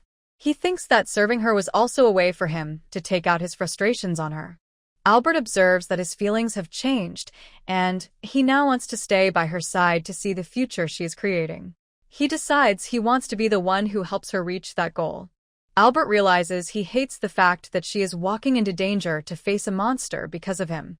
Vlad sits on his throne and tells the butler that his mind will change once he watches the girl get destroyed by the other vampires. Vlad says he did not expect the warrior woman to get involved, but points out that the girl chose to leave her guard behind. He claims that while she is pretty, she has no common sense or intelligence. Albert struggles against his bonds and lets out a sharp breath. Vlad watches the situation with a silent and steady gaze. Albert tells the king that he has the wrong idea about the lady. He explains that she chose to leave her guard behind only so she could reach this location as quickly as possible. Vlad looks ahead and states that he does not see what the butler is expecting from the girl in this situation. The vampire king notes that his followers have successfully found the lady as she stands alone in the center of the room. Vlad watches the monsters close in and wonders how the girl will cry out during the attack. The king observes that his people do not know how to control themselves and considers whether the girl will weep uncontrollably or be overwhelmed by desire. Albert grits his teeth and sweats as he listens to the king's words. Vlad offers to give the girl to Albert if the butler truly wants her. The king explains that if he wishes to save her, he only needs to become a full member of the vampire race. Eldia performs her shadow rondo attack. Dark waves of energy lash out from her feet and strike the group of monsters as they try to approach. Eldia uses a small gesture of her hand and decides to let the enemies eliminate each other. The monsters begin to strain and turn their aggression toward their own allies. The vampires are forced into a chaotic struggle. They bite and grab at one another as the shadow magic takes full control of their actions. Vlad watches the fighting crowd from his seat with a focused gaze. Albert remains silent and observes the lady as she continues to move past the distraction. Eldia walks ahead and leaves the chaos behind her. Eldia speaks to the room from an unseen location. She tells Albert that although she cannot see him at the moment, she believes he is still able to hear her voice while he remains at the feet of the vampire king. Eldia calls out to Albert. The butler reacts with a look of surprise upon hearing the princess say his name. Eldia states that she does not understand why the butler allowed himself to be captured by the enemies. She warns him not to have any unusual thoughts about his situation. She tells him that it does not matter how powerful his desire for blood becomes during this struggle. Eldia points her finger and shouts a command for the butler to wait in his current position until she arrives to help him. Vlad reacts to the lady's words with mild interest. He asks if she intends to plead for her survival or if she truly believes she has a chance to defeat him. The entire structure of the building exists because of the power of the king's magic. Vlad reaches out his hand as a faint sound of energy begins to gather around his fingers. The narrator states that there is no physical way for anyone to reach the butler in this place. The narrator explains that the entire area is a cage designed for the king to watch his victims lose all hope. Eldia shows a small smile and announces that she has finally found the butler. Vlad experiences a moment of sudden shock as he looks toward Albert. Albert's hands shatter the magical barrier, while his foot lands firmly on the floor. Albert skids across the ground and stops in front of the throne. A dark pool of shadow magic suddenly bubbles up from the floor behind him. Eldia rises out of the shadows and stands next to her butler. The pair faces the vampire king together. Vlad realizes that Eldia deliberately allowed his magic to affect her so she could follow it back to the source and open a path. Eldia listens with a steady gaze. Vlad admits that the lady has done well to make it this far. He reaches out his hand and states that her journey ends here. Vlad notes that coming to him has done nothing but put the pair in his grasp. The king then reveals that he has changed his mind about the situation. Vlad tells his guests to rejoice because he plans to make the lady his dear pet along with the damper. Albert tells himself that this is the reason he did not want the lady to come to this place. He understands that while the king might be annoyed, he is now focusing his attention on Eldia instead of just the butler.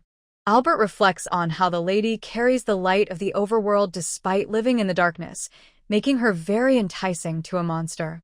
He tells the king not to be absurd. Eldia stares forward with a fixed and steady gaze. Albert looks toward his mistress, while Vlad maintains his position. Vlad asks the girl if she is stating that his kindness is ridiculous. Eldia confirms that she is saying exactly that. Eldia continues by stating that the king is blind to what makes Albert such an amazing person if he only wants to keep him as a pet.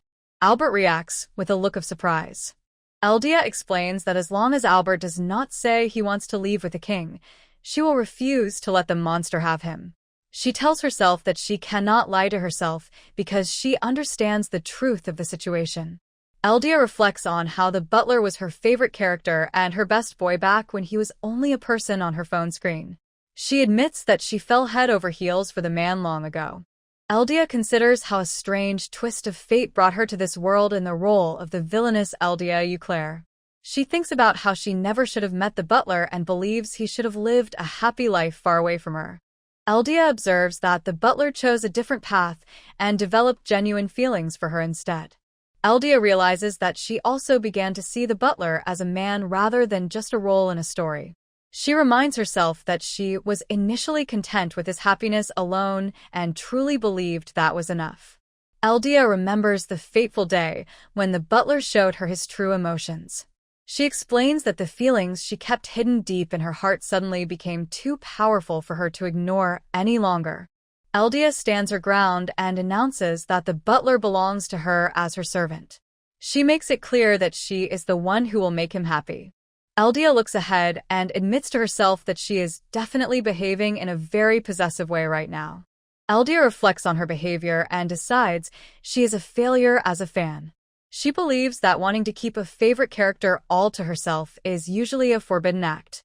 Vlad clenches his jaw while Eldia realizes that she is much too aware of the fact that the butler has stolen her heart. Eldia confirms to herself that even though the butler is her favorite character, she does not want to give him up.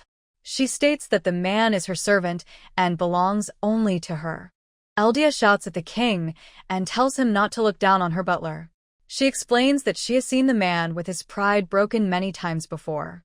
She adds that he is much more attractive when he holds his head high in victory. Albert looks at the lady with a slight blush. He states that she should find another way to express her thoughts about him. Eldia declares that lying about her true feelings would be rude. Eldia pauses to take several deep breaths to steady her nerves. Eldia looks flustered while stating that the situation is settled and it is time for them to leave. Albert gives a gentle smile and agrees with the lady's suggestion to go. Albert faces Eldia in the middle of the hall and tells her that the only place he belongs is by her side. Vlad observes the two from his throne and remarks that the interaction is a joke since they have no way to leave the building. Albert tells the king that he is the one who does not understand. The butler reveals his fangs and states that the lady is the only person he will ever choose to serve. Eldia reacts with shock to the butler's bold words. She realizes he has always been the kind of man to say such embarrassing things. She observes that his confident face is very effective and admits her mind is currently in a state of chaos. Vlad looks at the butler and notes his status as an incomplete vampire. He states that the man still experiences a strong hunger for blood from time to time. Vlad reaches out his hand and gives a cruel order. He tells the butler to drain every last drop of blood from the lady. Albert experiences a sudden wave of shock. He stares ahead as the king's command takes hold of him. Albert staggers back while Eldia lets out a cry of surprise. The vampire king watches from his throne as the butler begins to lose control of his body. The narrator explains that the blood oath is the absolute power a master vampire holds over his underlings. Albert clutches his head in pain as the spell forces him to move.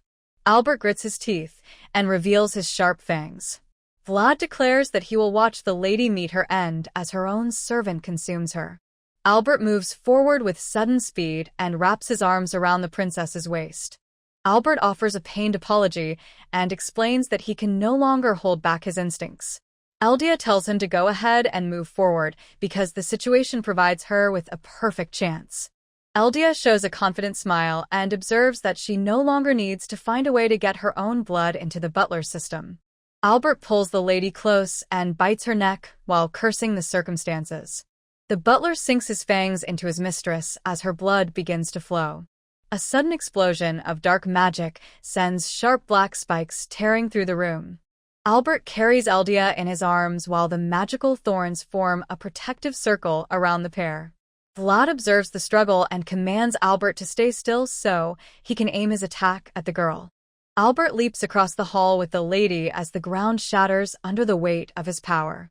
Vlad looks down with a confused expression and asks why the butler refuses to obey his direct command. Albert gives a sharp grin and shows off his fangs while explaining that the king's blood simply cannot compete with the blood of Lady Eldia. The narrator explains that the lady's purification ability is temporarily suppressing the corruption hidden within the butler's vampire blood. Eldia realizes that while she cannot fully remove the vampire blood from the butler, the current state is enough to keep him in control. Albert grits his teeth and asks how the king dares to try and force an attack on his mistress. Albert stares ahead with a fierce gaze and declares that there will not be a single trace of the king's blood left inside him once he is finished. Albert offers his apologies to the lady and acknowledges that the king is one of her favorite characters. He states that he simply cannot let the man's actions go unpunished.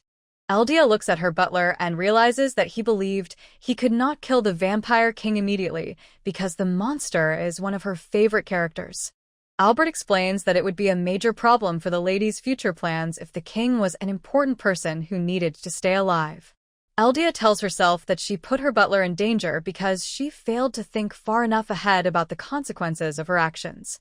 Eldia notes that Albert figured out her way of thinking and behaved in a specific way just to help her succeed. Eldia gives a thumbs up and explains that although the king is a favorite, he is the type of character she wants to see meet a terrible end, so his arrogant expression disappears. Albert looks at his mistress with a look of surprise after hearing her sudden and intense declaration. Eldia explains how the king left the underworld hundreds of years ago and views humans only as cattle. She notes the king cannot defeat the butler because the butler has managed to knock him off his high position despite living a much shorter life. Eldia states her excitement to see the expression on the king's face when the butler destroys his belief in absolute truth. Albert reveals his fangs and tells the lady that she genuinely scares him at times.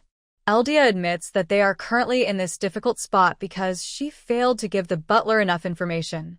Eldia promises the butler that she will find a way to make up for her mistake at a later time. Eldia smiles and commands the butler to beat the king into a pulp for the time being. Eldia gives the order to shatter the pride of the vampire king. Albert bows deeply to his lady and agrees to follow her command. Vlad screams in fury while summoning a swarm of floating blades. He demands to know how much more mockery he must endure before the pair is satisfied. Eldia activates her dark protection and Albert dashes forward with his weapon while Eldia stands ready in the background. Eldia's protection blocks the incoming swords. The blades strike the dark barrier and are unable to hit him. A dark liquid splashes against the floor with a heavy splatting sound. Vlad commands Eldia to stay out of the fight while he prepares his next move. Vlad sends a huge wave of sharp weapons flying toward the lady. Eldia looks ahead and observes that the attack is finally coming toward her. Eldia throws a large handful of magic crystals into the air. She explains that she prepared these specific items just for this exact moment. The crystals scatter across the floor around the lady as she prepares her defense. Eldia activates her dark wall magic. A giant dome of shadow energy rises up and blocks the path of the incoming blades. All the blades are blocked by Eldia's magic. Eldia stands behind her dark barrier and observes the battlefield. She explains that setting up her defenses early has improved their chances of winning the fight.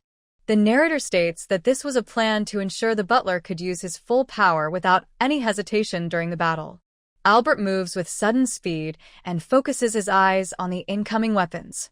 He strikes the air as he begins to intercept the magical blades. Albert swings his sword in a wide motion and slashes through the flying metal. The broken pieces of the king's weapons scatter across the hall. Vlad lets out a loud laugh from his high position and calls the butler a fool. The king states that the butler is using tricks because he does not have the courage to fight him face to face. Albert states that the king's previous observation is incorrect. Albert appears directly behind the king and announces his presence. Vlad turns his head while the butler prepares for his next movement. Their weapons collide with a loud clanging noise. The pair moves through the hall at high speed and exchanges many strikes. Vlad expresses his anger that Albert managed to avoid his blade.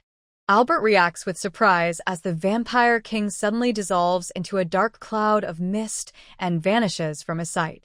Vlad appears behind the butler and grabs his head while stating that since he cannot influence the man's mind anymore, he will simply choose to consume him again. Albert experiences a moment of sudden shock. The vampire king bites down on Albert's hand.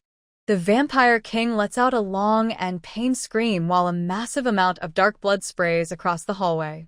Vlad continues to let out pained sounds as the dark liquid drips heavily onto the shattered floor around him. He struggles to breathe through the blood and expresses his shock at what the butler has done to his body. Albert looks at the injured king and notes that his memory has become quite faulty after such a short amount of time.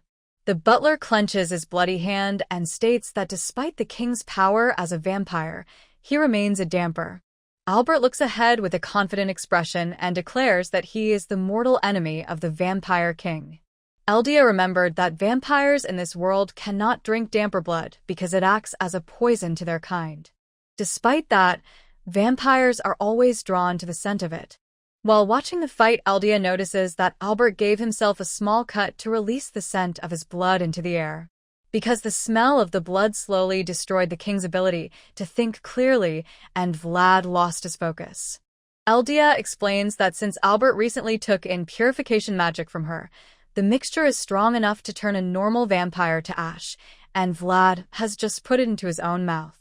Vlad calls them filth and asks if they truly dare to believe that they can kill him using such simple tricks. Eldia observes that the vampire king's shards are moving much slower now. The king is still very powerful even in his weakened state. Albert slashes his own hand and lets the blood fall to the ground. Eldia watches with wide eyes as her butler takes a familiar fighting stance. Albert prepares to use the legendary sword style belonging to Chikusa. The butler performs the rabbit moon technique and strikes the enemy with incredible speed. Vlad confusion as he looks down at his blood-soaked body. Albert stands with his back turned while the vampire king is surrounded by his blood, which looks like red rose petal. Vlad lets out a pained sound and shouts a curse at his enemy while more blood escapes his mouth. The butler looks on with a steady gaze as the red blood continues to drip from his blade. Vlad clutches his chest and calls Albert a foul thing for inflicting such a heavy wound. A thick glooping sound follows as the last of the blood slides off from Vlad's hand as it transforms into a full sword with a quick movement. As Vlad tries to attack, Albert's whole body starts to vanish like smoke around the king. A sharp blade flutters through the center of the darkness to find its mark. Eldia watches the carnage from the safety of her bubble while her eyes widen in realization. Albert strikes a cool pose as his blood assassination move causes a fountain of red blood to erupt from the king's spine. Vlad stares at the blood dripping from his fingers and notes that this outcome is impossible since he refuses to die in such a place.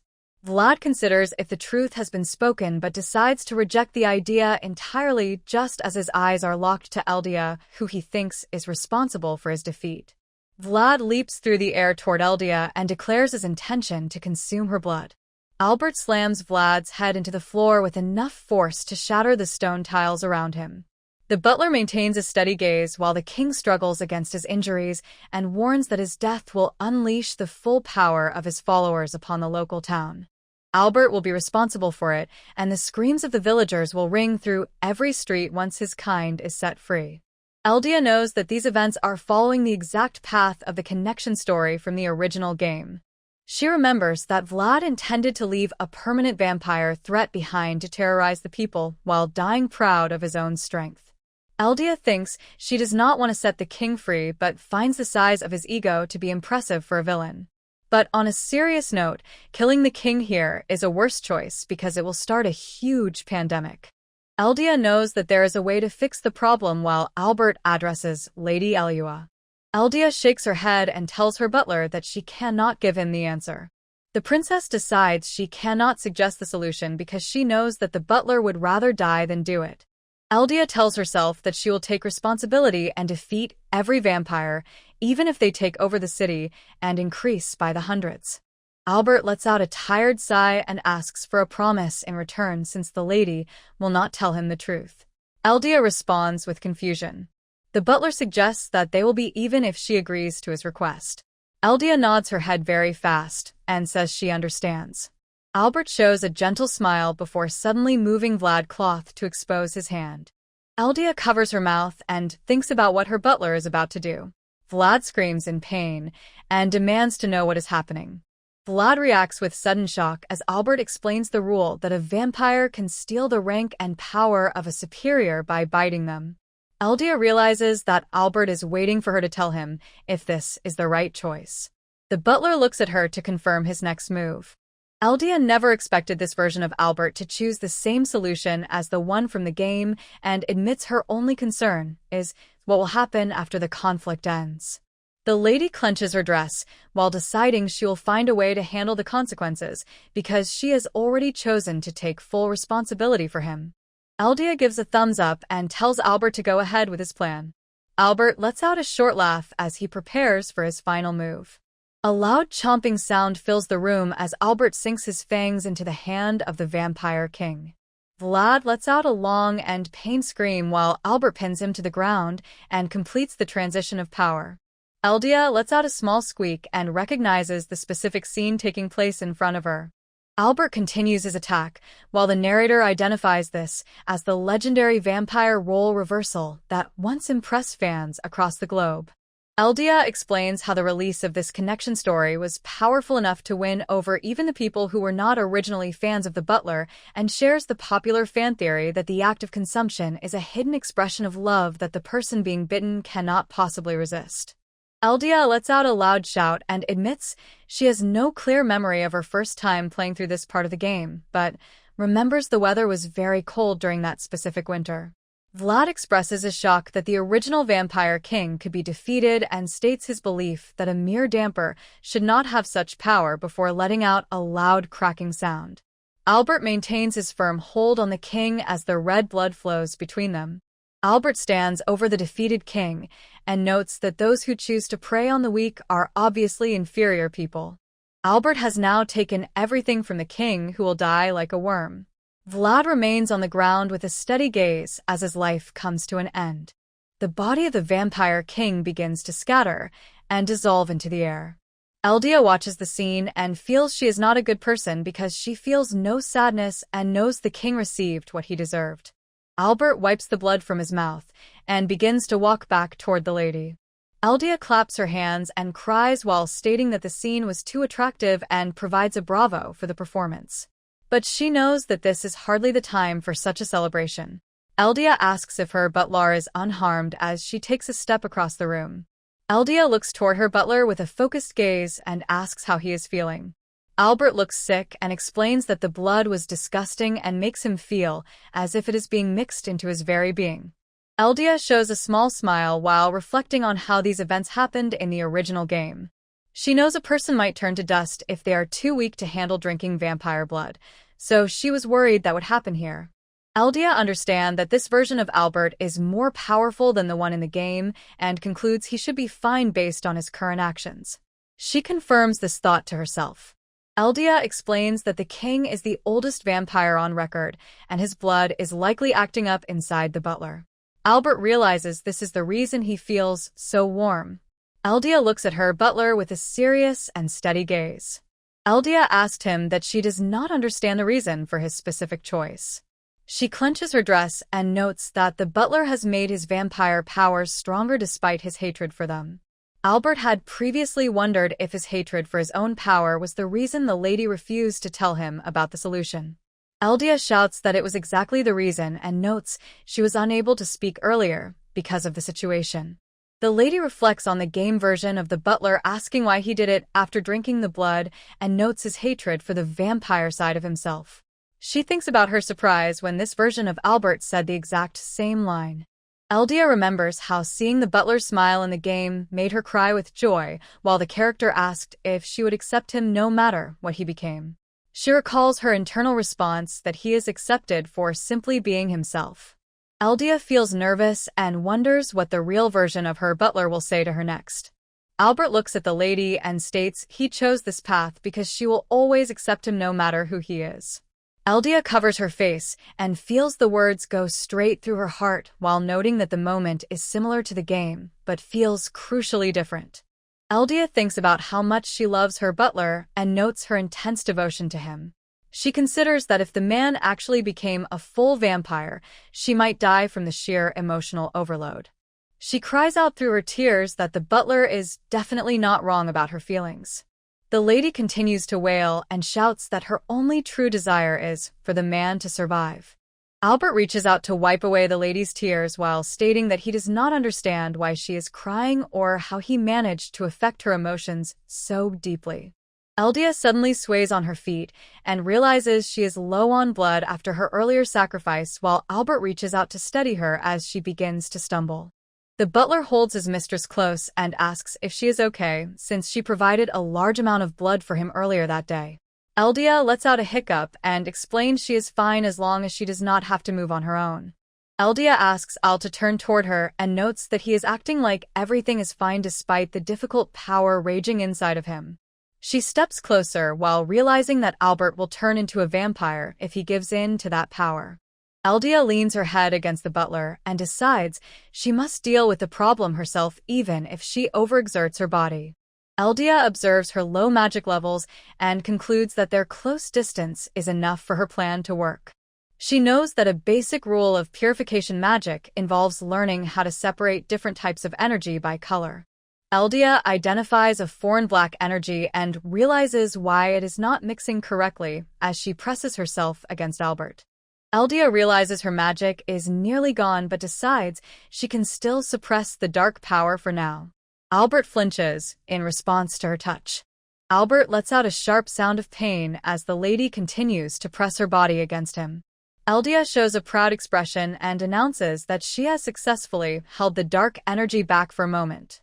Albert breathes heavily and says the lady's name while staring at her with a very serious gaze.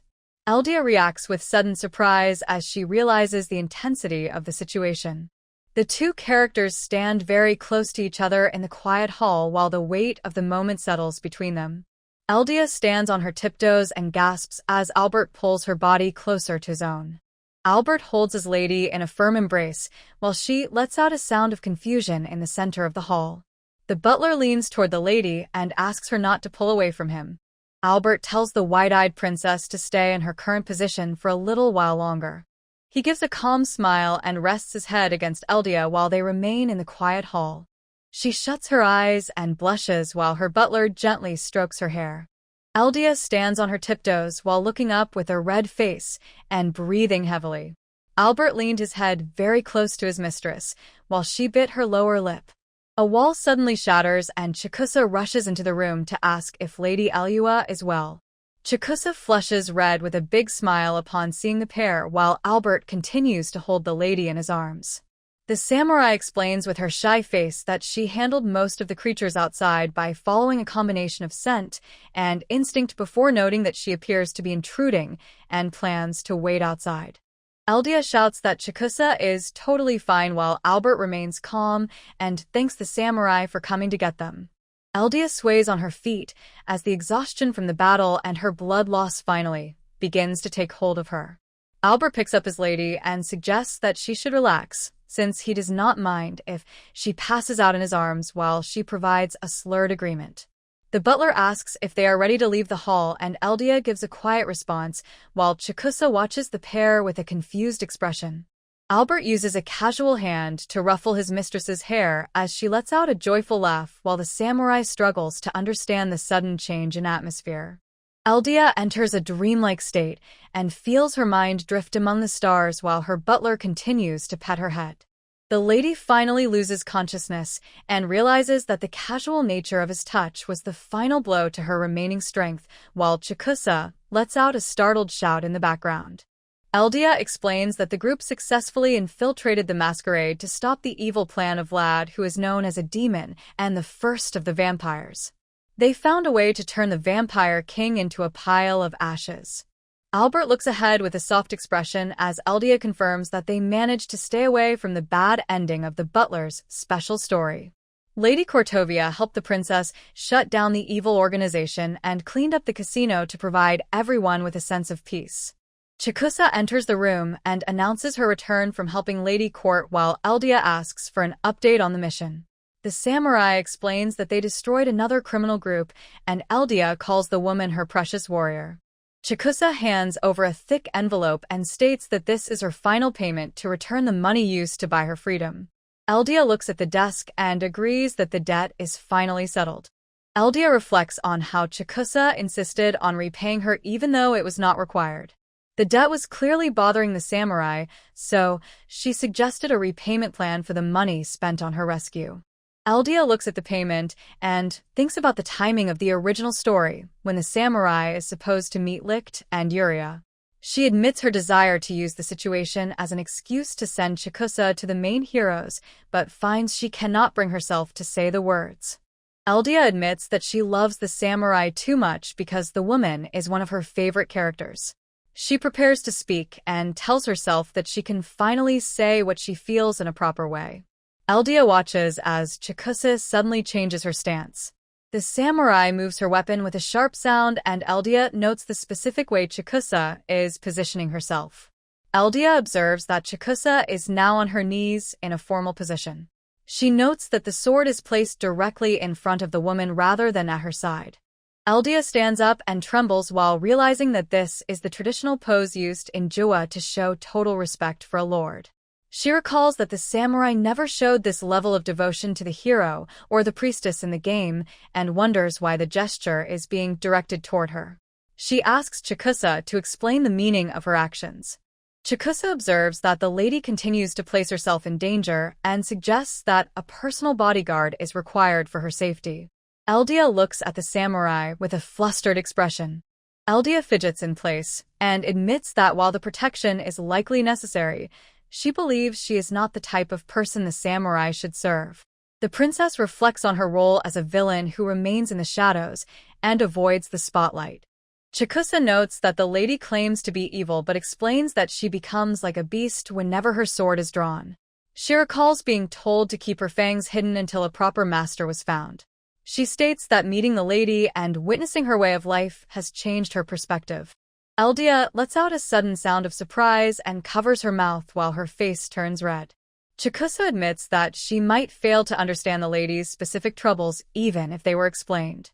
She pledges her fangs to the lady and asks to become the blade that will carry out her master's will. Eldia realizes that the samurai is officially pledging her life to her service. She warns the woman that she will never be allowed to act openly in public. She believes that such serious words are reserved only for a single person who is sworn to be followed regardless of the consequences. Chikusa reaffirms that serving the lady is her proper place. Eldia clenches her clothes and realizes she has led another character away from their intended path. She notes that it is impossible to refuse the offer now. Eldia attempts to welcome the samurai officially, but accidentally stumbles over her words. She felt shy that she ruined a very important moment by making a mistake. Eldia reflects on her inability to remain calm while interacting with one of her favorite characters. She feels so overwhelmed that she asks for her own immediate end. Chikusa offers a gentle look and promises to remain by the lady's side until the moment her strength finally fails.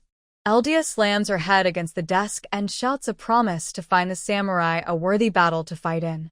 Chikusa watches the sudden outburst with a stunned expression. Chikusa lets out a laugh and praises the lady for her declaration. She states that the princess truly understands her heart. Eldia sits on the sofa and cries while wondering how the situation arrived at this point.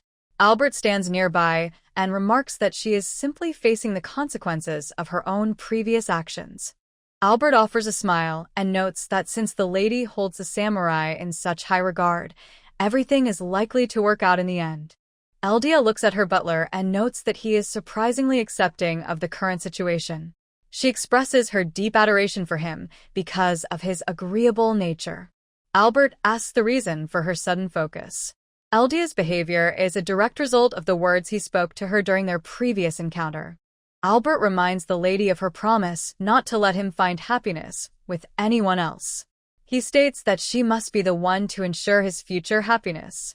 Eldia recalls her previous bold declaration that the butler is her servant and that she is the one who will make him happy. She blushes intensely as the memory of her own words settles over her. Eldia waves her hands and begs her butler to forget what she said, but Albert steps closer and states that he could never do that. Eldia turns her head away in embarrassment as the butler declares his refusal to pretend the moment never happened. Albert reaches out and gently grabs Eldia's face to stop her from looking away while she gasps in surprise. Eldia looks up and suggests that the butler is standing a bit too close to her, but Albert points out that they were positioned much closer to each other just a short while ago. Albert recalls how the lady previously inspected his body from head to toe and wonders why she is suddenly feeling so nervous. Eldia tries to defend her actions by stating that she was only trying to help him adjust to the ancient magic and insists her intentions were entirely pure. Albert looks at his mistress and admits his frustration that his feelings seem to be completely one-sided, explaining that although she always shouts her adoration for him, that is not what he truly desires from her. Eldia calls out the butler's name while his gloved hands slide across her face. The lady lets out a sudden sound in response to his touch. Albert acknowledges that he is the one who fell for someone like her. He asks for a promise that she will find a way to make the situation up to him. Eldia agrees immediately and states that she will do whatever this man wants. She tells him to go ahead and bring on his request. Albert explains that he wants a straight answer to a single question. Eldia expresses her confusion while the butler focuses his steady gaze on her.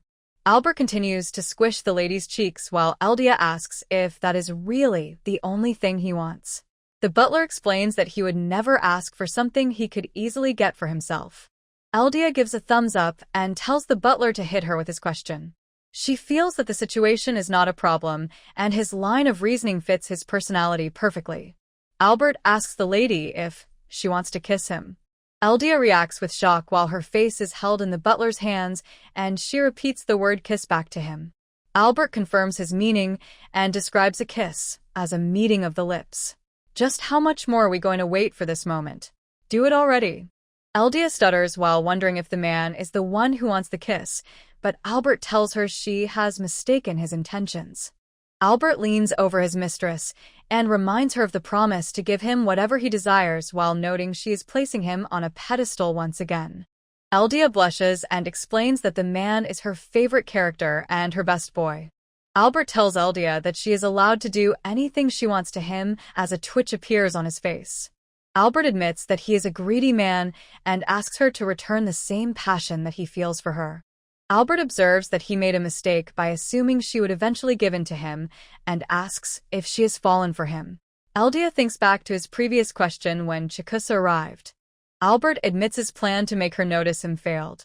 He considers the idea that she might be jealous of her own excitement over the samurai while Eldia realizes he was watching her. Albert requests a clear and honest answer to his query. Albert gives a smile and explains that this answer is the specific reward he wants to receive. Eldia looks down while her face is held and asks if she simply needs to say the words. Albert confirms that speaking is her only requirement as he touches her lips softly. Eldia says that he is not playing fair while Albert responds with a look of surprise.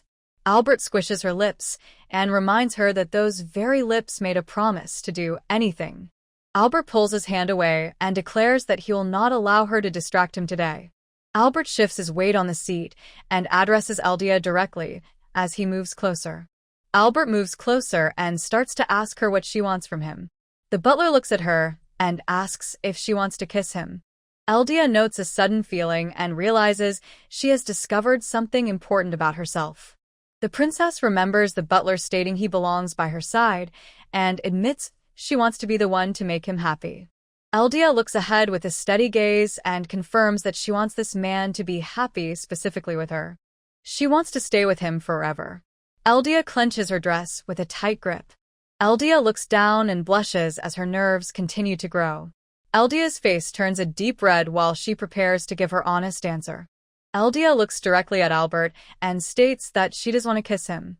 Albert looks at her with a gentle smile and a calm expression. Albert remarks that the situation is settled and leans forward to pull his mistress closer. Eldia reaches up and grabs the butler's tie while her hand lets out a small twitch. Albert holds his lady close as the distance between them disappears entirely in the middle of the room. Albert confirms that he feels the exact same way about staying together forever. The chapter begins by noting that little brother types are full of contrasts while Eldia holds a photograph of a man. Liddell Errol neighbor offers a greeting to Miss Howard and asks if her business is treating her well. The businessman and information broker known as Liddell the pimp hears Eldia state that it is a pleasure to see him and her work is going well. Eldia observes that this man usually gives intel to the hero and priestess in the game version of the story. Liddell explains that the hero and priestess are currently busy trying to close the underworld gates. Liddell notes that the knight belonging to the hero's party is currently back home to rest and recuperate. Albert's hand twitches as Eldia experiences a moment of tension and asks for the name of this knight. Liddell identifies the person as Sir Anson Ravenwood, the head knight for Second Prince William. Eldia reacts with total disbelief as she hears the identity of the knight. Meanwhile, subscribe right now because this story only gets crazier from here. Albert notes that the information they received did not seem important while Eldia disagrees with his assessment. Eldia stands up quickly and explains that the knight visiting his brother is a major plot point that brings her great joy. Albert maintains a quiet and focused gaze as he observes the sudden change in his mistress. Eldia reveals her book of plot notes to better understand the current timeline of the story. The lady reviews her personal notes and recognizes that they have already passed the climax of the first chapter regarding her own downfall. The story moves into the second chapter, where the main heroes are sent to close the underworld gates and meet a new character during their journey. Albert asks if the heroes meet a demon who still has her reason, and Eldia confirms this is exactly what happens. The heroes meet a demon girl named Amaldina, who states that humans have no right to blame her kind because they took advantage of the chaos to open the gates and are the ones who have been truly wronged. The heroes realize high-ranking humans from Feedly open the underworld gates after Amaldina points out that the demons involved were wearing the same clothes as Anson. The group looks for the lead researcher of the underworld gate named Francis Ravenwood, who is the older brother of Anson and was cast out of the research world years before. Anson knows where his brother is hiding, so the heroes travel to meet with him. Francis provides the heroes with the important details they need to know about the enemies they will face next. Francis ruffles Anson's hair and demonstrates how his frank personality brings out the younger brother side of the head knight. The siblings previously had a difficult relationship, but a comment from the hero restores their bond. Eldia considers their dynamic and the plot to be a perfect 10. Eldia states her desire to witness the reunion in person while acknowledging that reaching Francis is hard because he lives as a recluse in a remote area. Albert promises to deploy recording equipment to capture the scene, and Eldia offers her thanks for his help. Albert positions himself very close to his mistress as they both turn their attention to the desk. Eldia experiences a moment of alarm over how close they are standing before realizing they are simply reading the same set of notes. Eldia wonders how she could carelessly get so involved with her best boy and worries she will go blind from the experience. Albert brushes his hair back while maintaining a calm and steady expression. Eldia lets out a sudden shout of surprise while Albert turns his attention toward her. The two characters lock eyes and share a quiet moment of focus. Albert offers a gentle smile and asks the lady if something is the matter.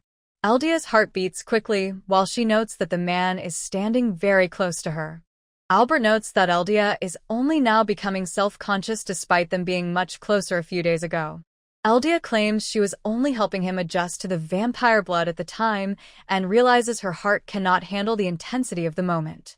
Albert states that such proximity is necessary for Eldia to get used to being around him and begins to define the nature of their relationship. Eldia lets out a loud shout and declares that they are a fan and her favorite idol. Albert admits he is surprised she did not use the terms master and servant, but suggests they have added another layer to their bond. Eldia responds with a sound of discomfort. Eldia remembers their recent embrace and agrees that they have added a romantic element to their connection. Albert clenches his hand on the cushion and states that he feels the same way. Albert expresses his desire to enjoy the presence of his lady. Eldia feels shocked by the suggestion and considers that while she likes watching him, she is unsure how he plans to enjoy her. Albert notes that Eldia frequently mentions wanting to stare at the person she loves. Eldia hides her face and states that she is too much of a mess to handle the situation and might die from the stress, as Albert reacts with mild curiosity. Albert wants to know if Eldia truly has no interest in looking at his face. Eldia confirms that she does indeed want to look at him. Albert concludes that she should become more comfortable with their closeness since she has already begun to adjust to it. Eldia wipes a tear and asks Albert to repeat his words. Albert asks if Francis is a new character. Eldia notes that she loves Albert's ability to fluster her before he quickly returns to the previous topic. Albert asks if they must interfere with the story, and Eldia explains that no action is needed because the Ravenwood brothers are following their original game paths. Eldia crosses her arms and announces that an emergency meeting is in progress. Chikusa offers her help to the group despite her confusion. The group takes in the appearance of their new location and considers what kind of room they have entered. Eldia blinks and realizes that the others have not entered this specific room yet. She identifies the space as the viewing room, which is mainly used for watching recorded media and entertainment. The brothers Anson and Francis had a chance encounter 2 days earlier. In the game version of events, Francis incorrectly believes that Anson hates him. The situation changes when Anson risks his own safety to protect Francis during a monster attack. Francis realizes he was mistaken, and the two brothers reconcile as he shares information regarding demons and the underworld gates in this crucial scene. The story takes a turn as the events fail to follow the original game script. Eldia explains that while she can predict the actions of playable characters, she is unsure of the motives of a non-player character like Francis. Chikusa asks for the meaning of the term NPC. Eldia explains that playable characters usually join the heroes directly, while non-player characters offer indirect assistance when it is required. Chikusa concludes that Francis is meant to provide side support, and Eldia confirms her understanding is correct. Eldia realizes they must find a way for Francis to inform the heroes about the demons and the underworld gates. The heroes are unlikely to discover without help that the King of Feedly is responsible for the experiments that open the gates to the underworld. Chikusa turns pale and asks for confirmation of what she just heard. Eldia simply confirms that her statement is correct. August, the King of Feedly, is identified as the person behind the appearance of the underworld gates. This event is a result of his experiments to use the gates as weapons. Chikusa describes the situation as a total disaster. She notes that intentionally opening gates to the underworld cannot be excused because the resulting demons could destroy the entire kingdom. The group realized that Yuria and the other heroes were sent on their mission while remaining completely unaware of the experiments involving the gates. Eldia plans to run the footage of the brothers' encounter and encourages Chikusa to look for anything unusual with her fresh perspective. Chikusa promises to provide any help she can for their cause. Chikusa is confused by the mention of footage. The narrator observes that her pure and good nature is exactly what makes her so sharp. Eldia tells Albert to play the images of the heroes meeting Francis while she clutches a pillow. Albert agrees, but asks her how many times she has already watched the footage. Eldia states she has only seen it twice and should be fine now. Albert admits he has his doubts, but tells her to remain on her guard as she agrees. Chikusa asks if the images are very gruesome. Eldia reassures her that the footage is normal for an average person while a magical device begins to glow. The group sits on their sofas as a massive projection of a forest fills the space in front of them. Chikusa reacts with surprise that the realistic scene is only an image while Eldia maintains a very focused gaze. The footage shows Yuria noting how far away Francis lives while Licht observes that having no neighbors must be very inconvenient. Eldia watches the screen and feels a sharp twinge of excitement as she notes that the scene is far too cute while Yuria mentions that the current situation cannot be helped. Eldia identifies the man in the knight's uniform with red fur as Anson for Chikusa, as the knight explains that his brother was driven out of both academic circles and the kingdom itself. Chikusa asks if the lady is feeling well while Eldia sniffles behind her pillow and states she is fine because she is holding on during her third time viewing the footage. The story begins to go off script as Anson appears scared rather than hesitant about seeing his brother. Anson notes that Francis is very dedicated to his research and expresses his belief that the man can offer a way to break their current stalemate, and Yuria agrees with her. The group reaches a house in the middle of the woods and someone knocks on the front door. Anson stands at the door and identifies himself before asking Francis to open it. The wood lets out a long creak as the door begins to move. Francis looks out from the safety of his home with a steady and serious expression. Francis wants to know what could possibly bring his brother all the way out to his remote location. Anson notes that it has been a long time since they last spoke. Francis remembers that 4 years have passed since his exile and notes that Anson has continued his path as a knight. Anson explains that his work involves protecting the kingdom. Francis tells him that he should be forgotten since he is no longer one of the people the knight is sworn to protect. Anson suddenly reaches out while shouting that he never had any desire to forget about him. Francis points out that as a knight of the land it is natural for Anson to refuse to protect him. Anson reacts by gritting his teeth while his face shows his internal struggle. A close-up shows Francis gritting his teeth even harder in response to the statement. Yuria introduces herself and Licht to the researcher while offering an apology for the sudden visit. Francis recognizes the visitors as the saint and the hero and concludes that their importance is the reason Anson is with them. Yuria explains that Anson spoke of his brother's knowledge concerning the underworld gates, and Licht asks for the reason behind the recent demon attacks. Francis claims he is a busy person with no words left for his visitors. Francis shuts the door as Yuria attempts to speak. Anson stands outside and says he is fine with being hated if Francis will only listen to his companions. Francis calls out his brother's name. Francis tells Anson to no longer consider him a brother. Eldia weeps over the pain her favorite character is feeling. Chikusa notes the lady's distress and asks if Anson is one of her favorites, which the lady confirms. Chikusa wonders why the group was turned away, and Eldia states her belief that Francis was forced out of the country on false charges. Chikusa notes that the cold reception seems natural given the circumstances, and Albert agrees that Anson is responsible for the outcome of their meeting. Chikusa says that while Anson had to stand for the kingdom as a knight, any past abandonment of his brother would justify the current hard feelings. But Eldia says the situation feels wrong to her. The lady observes that the game version of Francis is usually cheerful and does not hate his brother, which makes his current stubborn and cranky behavior very unusual.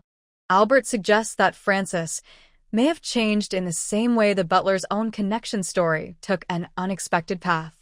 Eldia decides that the conflict between the brothers is a negative development for both the progression of the story and her own mental well-being. Chikusa raises her hand and suggests that instead of using complex schemes, they should simply tell the heroes the truth in secret. Eldia explains that the heroes would not believe them even if they chose to share the truth. The lady reminds the group that they are the villains while Albert and Chikusa offer a quiet sound of understanding. Albert observes that although the hero and priestess might believe his lady, others would find her information suspicious, and an investigation could be dangerous for everyone involved. Eldia concludes that they must continue to work from the shadows to ensure the heroes have the meetings they need to progress. Chikusa admits she was careless in her thinking, while Eldia reassures the samurai that she is noticing things the group missed and asks her to continue speaking. The lady claps her hands together to signal a transition to the next part of their discussion. Eldia states that Francis and Anson must cooperate after the group finds the reason for the awkwardness between them. She notes that the situation will ruin the swimsuit event for everyone. Chikusa identifies her lack of knowledge regarding the festival. Albert acknowledges the event while Eldia provides a confirmation.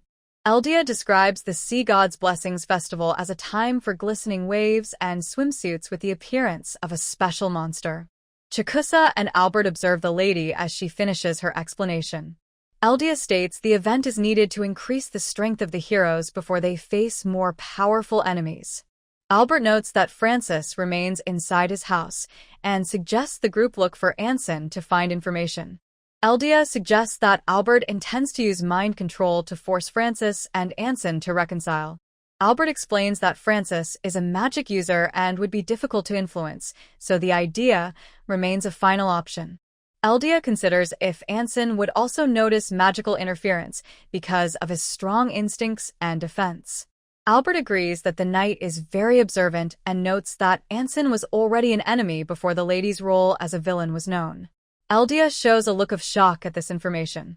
Albert determines that since magic control is not possible, the group must find a way to disguise themselves instead. Eldia identifies an opportunity for Anson to bring the heroes to the swimsuit festival and considers the many ways she can gain entry to the event herself. Albert reminds the lady that she cannot be near Anson because the knight will attempt to take her life if her identity is revealed. Eldia states her confusion over the restriction while Chikusa looks on.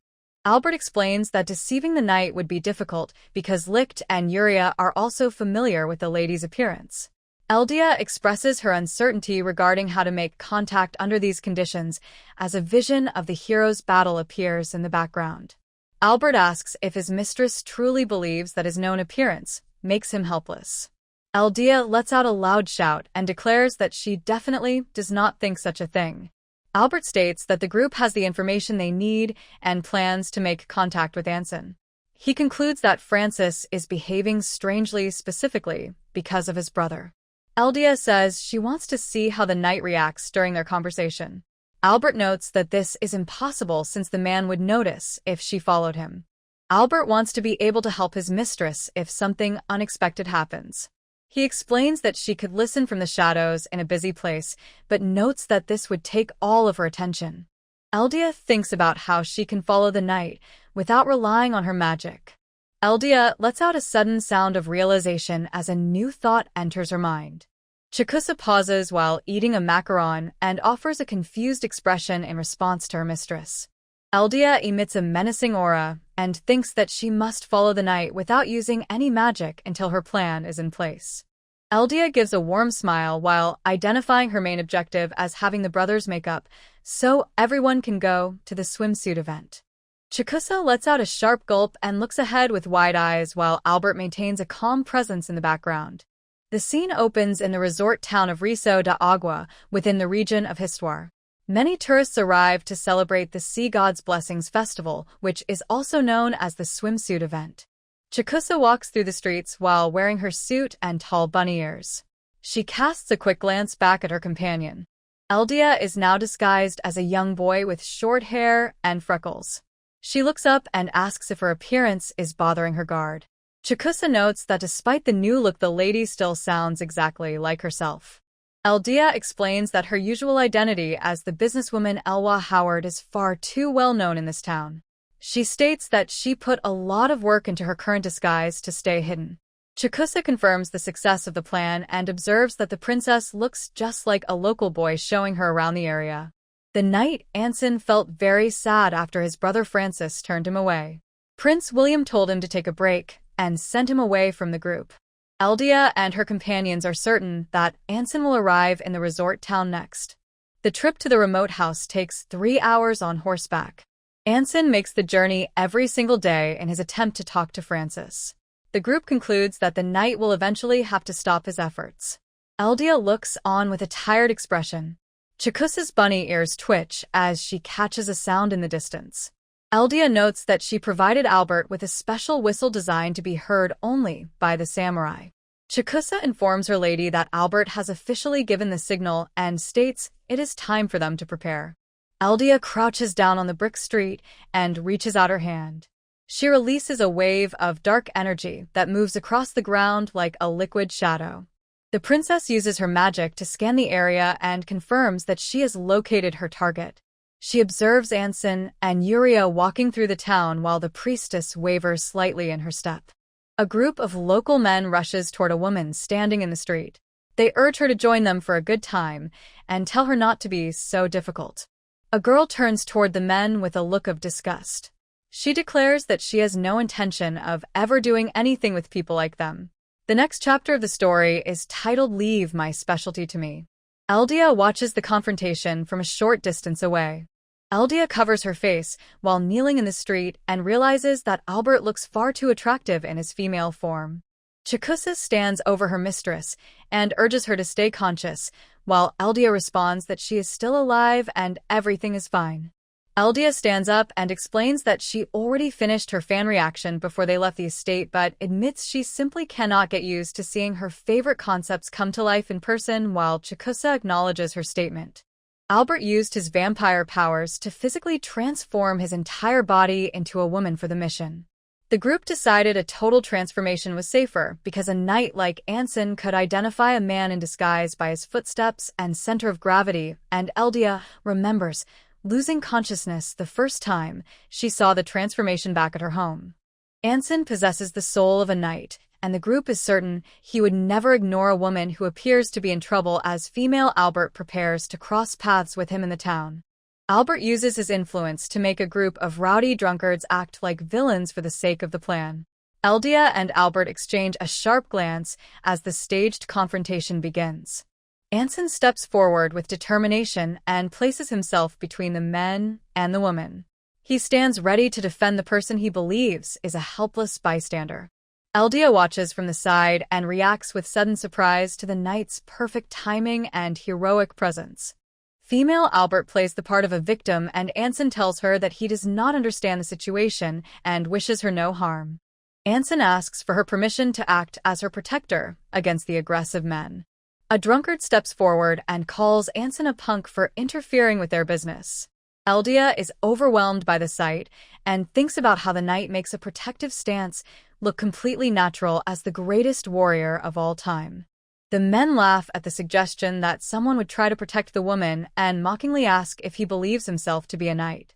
Anson confirms that he is indeed a knight and explains that more importantly, he cannot simply stand aside when a woman is in trouble. The drunkards call his standards pretentious and point out that the woman previously hit their friend. Anson asks the lady if the claim is true.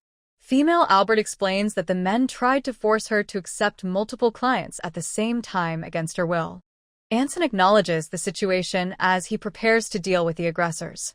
The knight declares that his decision to take action remains unchanged. Anson quickly strikes down the three men with a powerful move. The local citizens cheer and applaud as the knight stands calmly among the defeated troublemakers. Anson turns toward the woman and asks if she is feeling all right.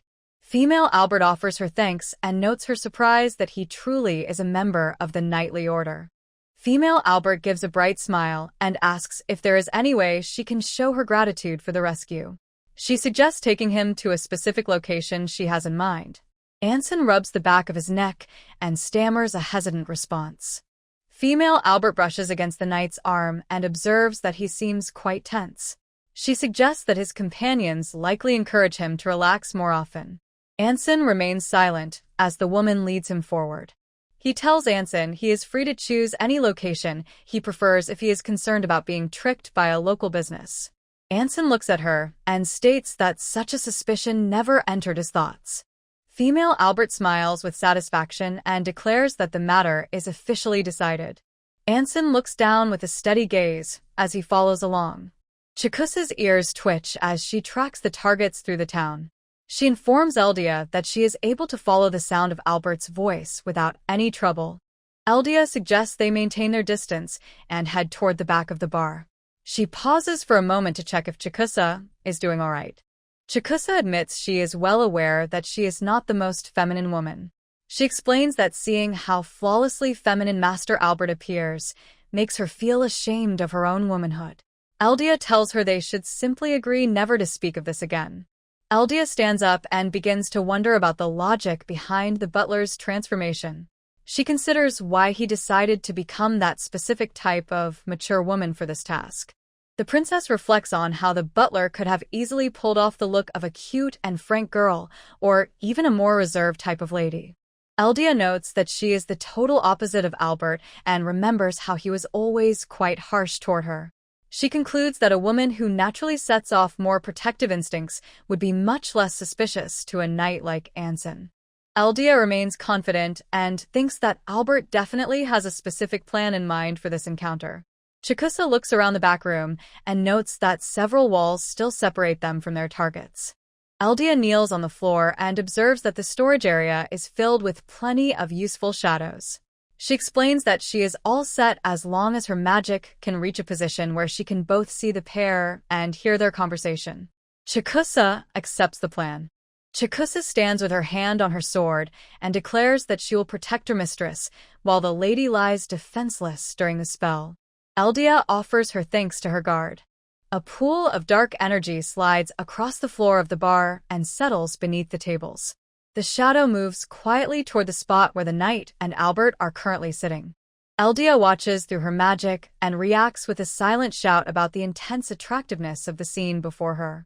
Anson turns toward his companion and begins to ask a question. Anson narrows his eyes and asks if magic is currently being used because he feels a strange presence nearby. Female Albert breaks into a sweat. Eldia realizes that Anson is far too sharp. She notes that the knight is able to detect the tiny traces of vampiric power hidden within Albert's transformation. Female Albert tells the knight that it is hardly gentlemanly to call out a woman for using magical cosmetics. She explains that he is supposed to pretend he did not notice anything at all. Anson blushes and acknowledges the woman's statement. Eldia is impressed by the butler's quick excuse. She concludes that a woman working in a resort town would definitely use magic to even out her skin and make her eyes pop. Anson offers an apology for his behavior. He states that he can be a bit clueless regarding the habits of women at times. Female Albert observes the knight with a steady gaze. She notes the bitter expression on his face and begins to analyze his reaction. Female Albert leans in close and asks the knight if another woman said something similar to him when she turned him down. Anson looks away with a blush and explains that it was not a woman who rejected him but rather his own brother. Female Albert watches him with a curious gaze and asks if he is currently having a fight with his brother. Anson closes his eyes and states that if she intends to mock him, then he is finished with the conversation. Female Albert insists she is not mocking him and says the situation sounds wonderful because fighting proves he must be quite close with his family. She looks away sadly and adds that she no longer has any family members of her own to fight with. Anson starts to offer an apology for the topic, but the woman stops him and says there is no need for it because everything is already in the past. Female Albert rests her chin on her hand and encourages the knight to share his story. She suggests that if he feels guilty, he should explain exactly what happened between him and his brother. Eldia collapses to the ground in the back room while watching the conversation through her magic. She is overwhelmed by the butler's smooth talking and describes him as an incredible flirt. Female Albert tells Anson that their meeting is simple. She explains that he is merely sharing his thoughts while drinking, and she just happens to be there to listen. Anson watches the woman and observes that her clients must be extremely devoted to her. Eldia cheers silently and confirms that the knight is correct about the butler. She calls him a wicked man who deserves worship and invites Anson to join the fandom. Anson looks down at the table and admits that he and his brother used to be incredibly close. He explains that as the third son, his parents barely noticed him and viewed him only as a burden. Anson recalls how his brother, the second son, went out of his way to take care of him during their youth. Eldia observes Anson's face and realizes his expression is exactly what she imagined when she encountered this part of the story in her game. Anson explains that Francis acted like a father to him. He mentions that his brother teased him whenever he snuck into his bed after having a nightmare. Anson becomes self-conscious about his confession and asks the woman to forget what he just said. Eldia is stunned to hear that the young knight used to sleep in his brother's bed. She decides this is a perfect piece of information for a fan of the story and concludes she could never forget it. Female Albert observes that Anson truly loves his brother. Anson confirms that Francis is a talented and respectable man and explains that he became a knight specifically to protect the kingdom so his brother could continue his research. Anson looks down and admits that he truly believed in their bond at one time. He reflects on how the awkwardness between the siblings started the moment he decided to pursue a career as a knight. He notes that Francis was firmly against his choice to join the order. In a flashback, young Anson practices with his sword. He considers the knightly path a proper direction for a third son to take. Eldia realizes that this version of events differs from the original game, where Francis was always supportive of Anson's goals. Anson continues his story and explains that his brother wanted him to act as a research assistant instead. He remembers telling Francis repeatedly that he simply lacked any understanding of complex magical theory. Anson recalls a time when he achieved perfect marks in his knight training and shared the news with his family. He notes that even after seeing his success, Francis appeared worried rather than happy for him. The knight reflects on the growing distance between the pair. He states that he eventually began to hate how awkward their conversations became whenever he returned home to visit. Anson describes how Francis behaved during their final interactions. He remembers his brother constantly sighing and hesitating to respond whenever Anson spoke to him. Anson looks down and admits he wanted to offer an apology in case he had done something wrong in the past. Anson reveals that Francis simply told him it was not his fault. Anson explains that he probably just wanted to hear his brother say he had done a good job. He reflects on how Francis still attended his tournaments and open houses during his time at night school and notes that he felt grateful for the support. Anson mentions hearing that Francis would often ask his friends about his well-being. He remembers one specific day when he caught sight of his brother sitting in the stands during a tournament. The knight admits he regretted seeing his brother at that moment. He describes how Francis had a very strained expression as if he was struggling to hold back a wave of great fury. Anson recalls the final moment of the encounter and explains that Francis turned and ran away as soon as their eyes met. Anson ruffles his hair and lets out a long sigh. He states that he knew at that moment his brother had come to hate him. Eldia processes this information while sweating. She considers the meaning of Francis being full of sighs and unable to speak whenever they met. She reflects on the brothers' claim that the situation is not Anson's fault. Eldia wonders if Francis simply stopped talking to avoid saying anything rude and became stony-faced as a result. She repeats the brothers' statement that the outcome is not Anson's fault. Eldia notes that a tournament is the best time for a knight in training to show his skills. She determines that it would be very strange for Francis to be present in the stands if he truly hated his brother. Eldia realizes that Francis actually panicked because he did not want his remarkably cool favorite brother to see him in the crowd. She observes that he ran away the moment their eyes met. Eldia is overwhelmed by this new interpretation of the brothers' relationship. Eldia looks on with a sharp gaze and determines that she is witnessing a fellow fan struggling to contain his deep feelings for a favorite character. Eldia begins to study the reality of the situation and considers whether she is the only one noticing a specific pattern in the behavior of the two brothers. Eldia arrives at a sudden realization and concludes that Francis actually possesses an absolute adoration for his younger brother. Anson offers an apology for bothering his companion with such a childish story, while female Albert assures him the conversation is fine because she is the one who requested the explanation. Female Albert tells the knight that the depth of his love for his brother is clearly evident, and Anson reacts with a look of visible embarrassment. Anson provides his thanks to the woman and states that her understanding of his situation makes him feel a bit better about the conflict. Female Albert leans her head on her hand and asks Anson if he is certain he remains unaware of the cause of his brother's change in behavior. Anson explains that Francis has sent him simple letters once a month since they became distant. He admits he still feels regret for not rushing to his brother's side when he was in trouble.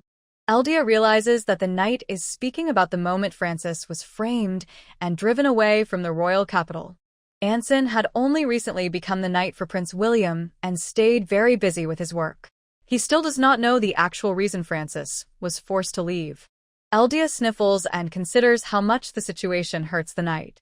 She notes that he believes his brother hates him while also carrying the weight of failing to protect him. Eldia concludes that the problem lies with Francis rather than Anson, and for now they should leave. Female Albert reaches across the table to brush the knight's hand and asks if he would like to receive some comfort for his troubles. Anson and Eldia both show expressions of total disbelief at the turn the conversation has taken. Female Albert points out that Anson is clearly suffering and explains that keeping these emotions inside leads to horrible thoughts. The woman rests her hand on the knight's hand and states that he should try to forget about everything for a while to help his state of mind. Eldia spits out her drink in total shock while Anson looks at his companion and asks if she realizes exactly what she is proposing to him. Female Albert asks if the knight would like to taste the finer pleasures of the world, and notes that her profession means she understands the implications of her offer perfectly. She confirms she is willing to do it with him. Female Albert maintains physical contact by holding the knight's hand. Female Albert remains calm while keeping her focus on the knight. The knight lets out a short breath and prepares to deliver his response. Anson slides his hand back across the table. He states that while he appreciates the offer from such a lovely woman, he refuses to use her in that way. Anson gives a gentle smile and explains that their conversation was more than enough thanks for his actions. He advises the woman to take better care of her own body in the future. Female Albert observes the knight and acknowledges that she has officially been rejected. Anson places his hand over his heart and begins his final farewell. The knight offers a deep and formal bow to his companion. He states his genuine gladness for having met her before he turns to walk away. Eldia applauds and observes that Anson is the ideal knight because he knows the right way to act. She admires his heroic nature, but feels annoyed that he rejected the butler and realizes that the ground has begun to vibrate. Chikusa moves with sudden speed to secure the princess. She apologizes for her lack of manners, but states that they are facing a crisis. Eldia is caught off guard as her bodyguard carries her away from the area. Licht asks for confirmation that they are moving in the right direction. Yuria agrees and notes that her lady is correct. The two heroes run past the storage barrels while Eldia notices their arrival with surprise. The story continues with Chapter 15 titled Alternative Viewpoints Are Important. Eldia remains in her boyish disguise while being held close by the female version of Albert. The scene shifts to the interior of a grand estate under the night sky. Eldia closes her eyes as she processes the sensation of being carried. She notes to herself that the person holding her feels incredibly soft. Albert continues to transport his mistress in a bridal carry past the large windows of the mansion. Eldia drifts in her thoughts while reflecting on how the embrace feels warm against her. Albert looks down at the lady with a calm and steady expression. Eldia opens her eyes and looks directly at the face of her companion. Albert notices his mistress starting to faint from the excitement and begins to repeatedly smack her on the head to keep her conscious. Albert instructs the lady to stay focused and remain present in the moment. Eldia offers a slurred response of agreement while leaning against her butler. The pair prepares for their next move as they transition into the main part of the room. Eldia sits on the sofa and asks for an update on what happened after the encounter. Albert explains that the knight Anson ran into the main heroes immediately after walking out of the tavern. Albert notes that because Chikusa used physical force to remove Eldia from the scene, the heroes failed to find any evidence of the lady's presence. He observes that the quick retreat kept their identities hidden. Albert reports that the group was forced to leave the area because Eldia lost consciousness. Eldia mentions that she managed to wake up just before the butler could place her into bed for the night. Eldia offers her thanks and names Chikusa the most valuable player for this part of the mission. She acknowledges that Albert also contributed a great deal to their success. Albert remains in his female form and stares ahead with a serious expression. Eldia clutches her head in a state of sudden overload. She reflects on how the butler looks like a beautiful woman just by standing there and admires his refined demeanor. She notes the perfection of his physical appearance as she struggles to maintain her composure. Eldia observes the female version of her butler and notes the slim waist and long legs. She concludes this is the definition of a perfect body. Eldia asks if they are officially safe. Albert confirms they have returned to the estate and should be in the clear. Eldia drops to the floor and begins a sequence of deep bows toward her butler. Albert looks down at his mistress and asks for an explanation of her behavior. He wonders exactly what she intends to accomplish with her current actions. Eldia reflects on seeing this concept in fan art and realizes a living version of a female Albert is now standing before her. She declares it is a miracle and pays respect to all of creation and the gods for the butler's beautiful face. Albert states that he has never understood the lady less than he does at this specific moment. Eldia lets out a loud shout as she suddenly snaps back to reality.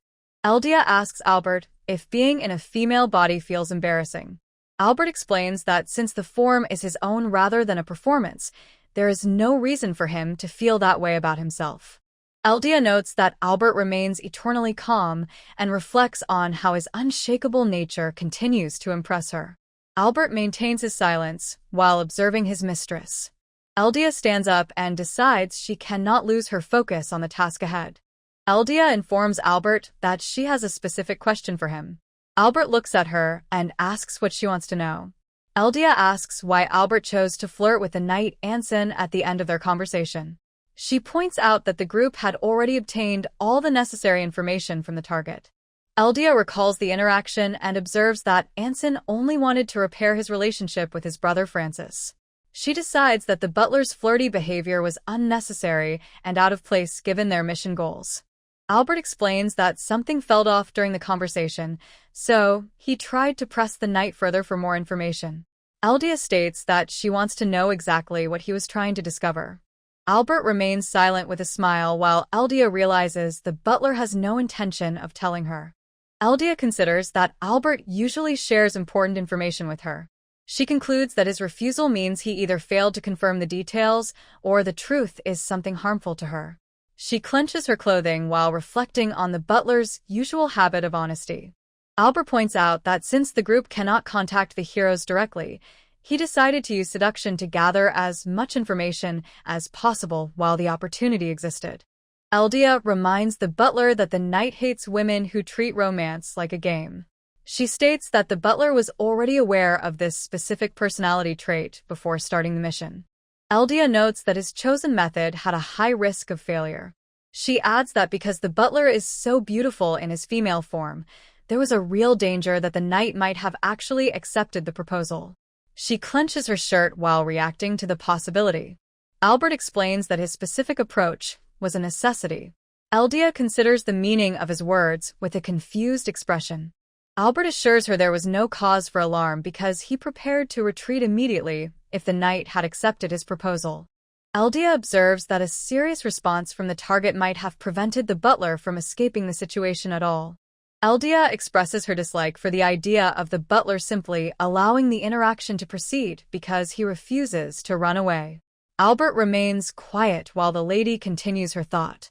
Eldia experiences a moment of physical tension and clenches her shirt. Eldia takes hold of the butler's hands and acknowledges that she accepts the strategy if no other choice exists. She commands him to do anything required for his own survival but indicates there is one final point to discuss.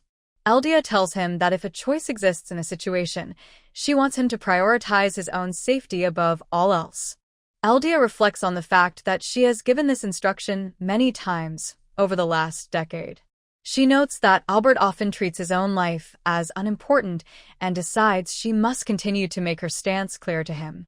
Albert observes that he expected the lady to simply shout about his perfect appearance and ignore the more serious parts of the conversation. Eldia looks down as the butler shares his thoughts.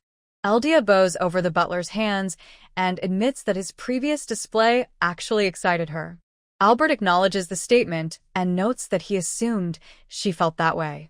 Eldia looks up and explains that while she enjoys certain themes in fictional stories, she completely rejects physical harm or non-consensual behavior in the real world. She states that those specific elements should remain strictly within fan work. Eldia grips the butler's hand firmly and acknowledges that she is fully aware his previous behavior toward the knight was entirely an act. Eldia looks down with a red face and admits that seeing her butler seduce another person actually bother her. Eldia remembers the butler using his charms on the knight and reflects on how her mind became a total mess during the encounter. She acknowledges that while she enjoyed the sight as a fan of the story, she is shocked to realize she felt genuine jealousy for the first time. The princess considers how she always kept her passions under control in the past.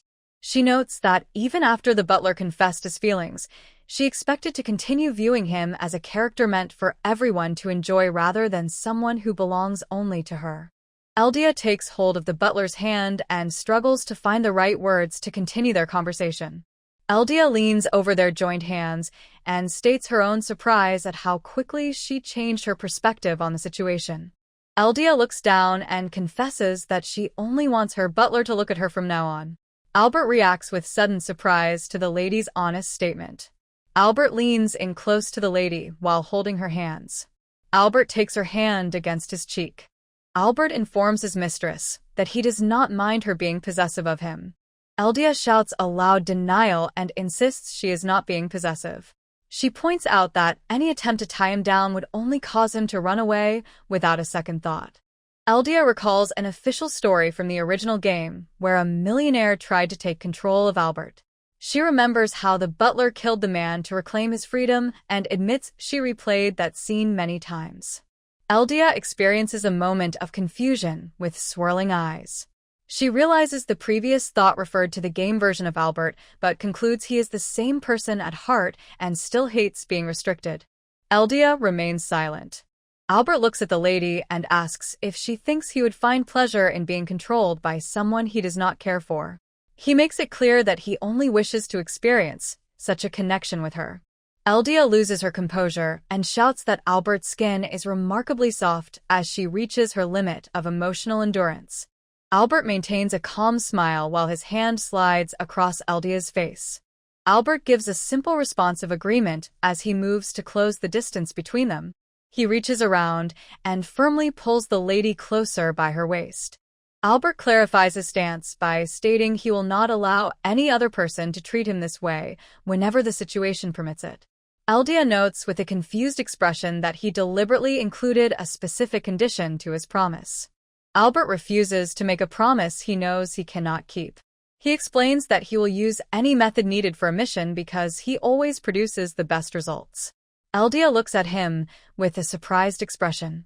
Albert puts his hands together and says his heart will always be loyal to Eldia. He promises to avoid any actions she hates as much as he possibly can. Eldia thinks about how Albert usually picks his words very carefully. She is shocked that he is willing to swear a serious oath like this to her. Eldia decides she will always trust him. She notes that hearing him say these things makes her feel a new level of safety. Eldia turns her head and blushes while looking at the butler. She admits she is starting to feel like he really loves her. Albert looks back with a steady gaze and confirms his love is real. He tells the lady that he was not sure how he would treat her this time. Eldia notes that Albert's heart is pounding loudly. Albert observes that Eldia seems very attracted to his current female appearance. Eldia shouts that any person would be affected by such a high level of allure. She claims that Albert is so gorgeous he should look in a mirror to understand her reaction. Albert asks the lady if she is also attracted to women in general. Eldia explains that her interest in romance between women is usually limited to fiction. She declares that Albert is an exception to her rules and states she would be attracted to him regardless of his gender or age. Albert smiles and opens his arms to his mistress. He asks if the lady would like to touch his body. Eldia reacts with shock and asks if such a thing is truly permitted.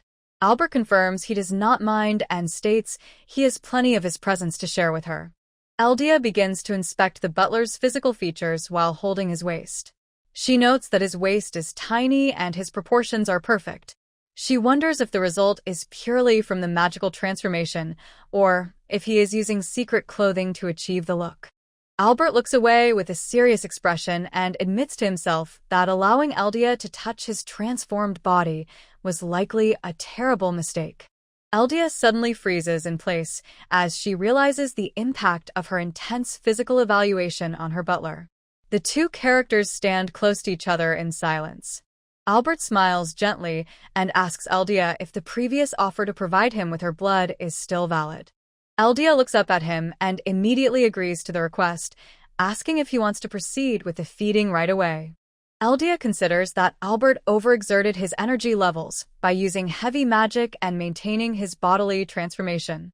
She concludes that receiving a small amount of blood will help him recover his strength quickly.